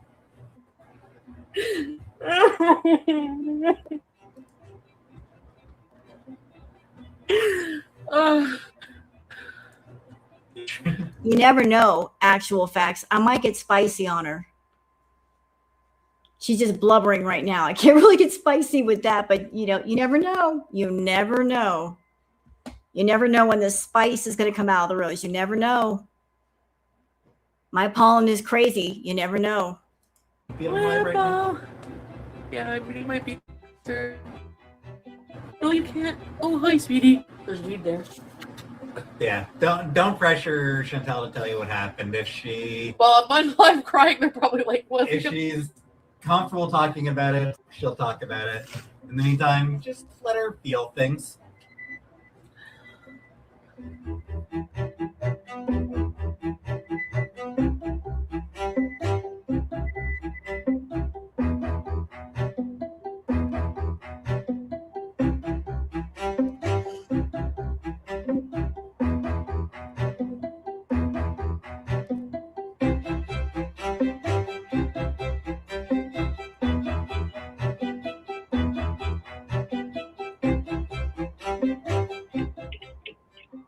Okay, hold on a second.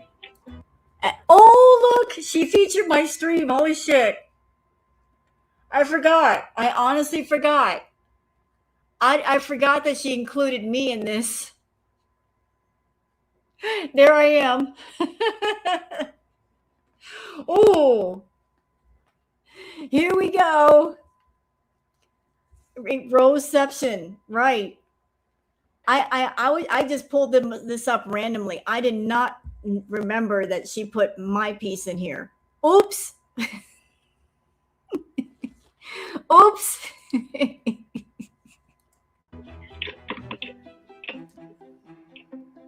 Oh, shoot. What the hell? Hi, everybody.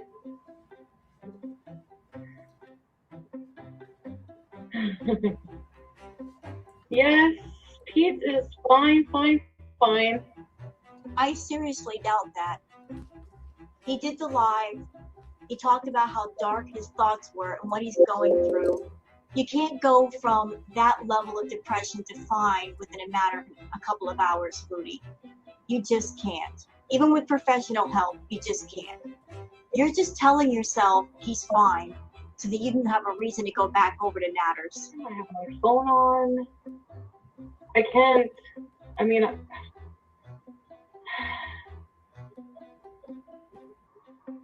don't know how to say this. I don't need people coming in here every time and shaming me for stuff. So, like, oh, here again, turning it on. I don't need people coming in here and shaming me for stuff. Turning it all on her. It's all about her. Her. Oh my God. Here's her roommate, this person who's been with her since high school. And he's basically saying, I'm having some really dark thoughts. I don't know how much longer I can hang on. And she turns the conversation to herself. That is a level of narcissism I can't even relate to. Like, if you're in here to shame me for being a bad friend to Pete, you are. When actually, I'm a very good friend to Pete. No, you're not. Yes, I was a shitty friend around when Timbit died. I guess shitty friend for not being there as much, or for not just being so self-absorbed. I didn't see more signs that he was more like. I knew he was depressed, and you know, I didn't know it was this bad. I didn't know it was this bad.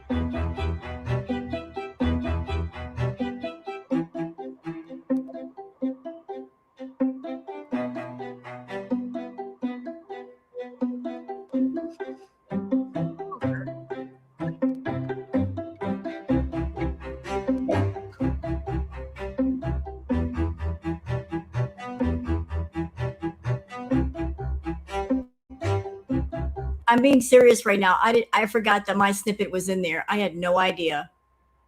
I mean, this was done like 3 years ago. Yeah, I forgot.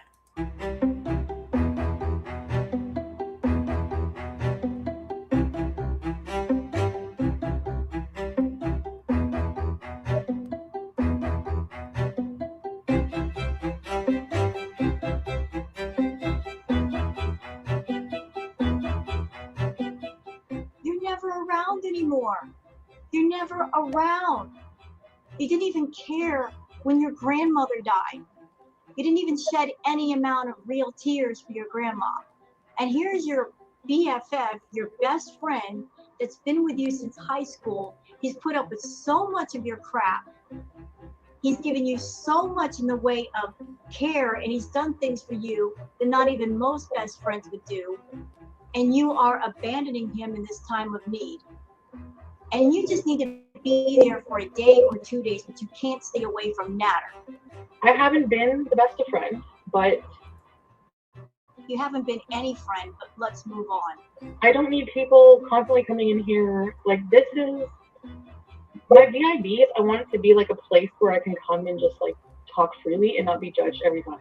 So basically, VIBs, what she's saying is, and what was this all concerning? Context for those that need the context. So this was all around the night when Timbit passed away. Timbit was Pizza's cat. Timbit had feline leukemia, and Timbit passed away. And Chantal could have stayed at the house that night with Pete's just to be like a comforting presence. She didn't. What did she want to do? She wanted to be with Natter. So rather than just be in the house in case Pete's needed her, she ran off to Natter's place. Did the VIBs give her crap for that? Oh, yeah. They're like, that's supposed to be your best friend. Why can't you be there for your best friend? You know what Chantal said? She said, I am not responsible for anybody's emotional state. She's like, I want to be with my boyfriend. If I want to be with my boyfriend, I'll be with my boyfriend. I'm not responsible for him. He's gone to bed anyway. What's the point of being there with him? Just being a comforting presence in the house, knowing that somebody else is there sometimes makes a difference. And Pete is very passive. He's not going to say, I need to talk to you or I need somebody around. He was afraid of her anger. He was afraid of her getting angry. He's not going to say, I need you here, knowing that she's going to get mad if she wants to go see Natter. So what is he going to say? He's going to say, it's okay. I don't need anybody. Because he doesn't want to speak up. But she got crap that night. She sure did. She got it heavy. And the more people gave her crap in the chat, the angrier she got at them.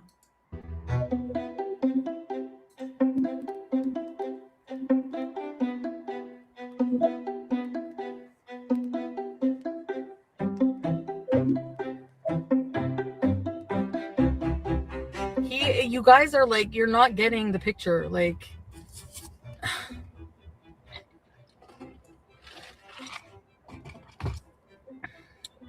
no, I don't want to spend one night away from Natter. Why? Why?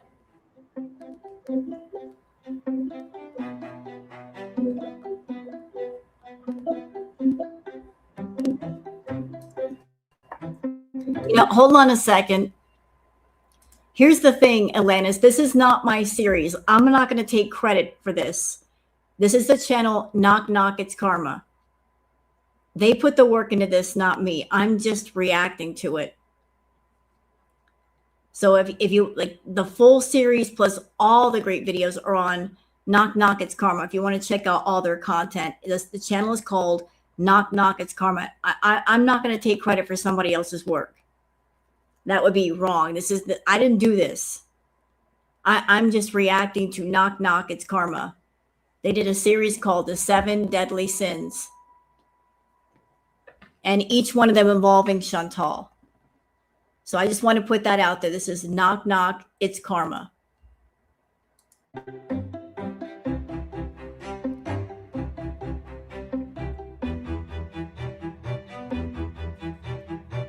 He's still going to be depressed when I leave. He's still going to be depressed when I leave the next morning. Why would I? What? So why? But I want to sleep there tonight. I want to be with him tonight. I love him. I want to be there tonight. But I can't cure his depression, guys. So for you to put this all on me and just make me feel like a piece of shit. Oh, look, it's me again. Hi, me. It's me again. Is that bitch ever shut up? Roseception again. Is wrong too. Okay, so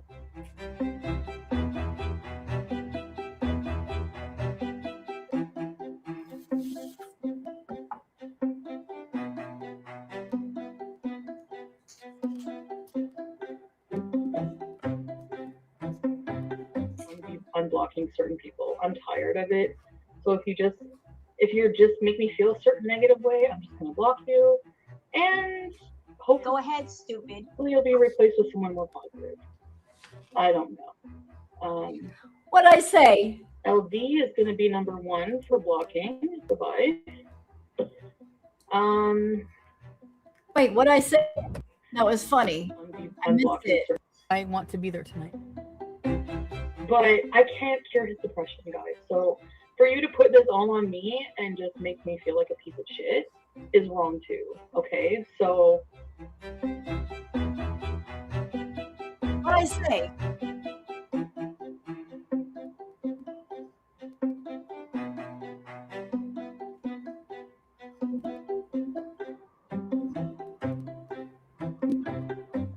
unblocking certain people. I'm tired of it. So if you just make me feel a certain negative way, I'm just gonna block you. And hopefully, Go ahead, stupid. you'll be replaced with someone more positive. I don't know. LD is going to be number 1 for blocking. Goodbye. I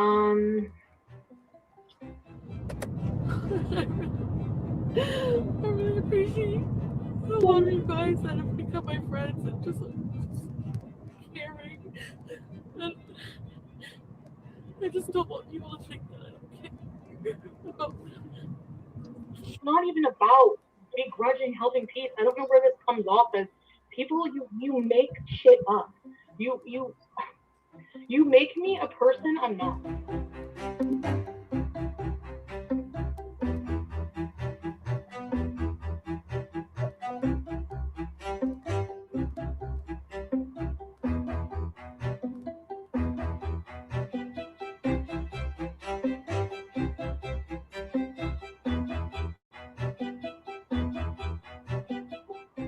I just realized that, like, I'm an abusive person. You are there for him like you are for Natter. He's my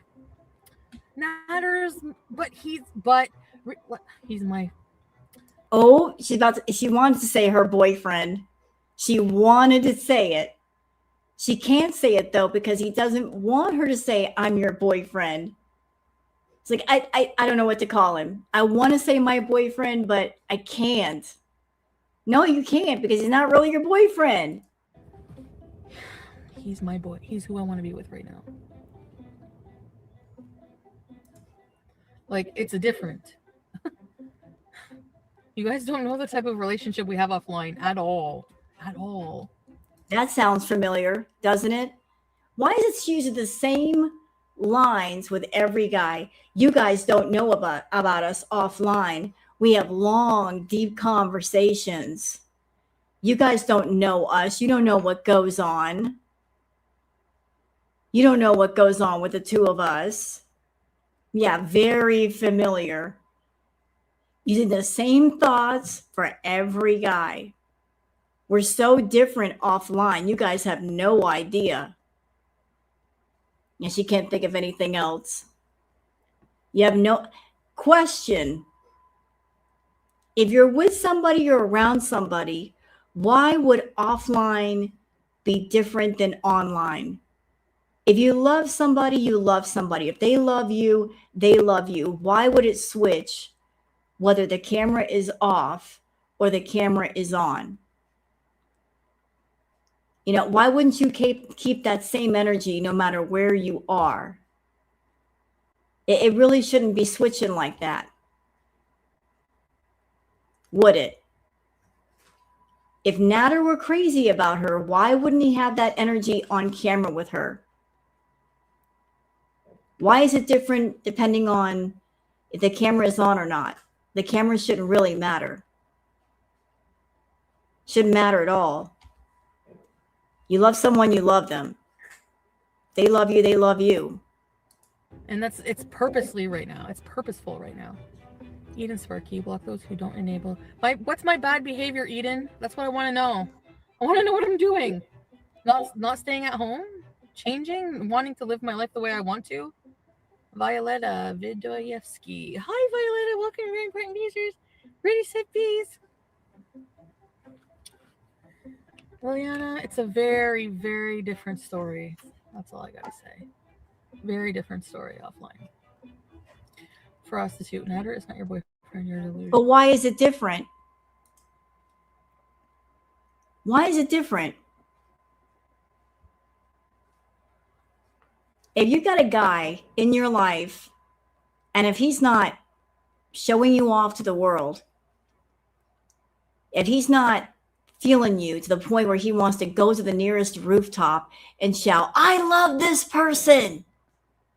You know what you are? You're a dirty little secret.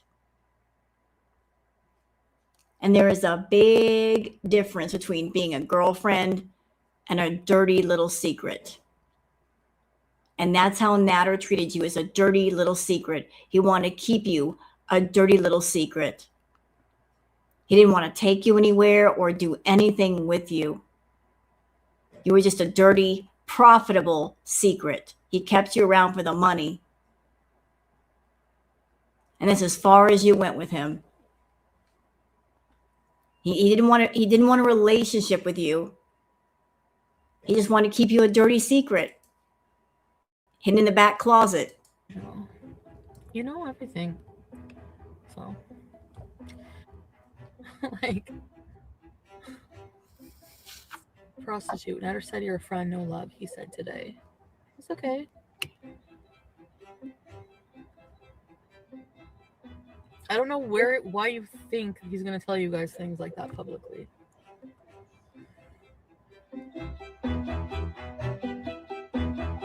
Yep, here we go. He wants to show his girl off everywhere. You want to tell all your friends and your family, I am with this person. And the person that you're with, they say, I love you without you pressuring them or poking them or provoking them or forcing them. If a person is saying, I love you because you're pressuring them, then they don't really feel it. They're just saying what you want to hear. She never waits for things to happen organically. She tries to force it too much. And they just simply tell her what she wants to hear to get the money out of her because she's an idiot. Yeah, like,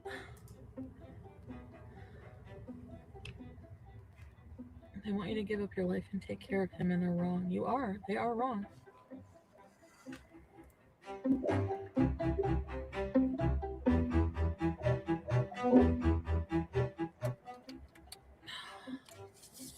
Darth Cater, nobody wants to go in your stupid trolling Discord. Natter doesn't claim you, Foodie. You're crazy. Okay, backstory about that. About the Discord.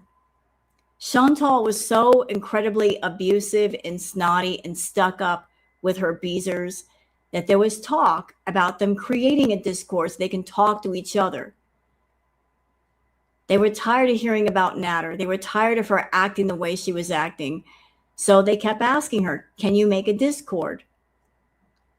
And she said no. She didn't want anybody, she didn't want to make a Discord. She wanted to keep everybody in her live chat because back in the day, Chantal did not do free live chats. You had to be a VIB to talk to her. She put everything behind a paywall. Hello, Clickety. So a lot of the beaches are fed up with the Natter talk and they want to make a Discord. And they got so fed up with Chantal, they made their own Discord, which absolutely pissed her off because now they had a way to talk to each other for free without paying a $5 membership in her chat. And a lot of them came in there just to talk to each other, not so much to her, because all she cared about was talking about Natter. So she was angry and crabby because people were talking about a Discord. Well, he confesses his love to me offline. Prostitute, you're lying now. He's not your boyfriend. B, he shouldn't be alone. You're very selfish and cruel. Fuck off, B. Sucking friggin' dick. Oh, B. Go shut the fuck up. Blocked. Thanks for your money.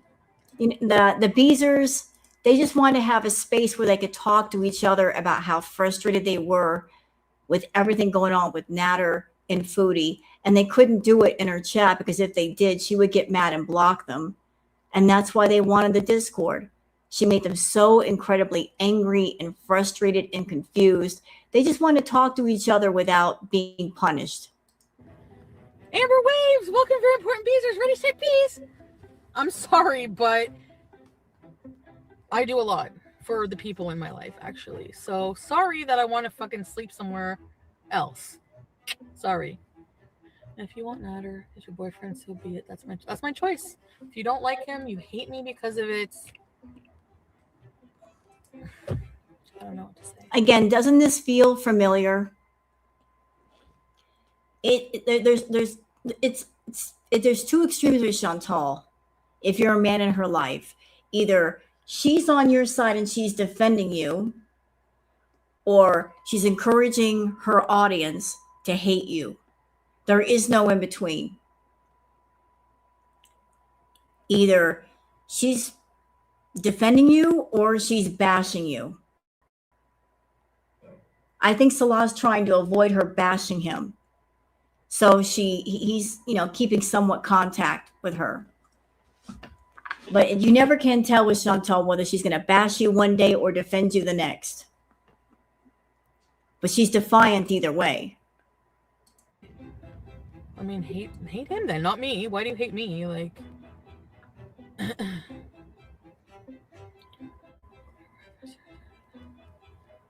Mr. Piddle, I went over. I offered to take him to the fucking hospital, and he doesn't want to. The cops were there.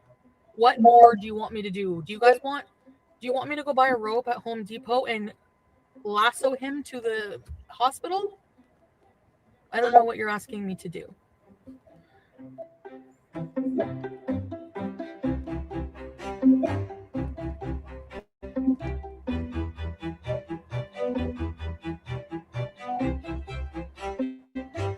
So every time that Chantal had an episode with Natter and she would be crying and upset, Pete was there for her. But the one or two nights where he needs her there, she's nowhere to be found. Cops, context, Pete was having a bad night. He was saying some very concerning things to the point where people were getting alarmed and asking for a wellness check. That's why they were there. People might have been concerned that he might hurt himself because he was saying some very, very concerning things. Very concerning things. Al, why can't you spend the night to just be there? You won't be able to drive there if he needs you because you're always high. Think of someone else for once. I can Uber.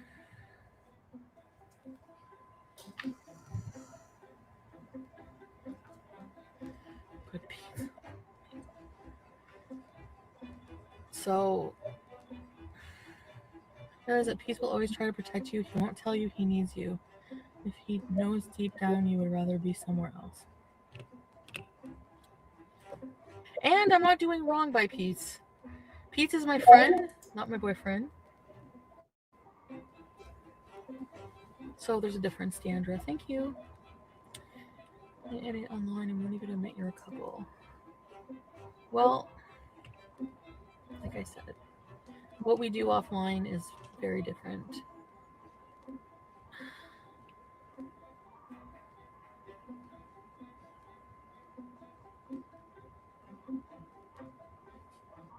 I'm going to spend the night with my boyfriend. I don't know what you don't get about that. I don't know what you don't get about that. He was never her boyfriend. Back in the day, Chantal, she was so obsessed with Natter, and she was so deathly afraid of him being with another woman. That's why she was insistent on spending every single night that she could with Natter, just to make sure that he wasn't spending time with somebody else. It was her insecurity. Insecurity is fear, and it's fear of loss. You're afraid of losing somebody to the point where it makes you crazy. And you feel like the only way you can hold on to something is to be there right next to it. So she would spend every night that she could with Natter, and she would get upset when she couldn't spend the night with him, because if she didn't spend the night with him, her mind would just make up scenarios and dialogues of things that were probably happening when she wasn't there. She was such an insecure female that she couldn't spend one single moment by herself without wondering, who is he with? Who is he talking to? Is he messing with somebody? Just trying to put chains and shackles on Natter.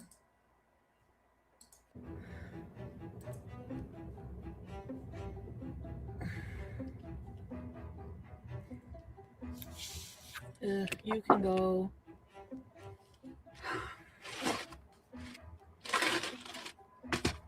Whoops.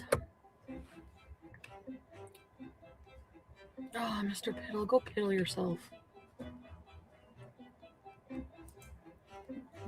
Yep, and she just told somebody in her chat to go unalive themselves. Hope you didn't miss that. She just told somebody in her chat to go unalive themselves. Nice, huh? Nice language. And Peach Piss too, goodbye. You were canceling anyways. Where did all the super chats come from? If you sent super chats, where are you?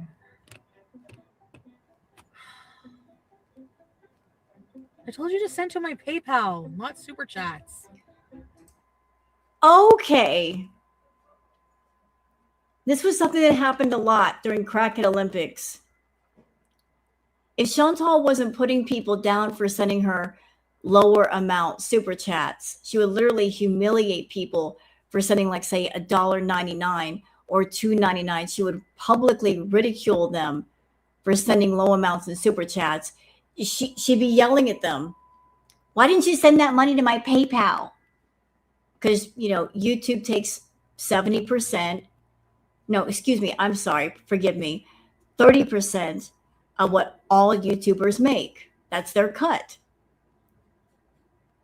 She doesn't like the idea of YouTube taking 30%. So she would encourage people to send money to her PayPal, because then she gets nearly 100%. But the ungratefulness of it all, cursing out her Beezers because they dared to send money through a super chat versus her PayPal. That's what's going on right here, right now.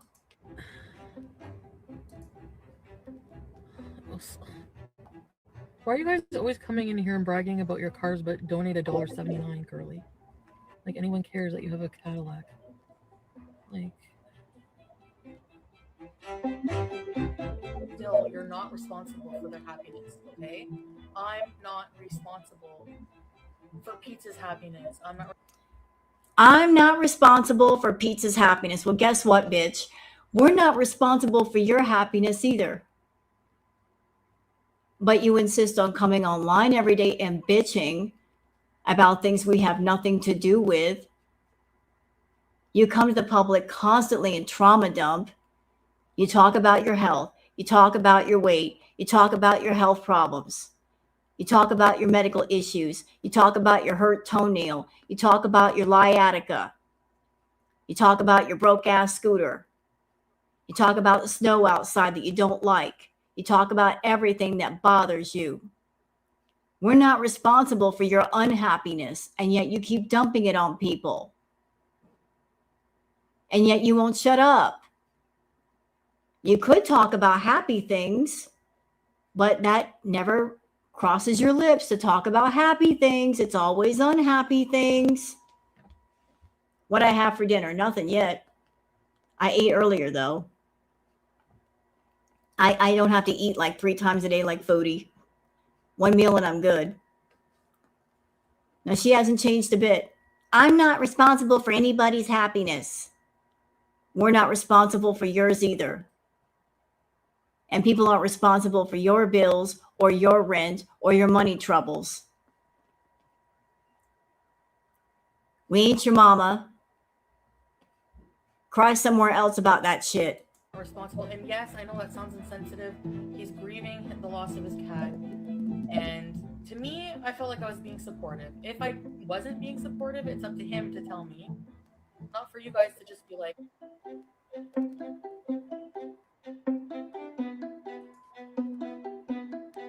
so she just actually said about Pete's, I'm not responsible for his feelings. Did y'all catch that? I know there was music playing. I'll go back to it. This insensitive bitch actually said that. Let's listen one more time. She wants people to care about her, but she doesn't care about other people. And she has the audacity to call him a friend when she's not being a friend. like, Dill, you're not responsible for their happiness, okay? I'm not responsible for Pete's happiness. I'm not responsible. And yes, I know that sounds insensitive. He's grieving the loss of his cat. And to me, I felt like I was being supportive. If I wasn't being supportive, it's up to him to tell me. Not for you guys to just be like,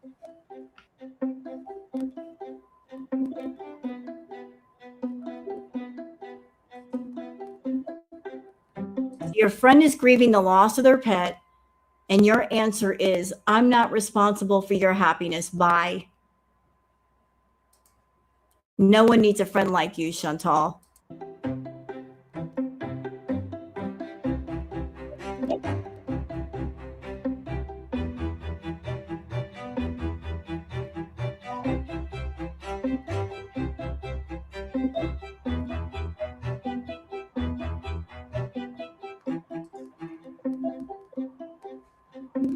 You know, I'm gonna be keep it 100.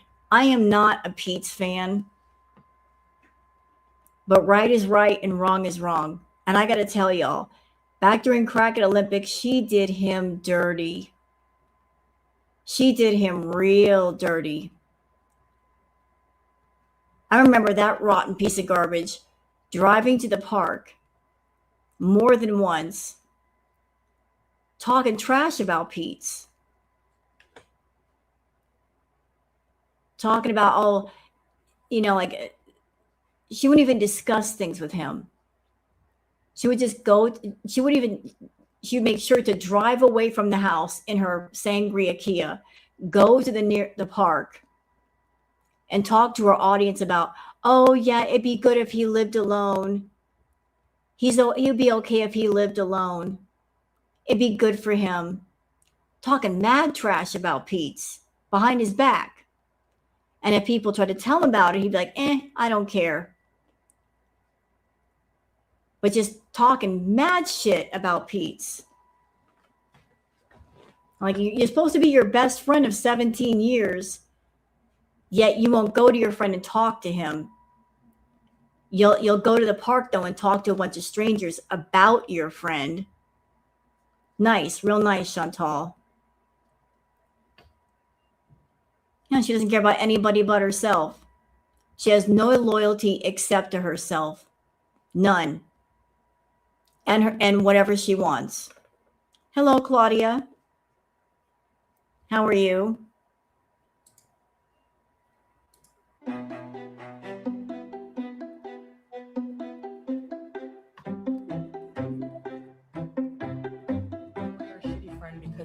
stay a few extra hours, or you should sleep at home with him tonight. Like, he's gonna be grieving for a while, guys, you know? Like, and for me, I am grieving too. I've had this cat. We bought her together in 2005, a year after BBJ. I'm grieving, and for me, I am grieving. I. You know, let's talk about the I. I'm sorry, Claudia. Let's talk about Chantal's I when it comes to Timbit. She's trying to act like she cared about Timbit. Timbit stayed in Pete's room, never came out because of Timbit having feline leukemia. Hello, Rebecca. Chantal could have gotten her cats vaccinated so that Timbit could have wandered throughout the house. That didn't happen. If Chantal really cared about Timbit, what she could have done was give Pete the room with the balcony so that Timbit could have gone out on the balcony to get some fresh air and sunshine. She didn't do that. She took the room with the balcony and she hardly used it. But she's acting like she cared about Timbit. I can't remember any time during her time at the villa where she spent time around Timbit. I just can't remember when she actually spent time around that cat. None.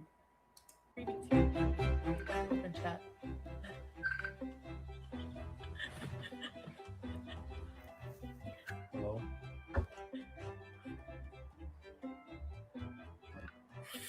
I can follow.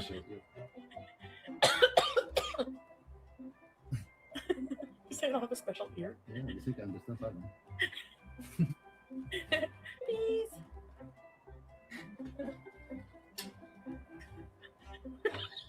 I'm gonna make people puke.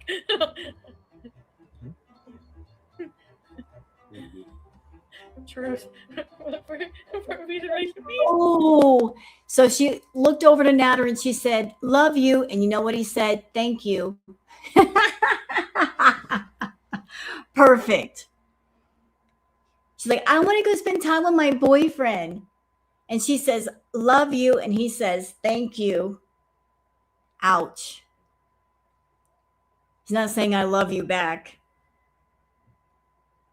He said, "Thank you." She's all giggling being next to him, but she was looking for an "I love you." She did not get it. She got a "thank you." That's all she got.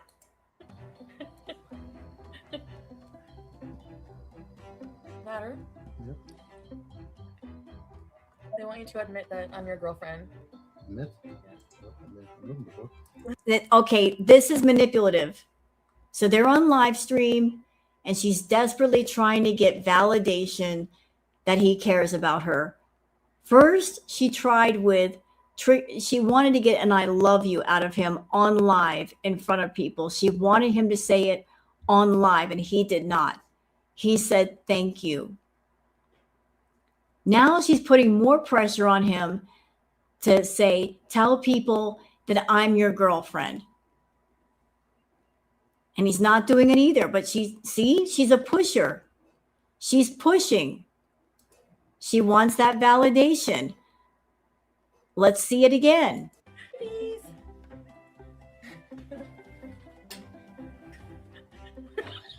I'm gonna make people puke.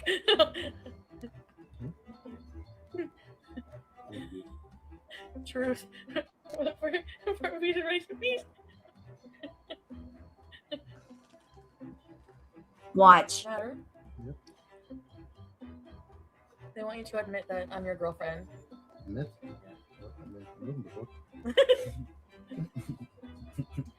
Are we making Baba Ganoush after? What? Sorry, Jamie Carpenter, I'm hungry. Fuck, do you want to friggin' have me stoned now? Like, this is so sad to me. She tried to get an "I love you" out of him. She didn't get it. Then she tries to use her live stream and her audience to force him to say that she was his girlfriend. That didn't work.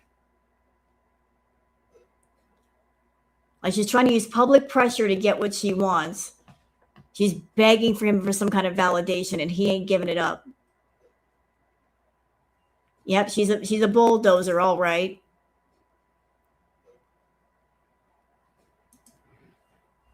She didn't get what she wanted out of him.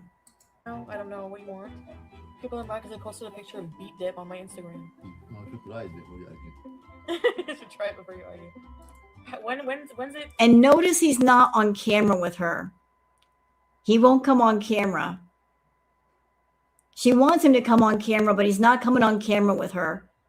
He doesn't want to be seen with her. When's it acceptable to post food pictures, Jamie? Like, what's the time frame? When's too soon? Like, when's it enough? Like, 48 hours? What? I like it. You guys know I care about Pete and I'm here for him. You know it.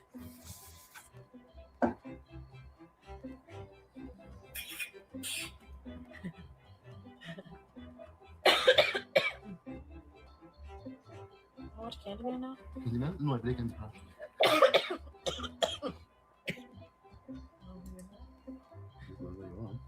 I mean, the fact that he won't, I don't know if she's actually kissing him. I can't really tell because it sounds kind of yucky. But if he'll only kiss you off camera, that's a tell, Chantal. That is such a tell. If he does kiss you and it's off camera, there's something to that. He won't even kiss you on camera. He doesn't want anybody seeing him kissing you. She's kissing. Don't say that, Mrs. Peel. I don't want that picture in my head. Ew. Yeah, tons of food. That's the problem. No for 3 days. We always pig out. No بغدادنوش for 3 days. Excuse me? We just eat بغدادنوش. When? You make بغدادنوش, guys? Yes.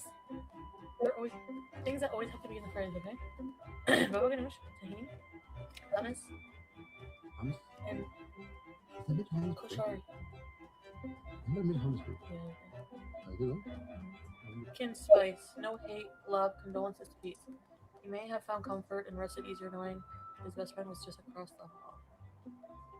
Did you seriously just give me $200? Oh wow. Somebody gave me $200. Yeah, I remember those days. She used to make so much money in super chats. It was crazy. Hundreds of dollars a night. And look at her now. Where is she now, chat? Look how far the mighty have fallen.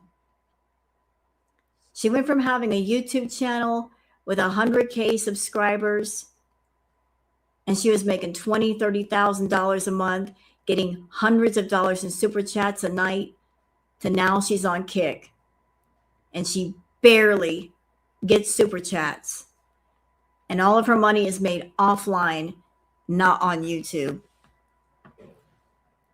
That's what happens when you don't appreciate what you got.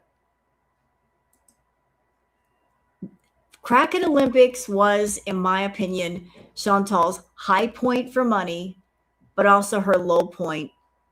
And as much as she wants to recreate the magic, lightning doesn't strike twice. You can't do this over. She's trying, no. You can't do this over. Crackhead Olympics was Crackhead Olympics because things happened the first time. There's a lot of shocking stuff. How much do you think she gets paid on Kick? I've heard that she's part of their partner program, and I've heard it's like $16 a month, but that's not where the bulk of her money is made. It's offline with the requests, in my opinion. I think that's where she gets the bulk of her money. You know, she's going, I heard like if she's making $16 an hour, and if she's streaming for 8 hours a day, that's at least $100+ a day. Problem is, as soon as Foodie gets the money in hand, she spends it. So she's not really able to get ahead. She's just maintaining. Like $100, if she makes $100 in an 8-hour day, she can easily spend that on takeout. It's all gone. She doesn't really have an OnlyFans, though. She doesn't have an OnlyFans account that she posts stuff on. She used to, though. Not anymore. But This was a time when she was making all kinds of stupid money, and she was being very stupid with it. Thank you so much for the super chat. And for me, I am grieving too. Like, still, you're not responsible for their happiness, okay? I'm not responsible for Pete's happiness. And that's, oh, well, you need to be emotionally available. No, I don't. No, I don't. I don't owe anybody anything. I'm not responsible for another human being's grown adult's happiness. I'm not responsible for their feelings at all. Like, why am I responsible for Pete's happiness? Only emotional. Yeah. Good time. You're not responsible for his happiness, but look at him. He's behind you and he's concerned about yours. And even though he's not really saying much, he's trying to be a comforting presence to you by just being there. And that's something that you don't do with people. You don't understand how much it helps to be a comforting presence to somebody when they're troubled. You're always like, be there for me, but I won't be there for you. And you wonder why you don't have any friends. You don't appreciate the people that stand next to you or behind you. Ever.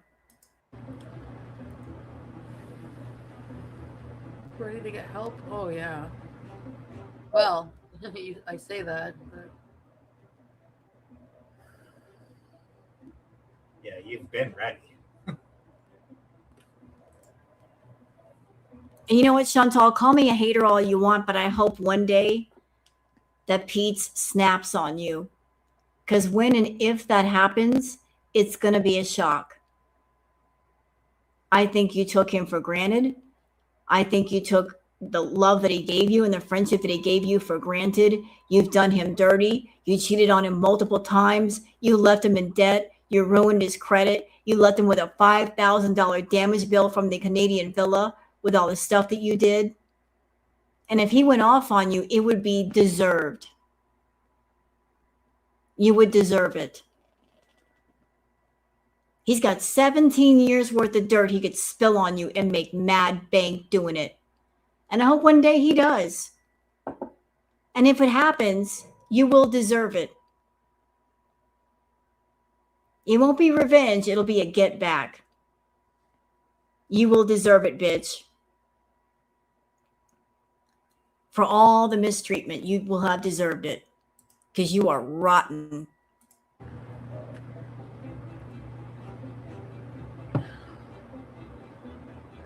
Guntzilla. There's a user called Guntzilla. I think in reference to me. But it's funny. Emotional is just as painful. It is. Even more. Because, you know, like being, like, if you stub your toe, the pain goes away after.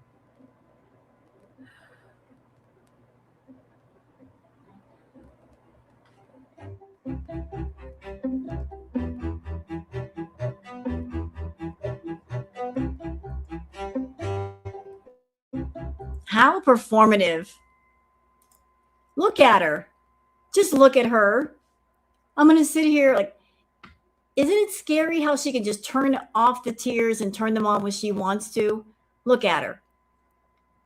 I'm crying. See the tears coming down my face? I have to adjust the camera.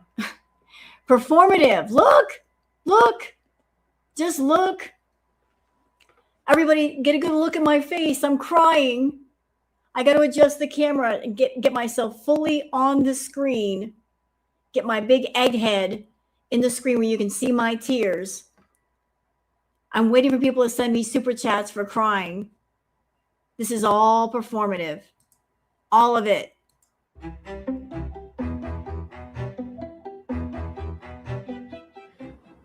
And I like how, like, that's so narcissistic to not have any regard for anybody.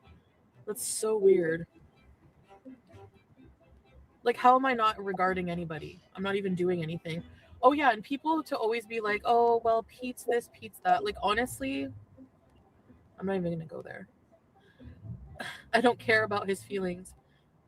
Yeah, but I had the nerve to say that. Why don't you come take care of him then, Yaba? Do better. Where's your help for Pete?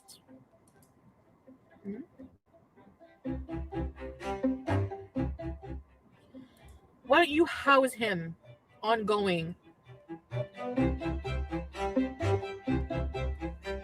Yep, and that happened. Because when she lived with BB, she cheated on BB. And she had to move out because it was BB's house, because BB paid the bills. Chantal had a bankruptcy on her record. So who did she run to get a place? Pete's. Because at that time, Pete's was working. He had a good job. He had a good credit. He was making money a little bit. So she ran to her best friend, Pete's. And Pete's tried to be sensible about things. He was looking for places within his budget. He looked at all different places, and she said, I'm not going to live in those dumps. So she saw the Canadian villa, and she wanted to be in the Canadian villa. So the deal was that he would put his name on the dotted line. He'd be the one on the lease.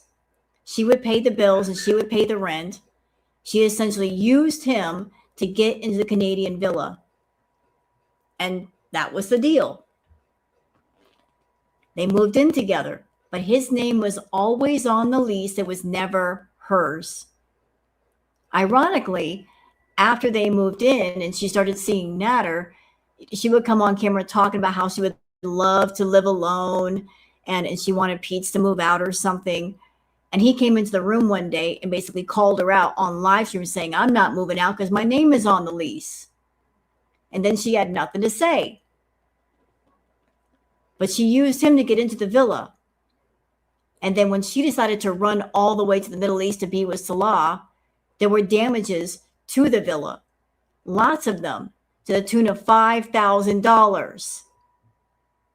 I'm sure they had to rip up all the carpet and the padding because the poor cats were peeing and pooping all over the carpet due to the fact that the litter boxes never got changed. There was trash everywhere. There were furniture.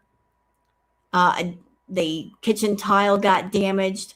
I'm sure they had to repaint the place because she smoked in there a lot. They had to redo that place from the floor to the ceiling. That's how she repaid her best friend. Leaving the place a mess.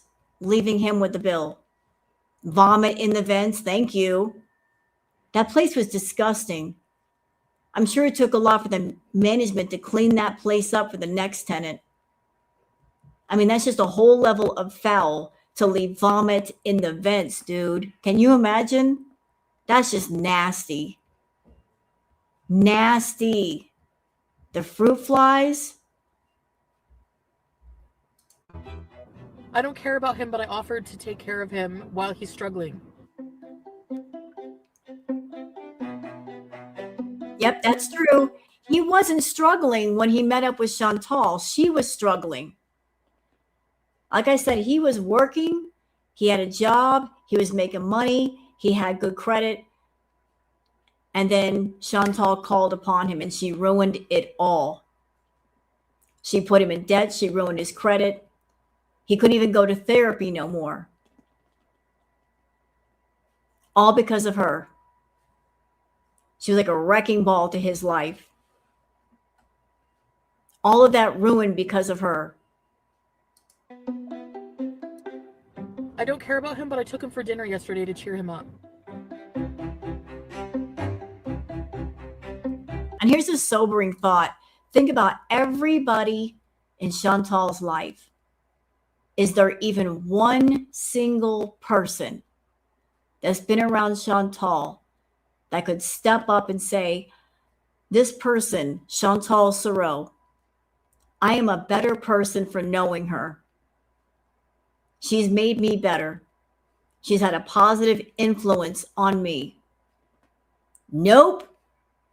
Every single living thing that has gotten around Foodie, she's had a negative effect on. Her family, any men in her life, even her pets. Every single living thing with a heartbeat has been affected. Even a piece of furniture, you put a piece of furniture in front of Chantal, she'll ruin it. So living and non-living things get negatively affected by this woman. Everything gets broken around her. Everything gets ruined. Everything gets wrecked. She was a trail of destruction. Animals, people, family members. She ruins everything. She is a hurricane on the loose.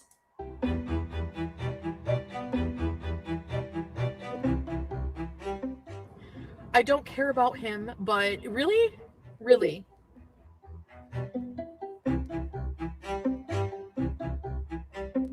Whose bills do you pay all of 100% of?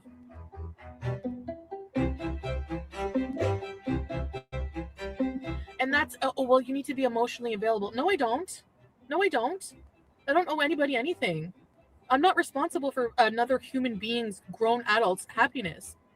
I'm not responsible for We're not responsible for your happiness or your bills or your problems. And yet you come across like everybody's responsible for you. Everybody should just take care of you. Nobody has to take care of you. You're not a child. You're a grown-ass adult. Yet you act like a baby. You're constantly whining and moaning about your issues, and nobody wants to hear that shit. No one. their feelings at all. Like, why am I responsible for Pete's happiness? And maybe do a reaction video about that. What?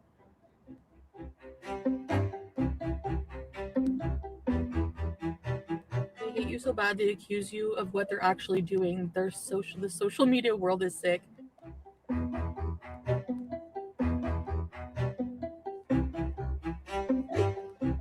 It's true. They're willing to do things, racist things, whatever, just to try to get to me. You're just making yourself look bad. I don't have to do anything. I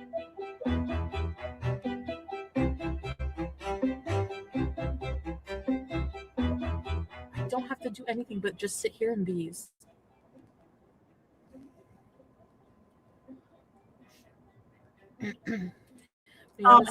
It's funny that she's accusing people of being racist when she's done racist things herself on YouTube. She referred to Charlie Gold as Charlie Cole. And then she did a sort of an apology video to Charlie Gold. And what were they eating in the video? Fried chicken, her and Pete's. Really bad taste. Really, really bad taste. She also did the Nazi salute in another live when she was with Natter. She referred to a man's kids as little black BASTARDS.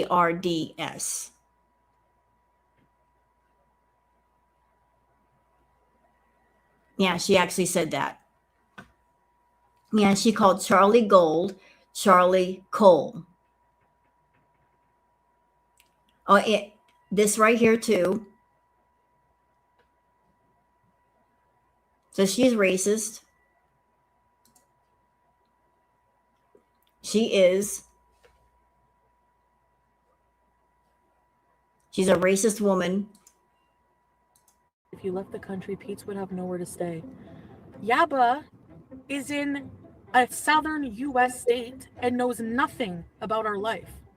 Not only just personally about our life in Canada. How would he have nowhere to stay? He's literally going to be living in a frigging huge 5-6 bedroom house with his mother.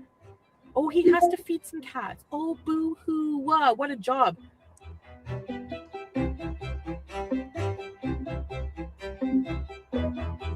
You know, she wasn't even enough of a good friend that if she wanted to go be with Natter or be with Salah, as a friend, what she could have done was go to Pete's well ahead of time and say, you know what, Pete's, I really want to strike out on my own, but I do realize that you're living with me and you're struggling.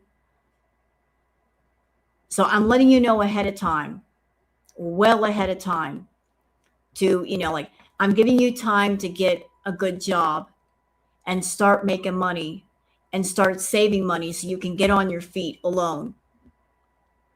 If she knew her friend was struggling, be a friend and try to get that friend help in some way. If he's emotionally awkward, help him get some exposure therapy. Or at the very least, give that friend notice to, find a job, get the job, make money, save the money that they can take care of themselves when they're gone. She didn't do that with Pete's. She just kept complaining to the audience, and then she gave very short notice to Pete's about going somewhere else. Oh, she made this comment too.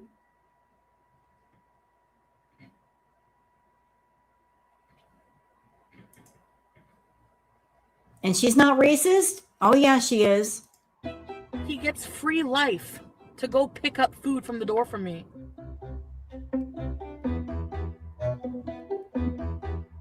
And you're saying I'm a bad friend? Why? Because I fell in love with somebody and I'm moving on with my life? I'm not going to live with my frigging ex and my friend forever? To be fair to Chantal, she's her own person and Pete is his own person, and he's an adult and she's an adult. Is she obligated to take care of Pete forever? No. But again, as a friend, if she cared about him, and I would think that she should care about him, she's known him for 17 years. If you want to move on with your life, if you've gotten into a situation of living with somebody and they're a roommate, the decent thing to do would be to let them know well ahead of time so they can prepare. It's just that simple. Just have a 5-minute, 6-minute, 10-minute conversation about it so they can be, aware of things. Because I want something different in my life? Yeah, fuck yeah, Ba. Adopt him.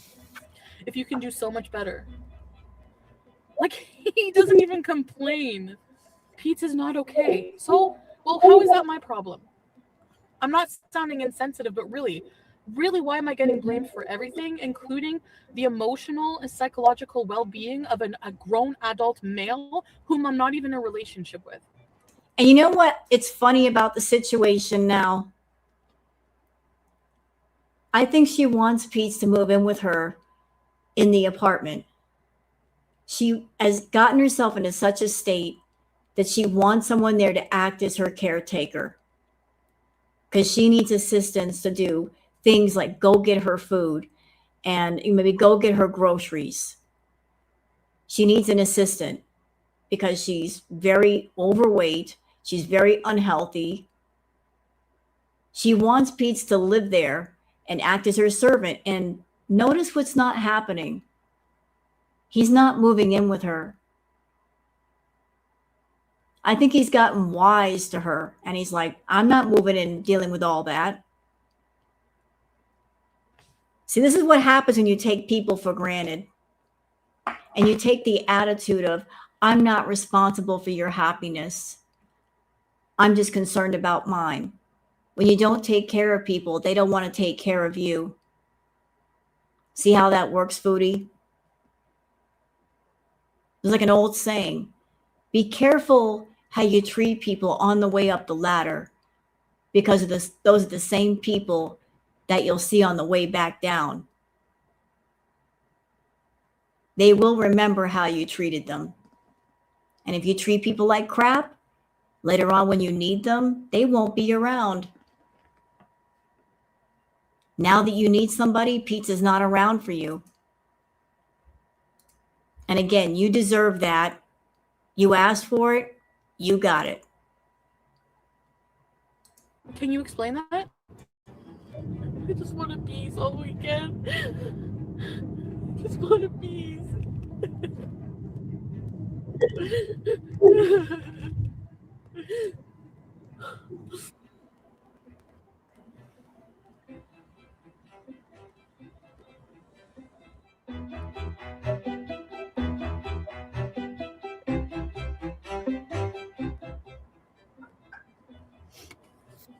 So yeah.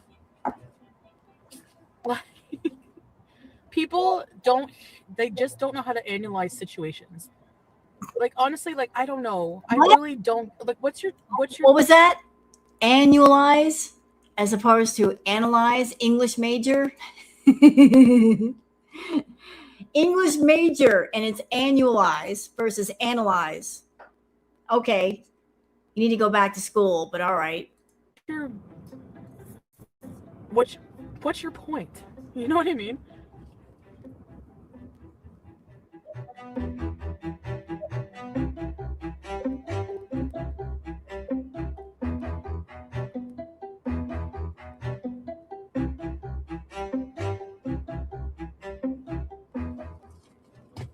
Yeah, that's completely wrong. The fact that she expects you to stay stuck forever and not be able to move on with a partner is ridiculous. I know she hopes that I'm a mess forever. These people hope because they're one, miserable with their life. Two, they have this like expectation that or entitlement to my personal information for their own entertainment. Yep, we're just here for the show. That's it. And we don't have to hope for bad things to happen to you. You're doing a fine job all by yourself, Foodie. We don't have to do a damn thing over here. We're just here to watch. Well, that line stops here. And I like Pete's, but he also has family. You have your own life to live. No one is a child. Right, Jack. Voice of reason again. Pressure her to tell you.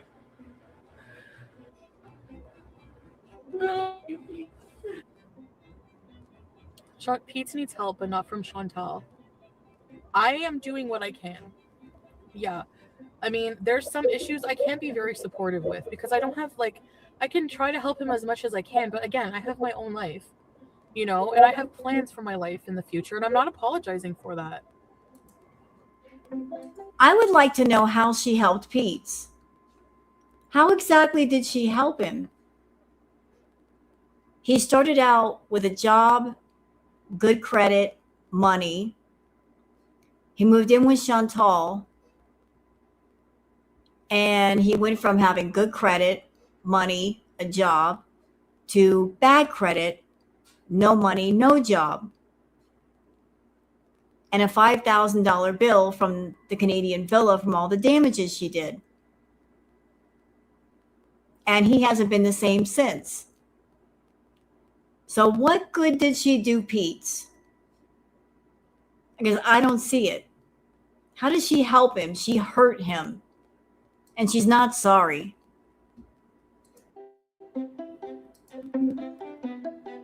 Hi, Billy. You don't even have kids, and they're shaming you as if Peach is your child. I get shamed for that too, possibly wanting a family in the future.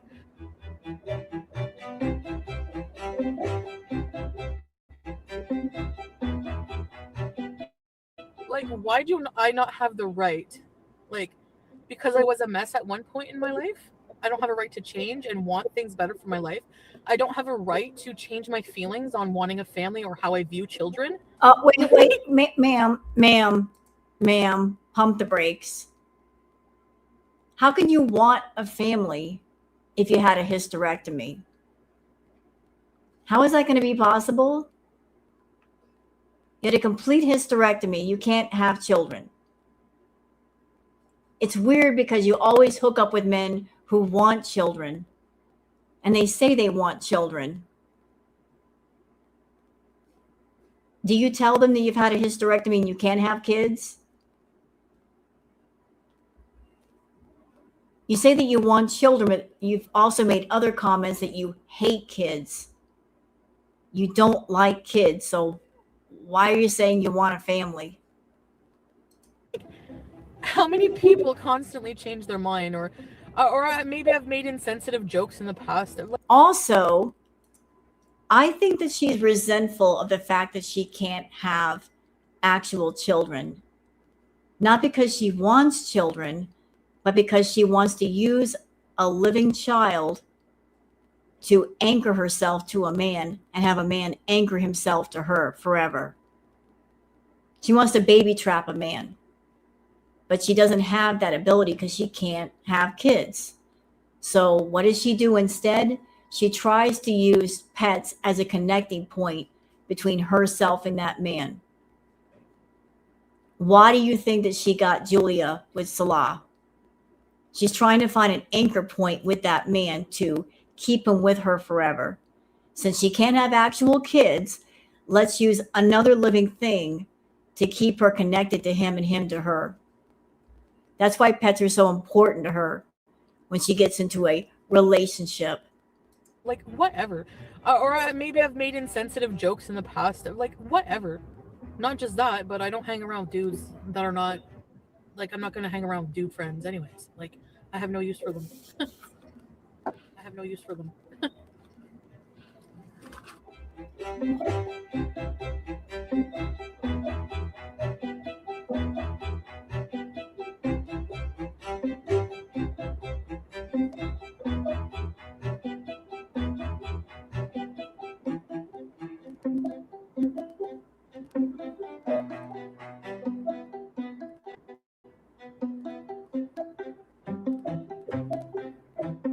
Who I was? Poor me. Give me $25 for my crusty panties and shut up. Yeah, people are like, you're a predator. Oh well. Stay mad. I have too many friends. Again, you don't know. None of you are prettier than me. None of you. None. Oh shit, I'm gonna thrive and be a fucking boss bitch I always knew I was. Poor me. I'm not talking about Maria. Tell him I'm not talking about Maria. Whatever. I have so much power. He doesn't even know. You guys are going to be in disbelief when you see how much of a glow up, and we have to take care of our of this house. I want y'all to look. This was her room back at the villa. Look how messy that is behind her. She lived in filth, and she's still living in filth. She talks about the Canadian villa as it was such a dark time. It was so horrible. Although she lived exactly the way she wanted. So everything at the villa was so horrible, and yet there she is in her new apartment, recreating the same circumstances that she lived when she was in the villa with Pete. And she can't even blame it on Pete because he's not even there. So in the Canadian villa, she lived in absolute filth, and in her new apartment, living in what? Absolute filth. Boxes everywhere, garbage bags everywhere.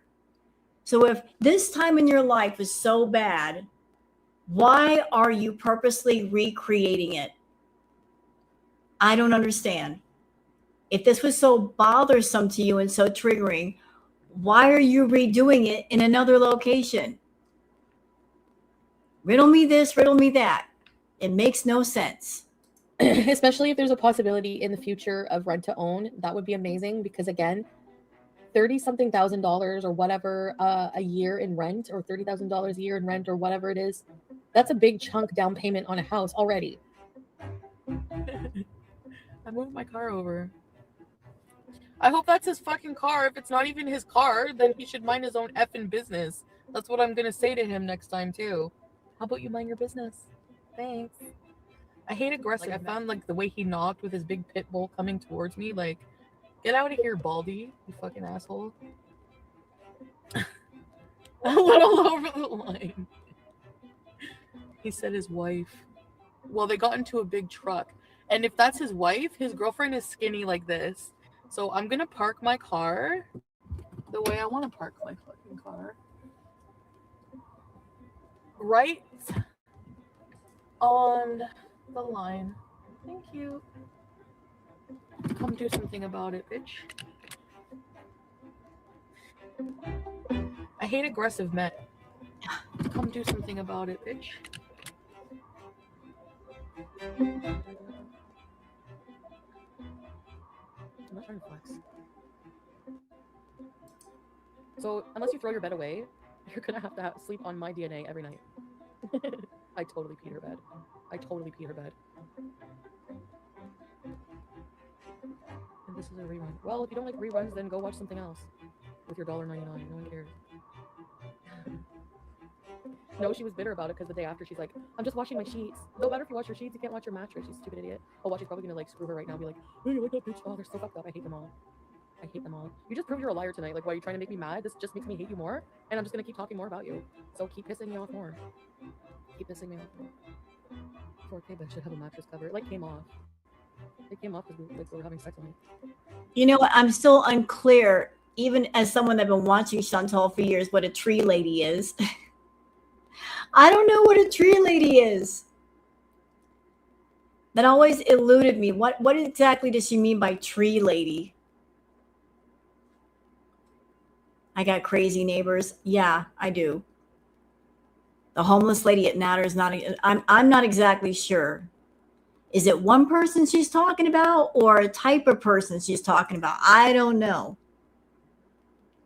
You can hear the crazy neighbors. Yeah, I know. Trust me, I know. Sometimes hard to get sleep around here. I've heard the term tree lady in the community. I'm like, what exactly is that? Hey, Sugar Pop.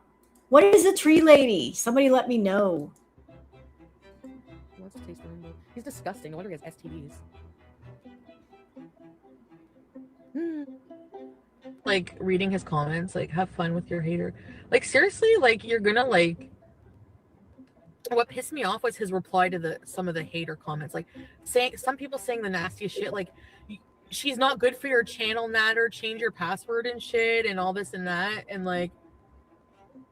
And he's like, thanks, I will look into it. Like, excuse me? You fucking, like, if it weren't... Okay, you're asking why don't I complain about them? I'm a patient person, but I'm about this close to saying something. I don't want to. I don't want to be like a troublesome neighbor, but they really need to calm it the fuck down. Excuse my language, but it's a lot. It really is a lot.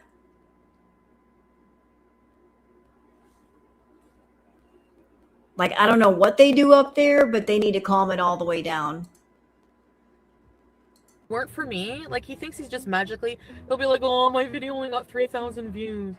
You realize that, like, if it weren't for me, you wouldn't have any at all? Like he just thinks that he's just so special in his videos that he's just gonna, like, magically grow right to the top, like, right away without any help. Like, basically, I feel like somebody's, like, stepping on my face to lift themselves up. And that's how I feel in this relationship. And I'm so not. No. You can fucking call me bald, fat, whatever, but I'm not a fucking pushover. And I have been for 6 months. Like FFG style. This is a happy house. Go figure. Like, I'm the person you should be the nicest to. Like, really? Like, anyway. Questions are... They always do. So how do you have money if you don't work? Oh, wait a minute. Hold on. Okay, shut up, Chantal. The original tree lady was a hooker that hung out at Natter's trap house. Now she uses it like a slur towards sex workers. Oh, is that so? Well, thank you for letting me know, Kiwi, because I'm like, what exactly does she mean, tree lady? Is it one person? Is it a type of person? Thank you for letting me know. Oh, Sugar Pop, this isn't loud. They were loud earlier, but this isn't loud right now. This is quiet for them right now. Wait till 3 o'clock in the morning. So she uses it as a slur against people in the adult industry. At the same time, she gets on Kick and she's catering to adult fetishes in front of an all ages audience. Really? Really? Over there doing fetish work off camera, which she's free to do. She's an adult woman. She can do what she likes. I would prefer she do it off camera.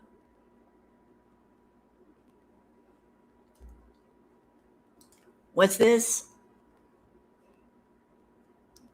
What is this? I was for 6 months. What does that mean? I'm so confused by what you're saying. Are you calling me a pushover? I'm so confused what you're saying.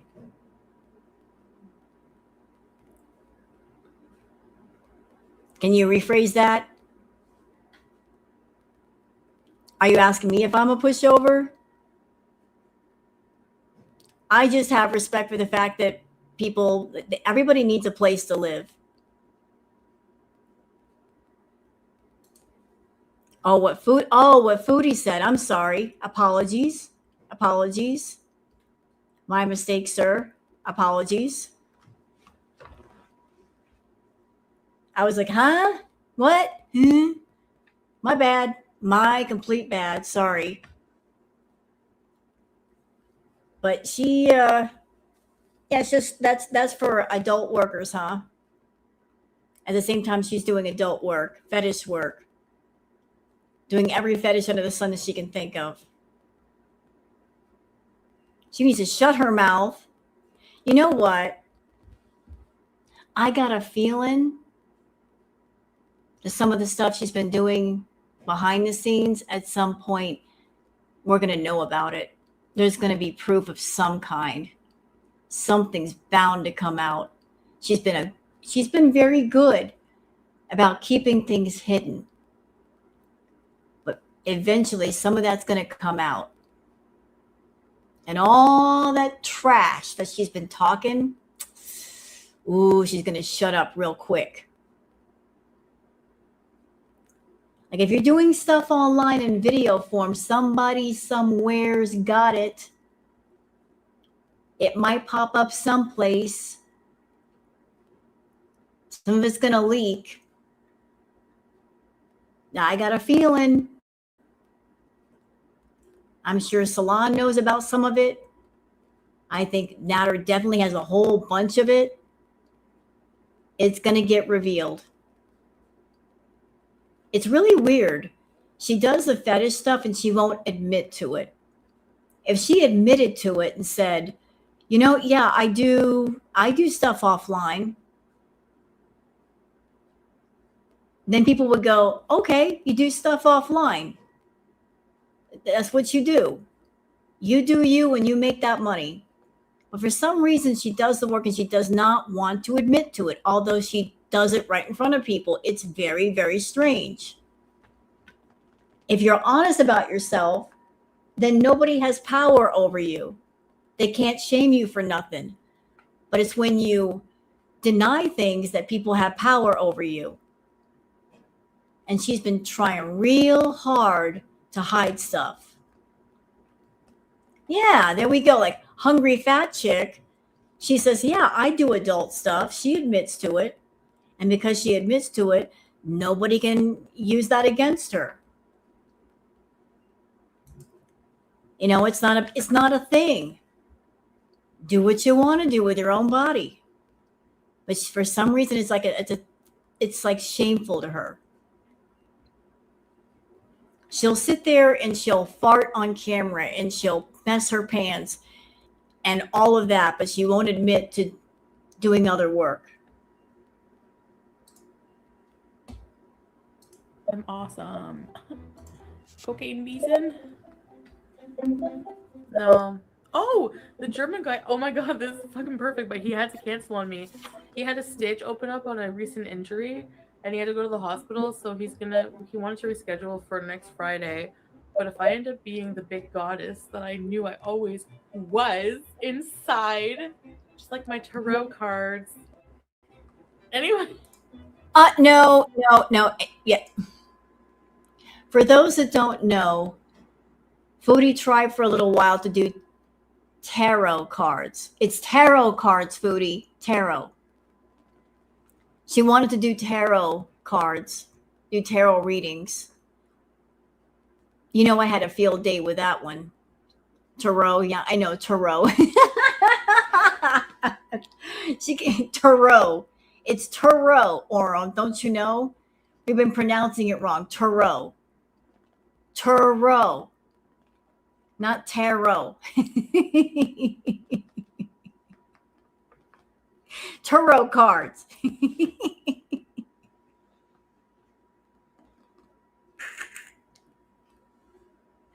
These are tarot cards.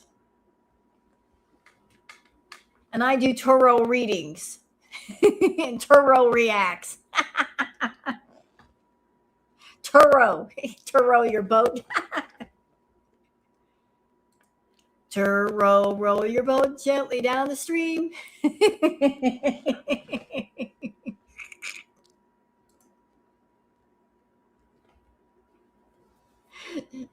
Row that boat. Just row it.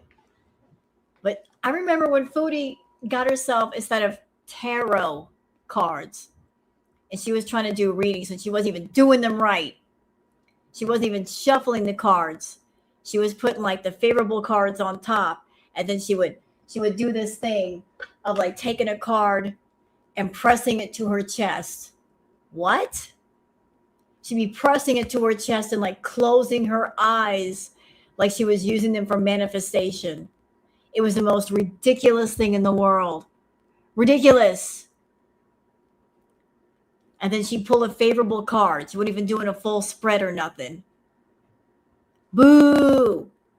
You know, I'm like, what are you doing with those tarot cards?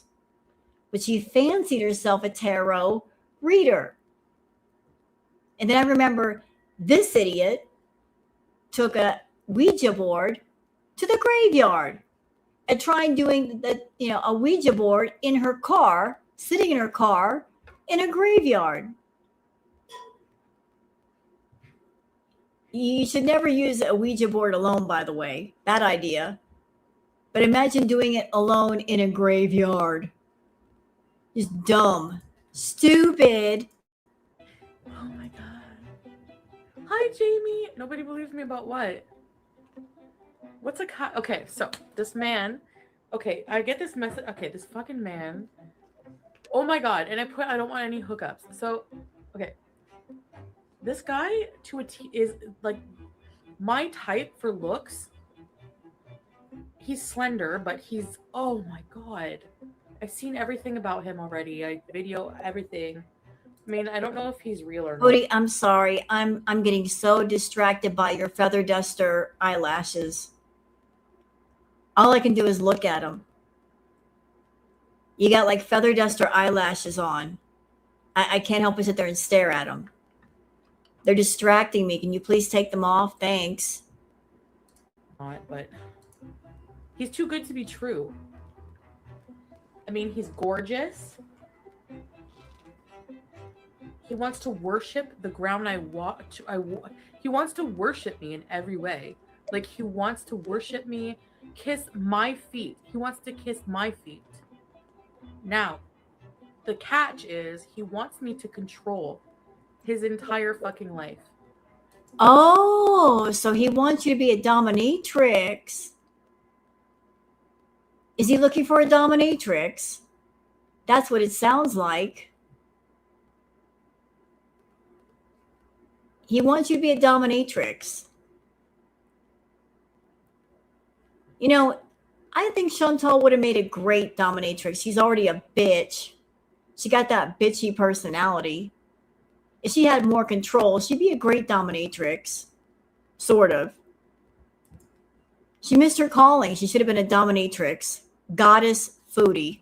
Like, everything about his life. Like, he's looking to be a slave and a cuck. It's a red flag. Like, he's got a good job. He's got his own place. He wants me to come over Monday and meet him. And he wants me to, like... He's like, I even want my woman to control my money and just give me a little bit.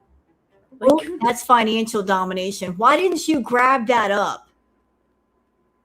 Why didn't you grab that up, idiot?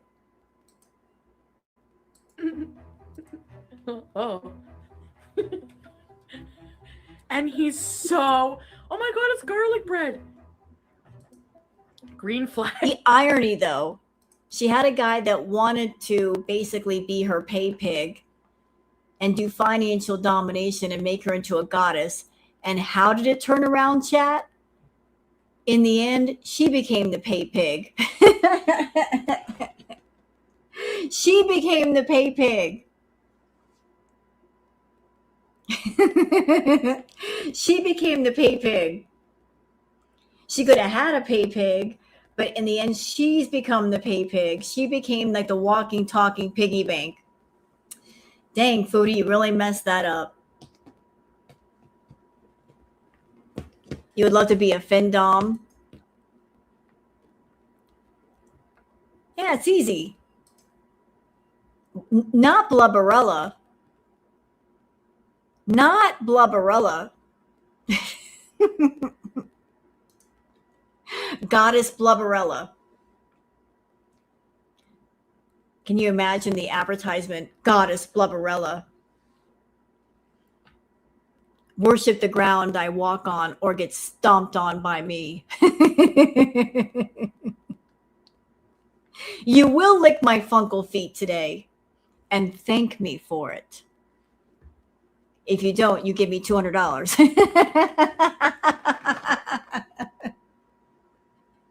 For every toe that you licked, you have to pay me $50. Yes, ma'am.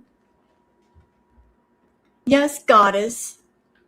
Thank me for the privilege of licking the filth off of my toes. Should have picked that deal, Foodie.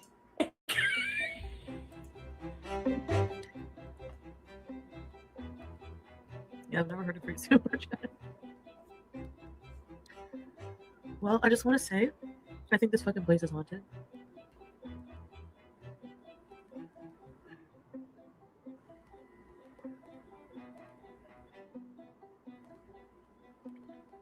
Or chowder pondu. Amelia. Hi, Amelia. Aubrey. You know, like you don't have to be loud to be a dom. I've dommed people. You don't have to be loud to be a dom. There's different personalities of doms, just like there's different personalities of submissives. If I had to classify Foodie as anything, she would be a brat. She would be considered what be like a brat submissive. She's a brat. Brats like to act up. She's a brat. But she's too headstrong to be a submissive. But if I had to put her in any category, she's not a dominant. She thinks she is. She's more of a brat. Got that brat personality. Yeah, the queen's here. You big booger. And the baby. You have to pay me with nasties, you scumbag.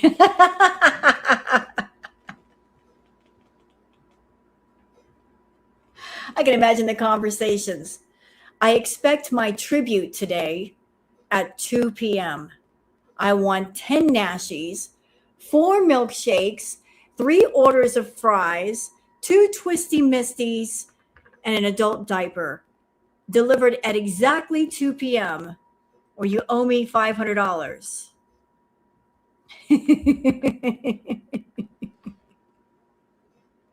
Yes, goddess. That could be the way she could be a goddess. Get paid in nashies. Well, why do I think that? I heard a priest. Things just floating in front of my face. Just seeing things with my peripheral vision, hearing things. Cindy and Donovan tried warning you. Yes. And I can just hear the punishments in my head. You only delivered 6 packets of sauce. Who do you think you are?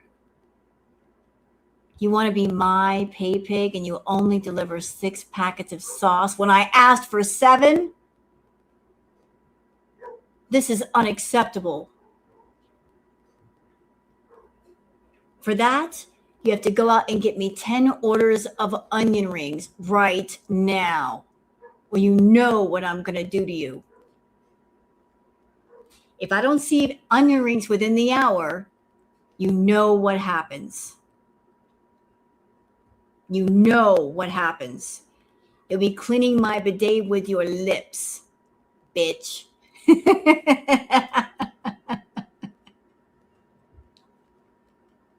I'm going too far with this. I'm going to just keep going. The other fall drinks? Uh-oh.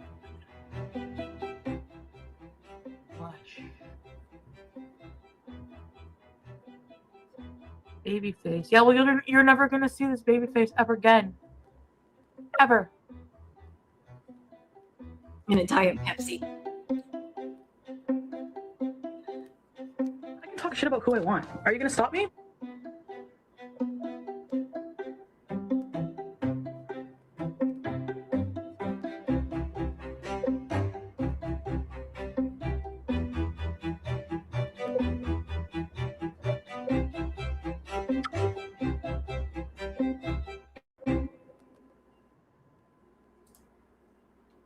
So that's it, guys. And that's well, you need to be emotionally available. No, Oops, sorry. That went all the way to the beginning. So that's it, guys. We did like what, 3 of them? No, we did 2. There was assault. No, we did pride. There was obsession, wrath, and pride. We did 3 of the 7. There's actually more. There's envy. I think there's envy, and there's like a couple more. So I think we'll stop here, guys. We're almost at like 6 hours. Eat the blogger. Hi, bloggers. Hi, baby. So I hope you guys have enjoyed this retro, like multi-retro stream. And remember to check out Knock Knock, It's Karma. I'm going to put the link for one of the videos in the chat. And you can follow that back to the entire channel because there's more. There's a lot more. Like Knock Knock, It's Karma did a lot of great videos. So for those of you that, you want to learn more about the foodie lore, or maybe there's some stuff that you have never seen before, like Knock Knock, It's Karma has a lot of stuff. A lot of stuff. Oh, she's a brat.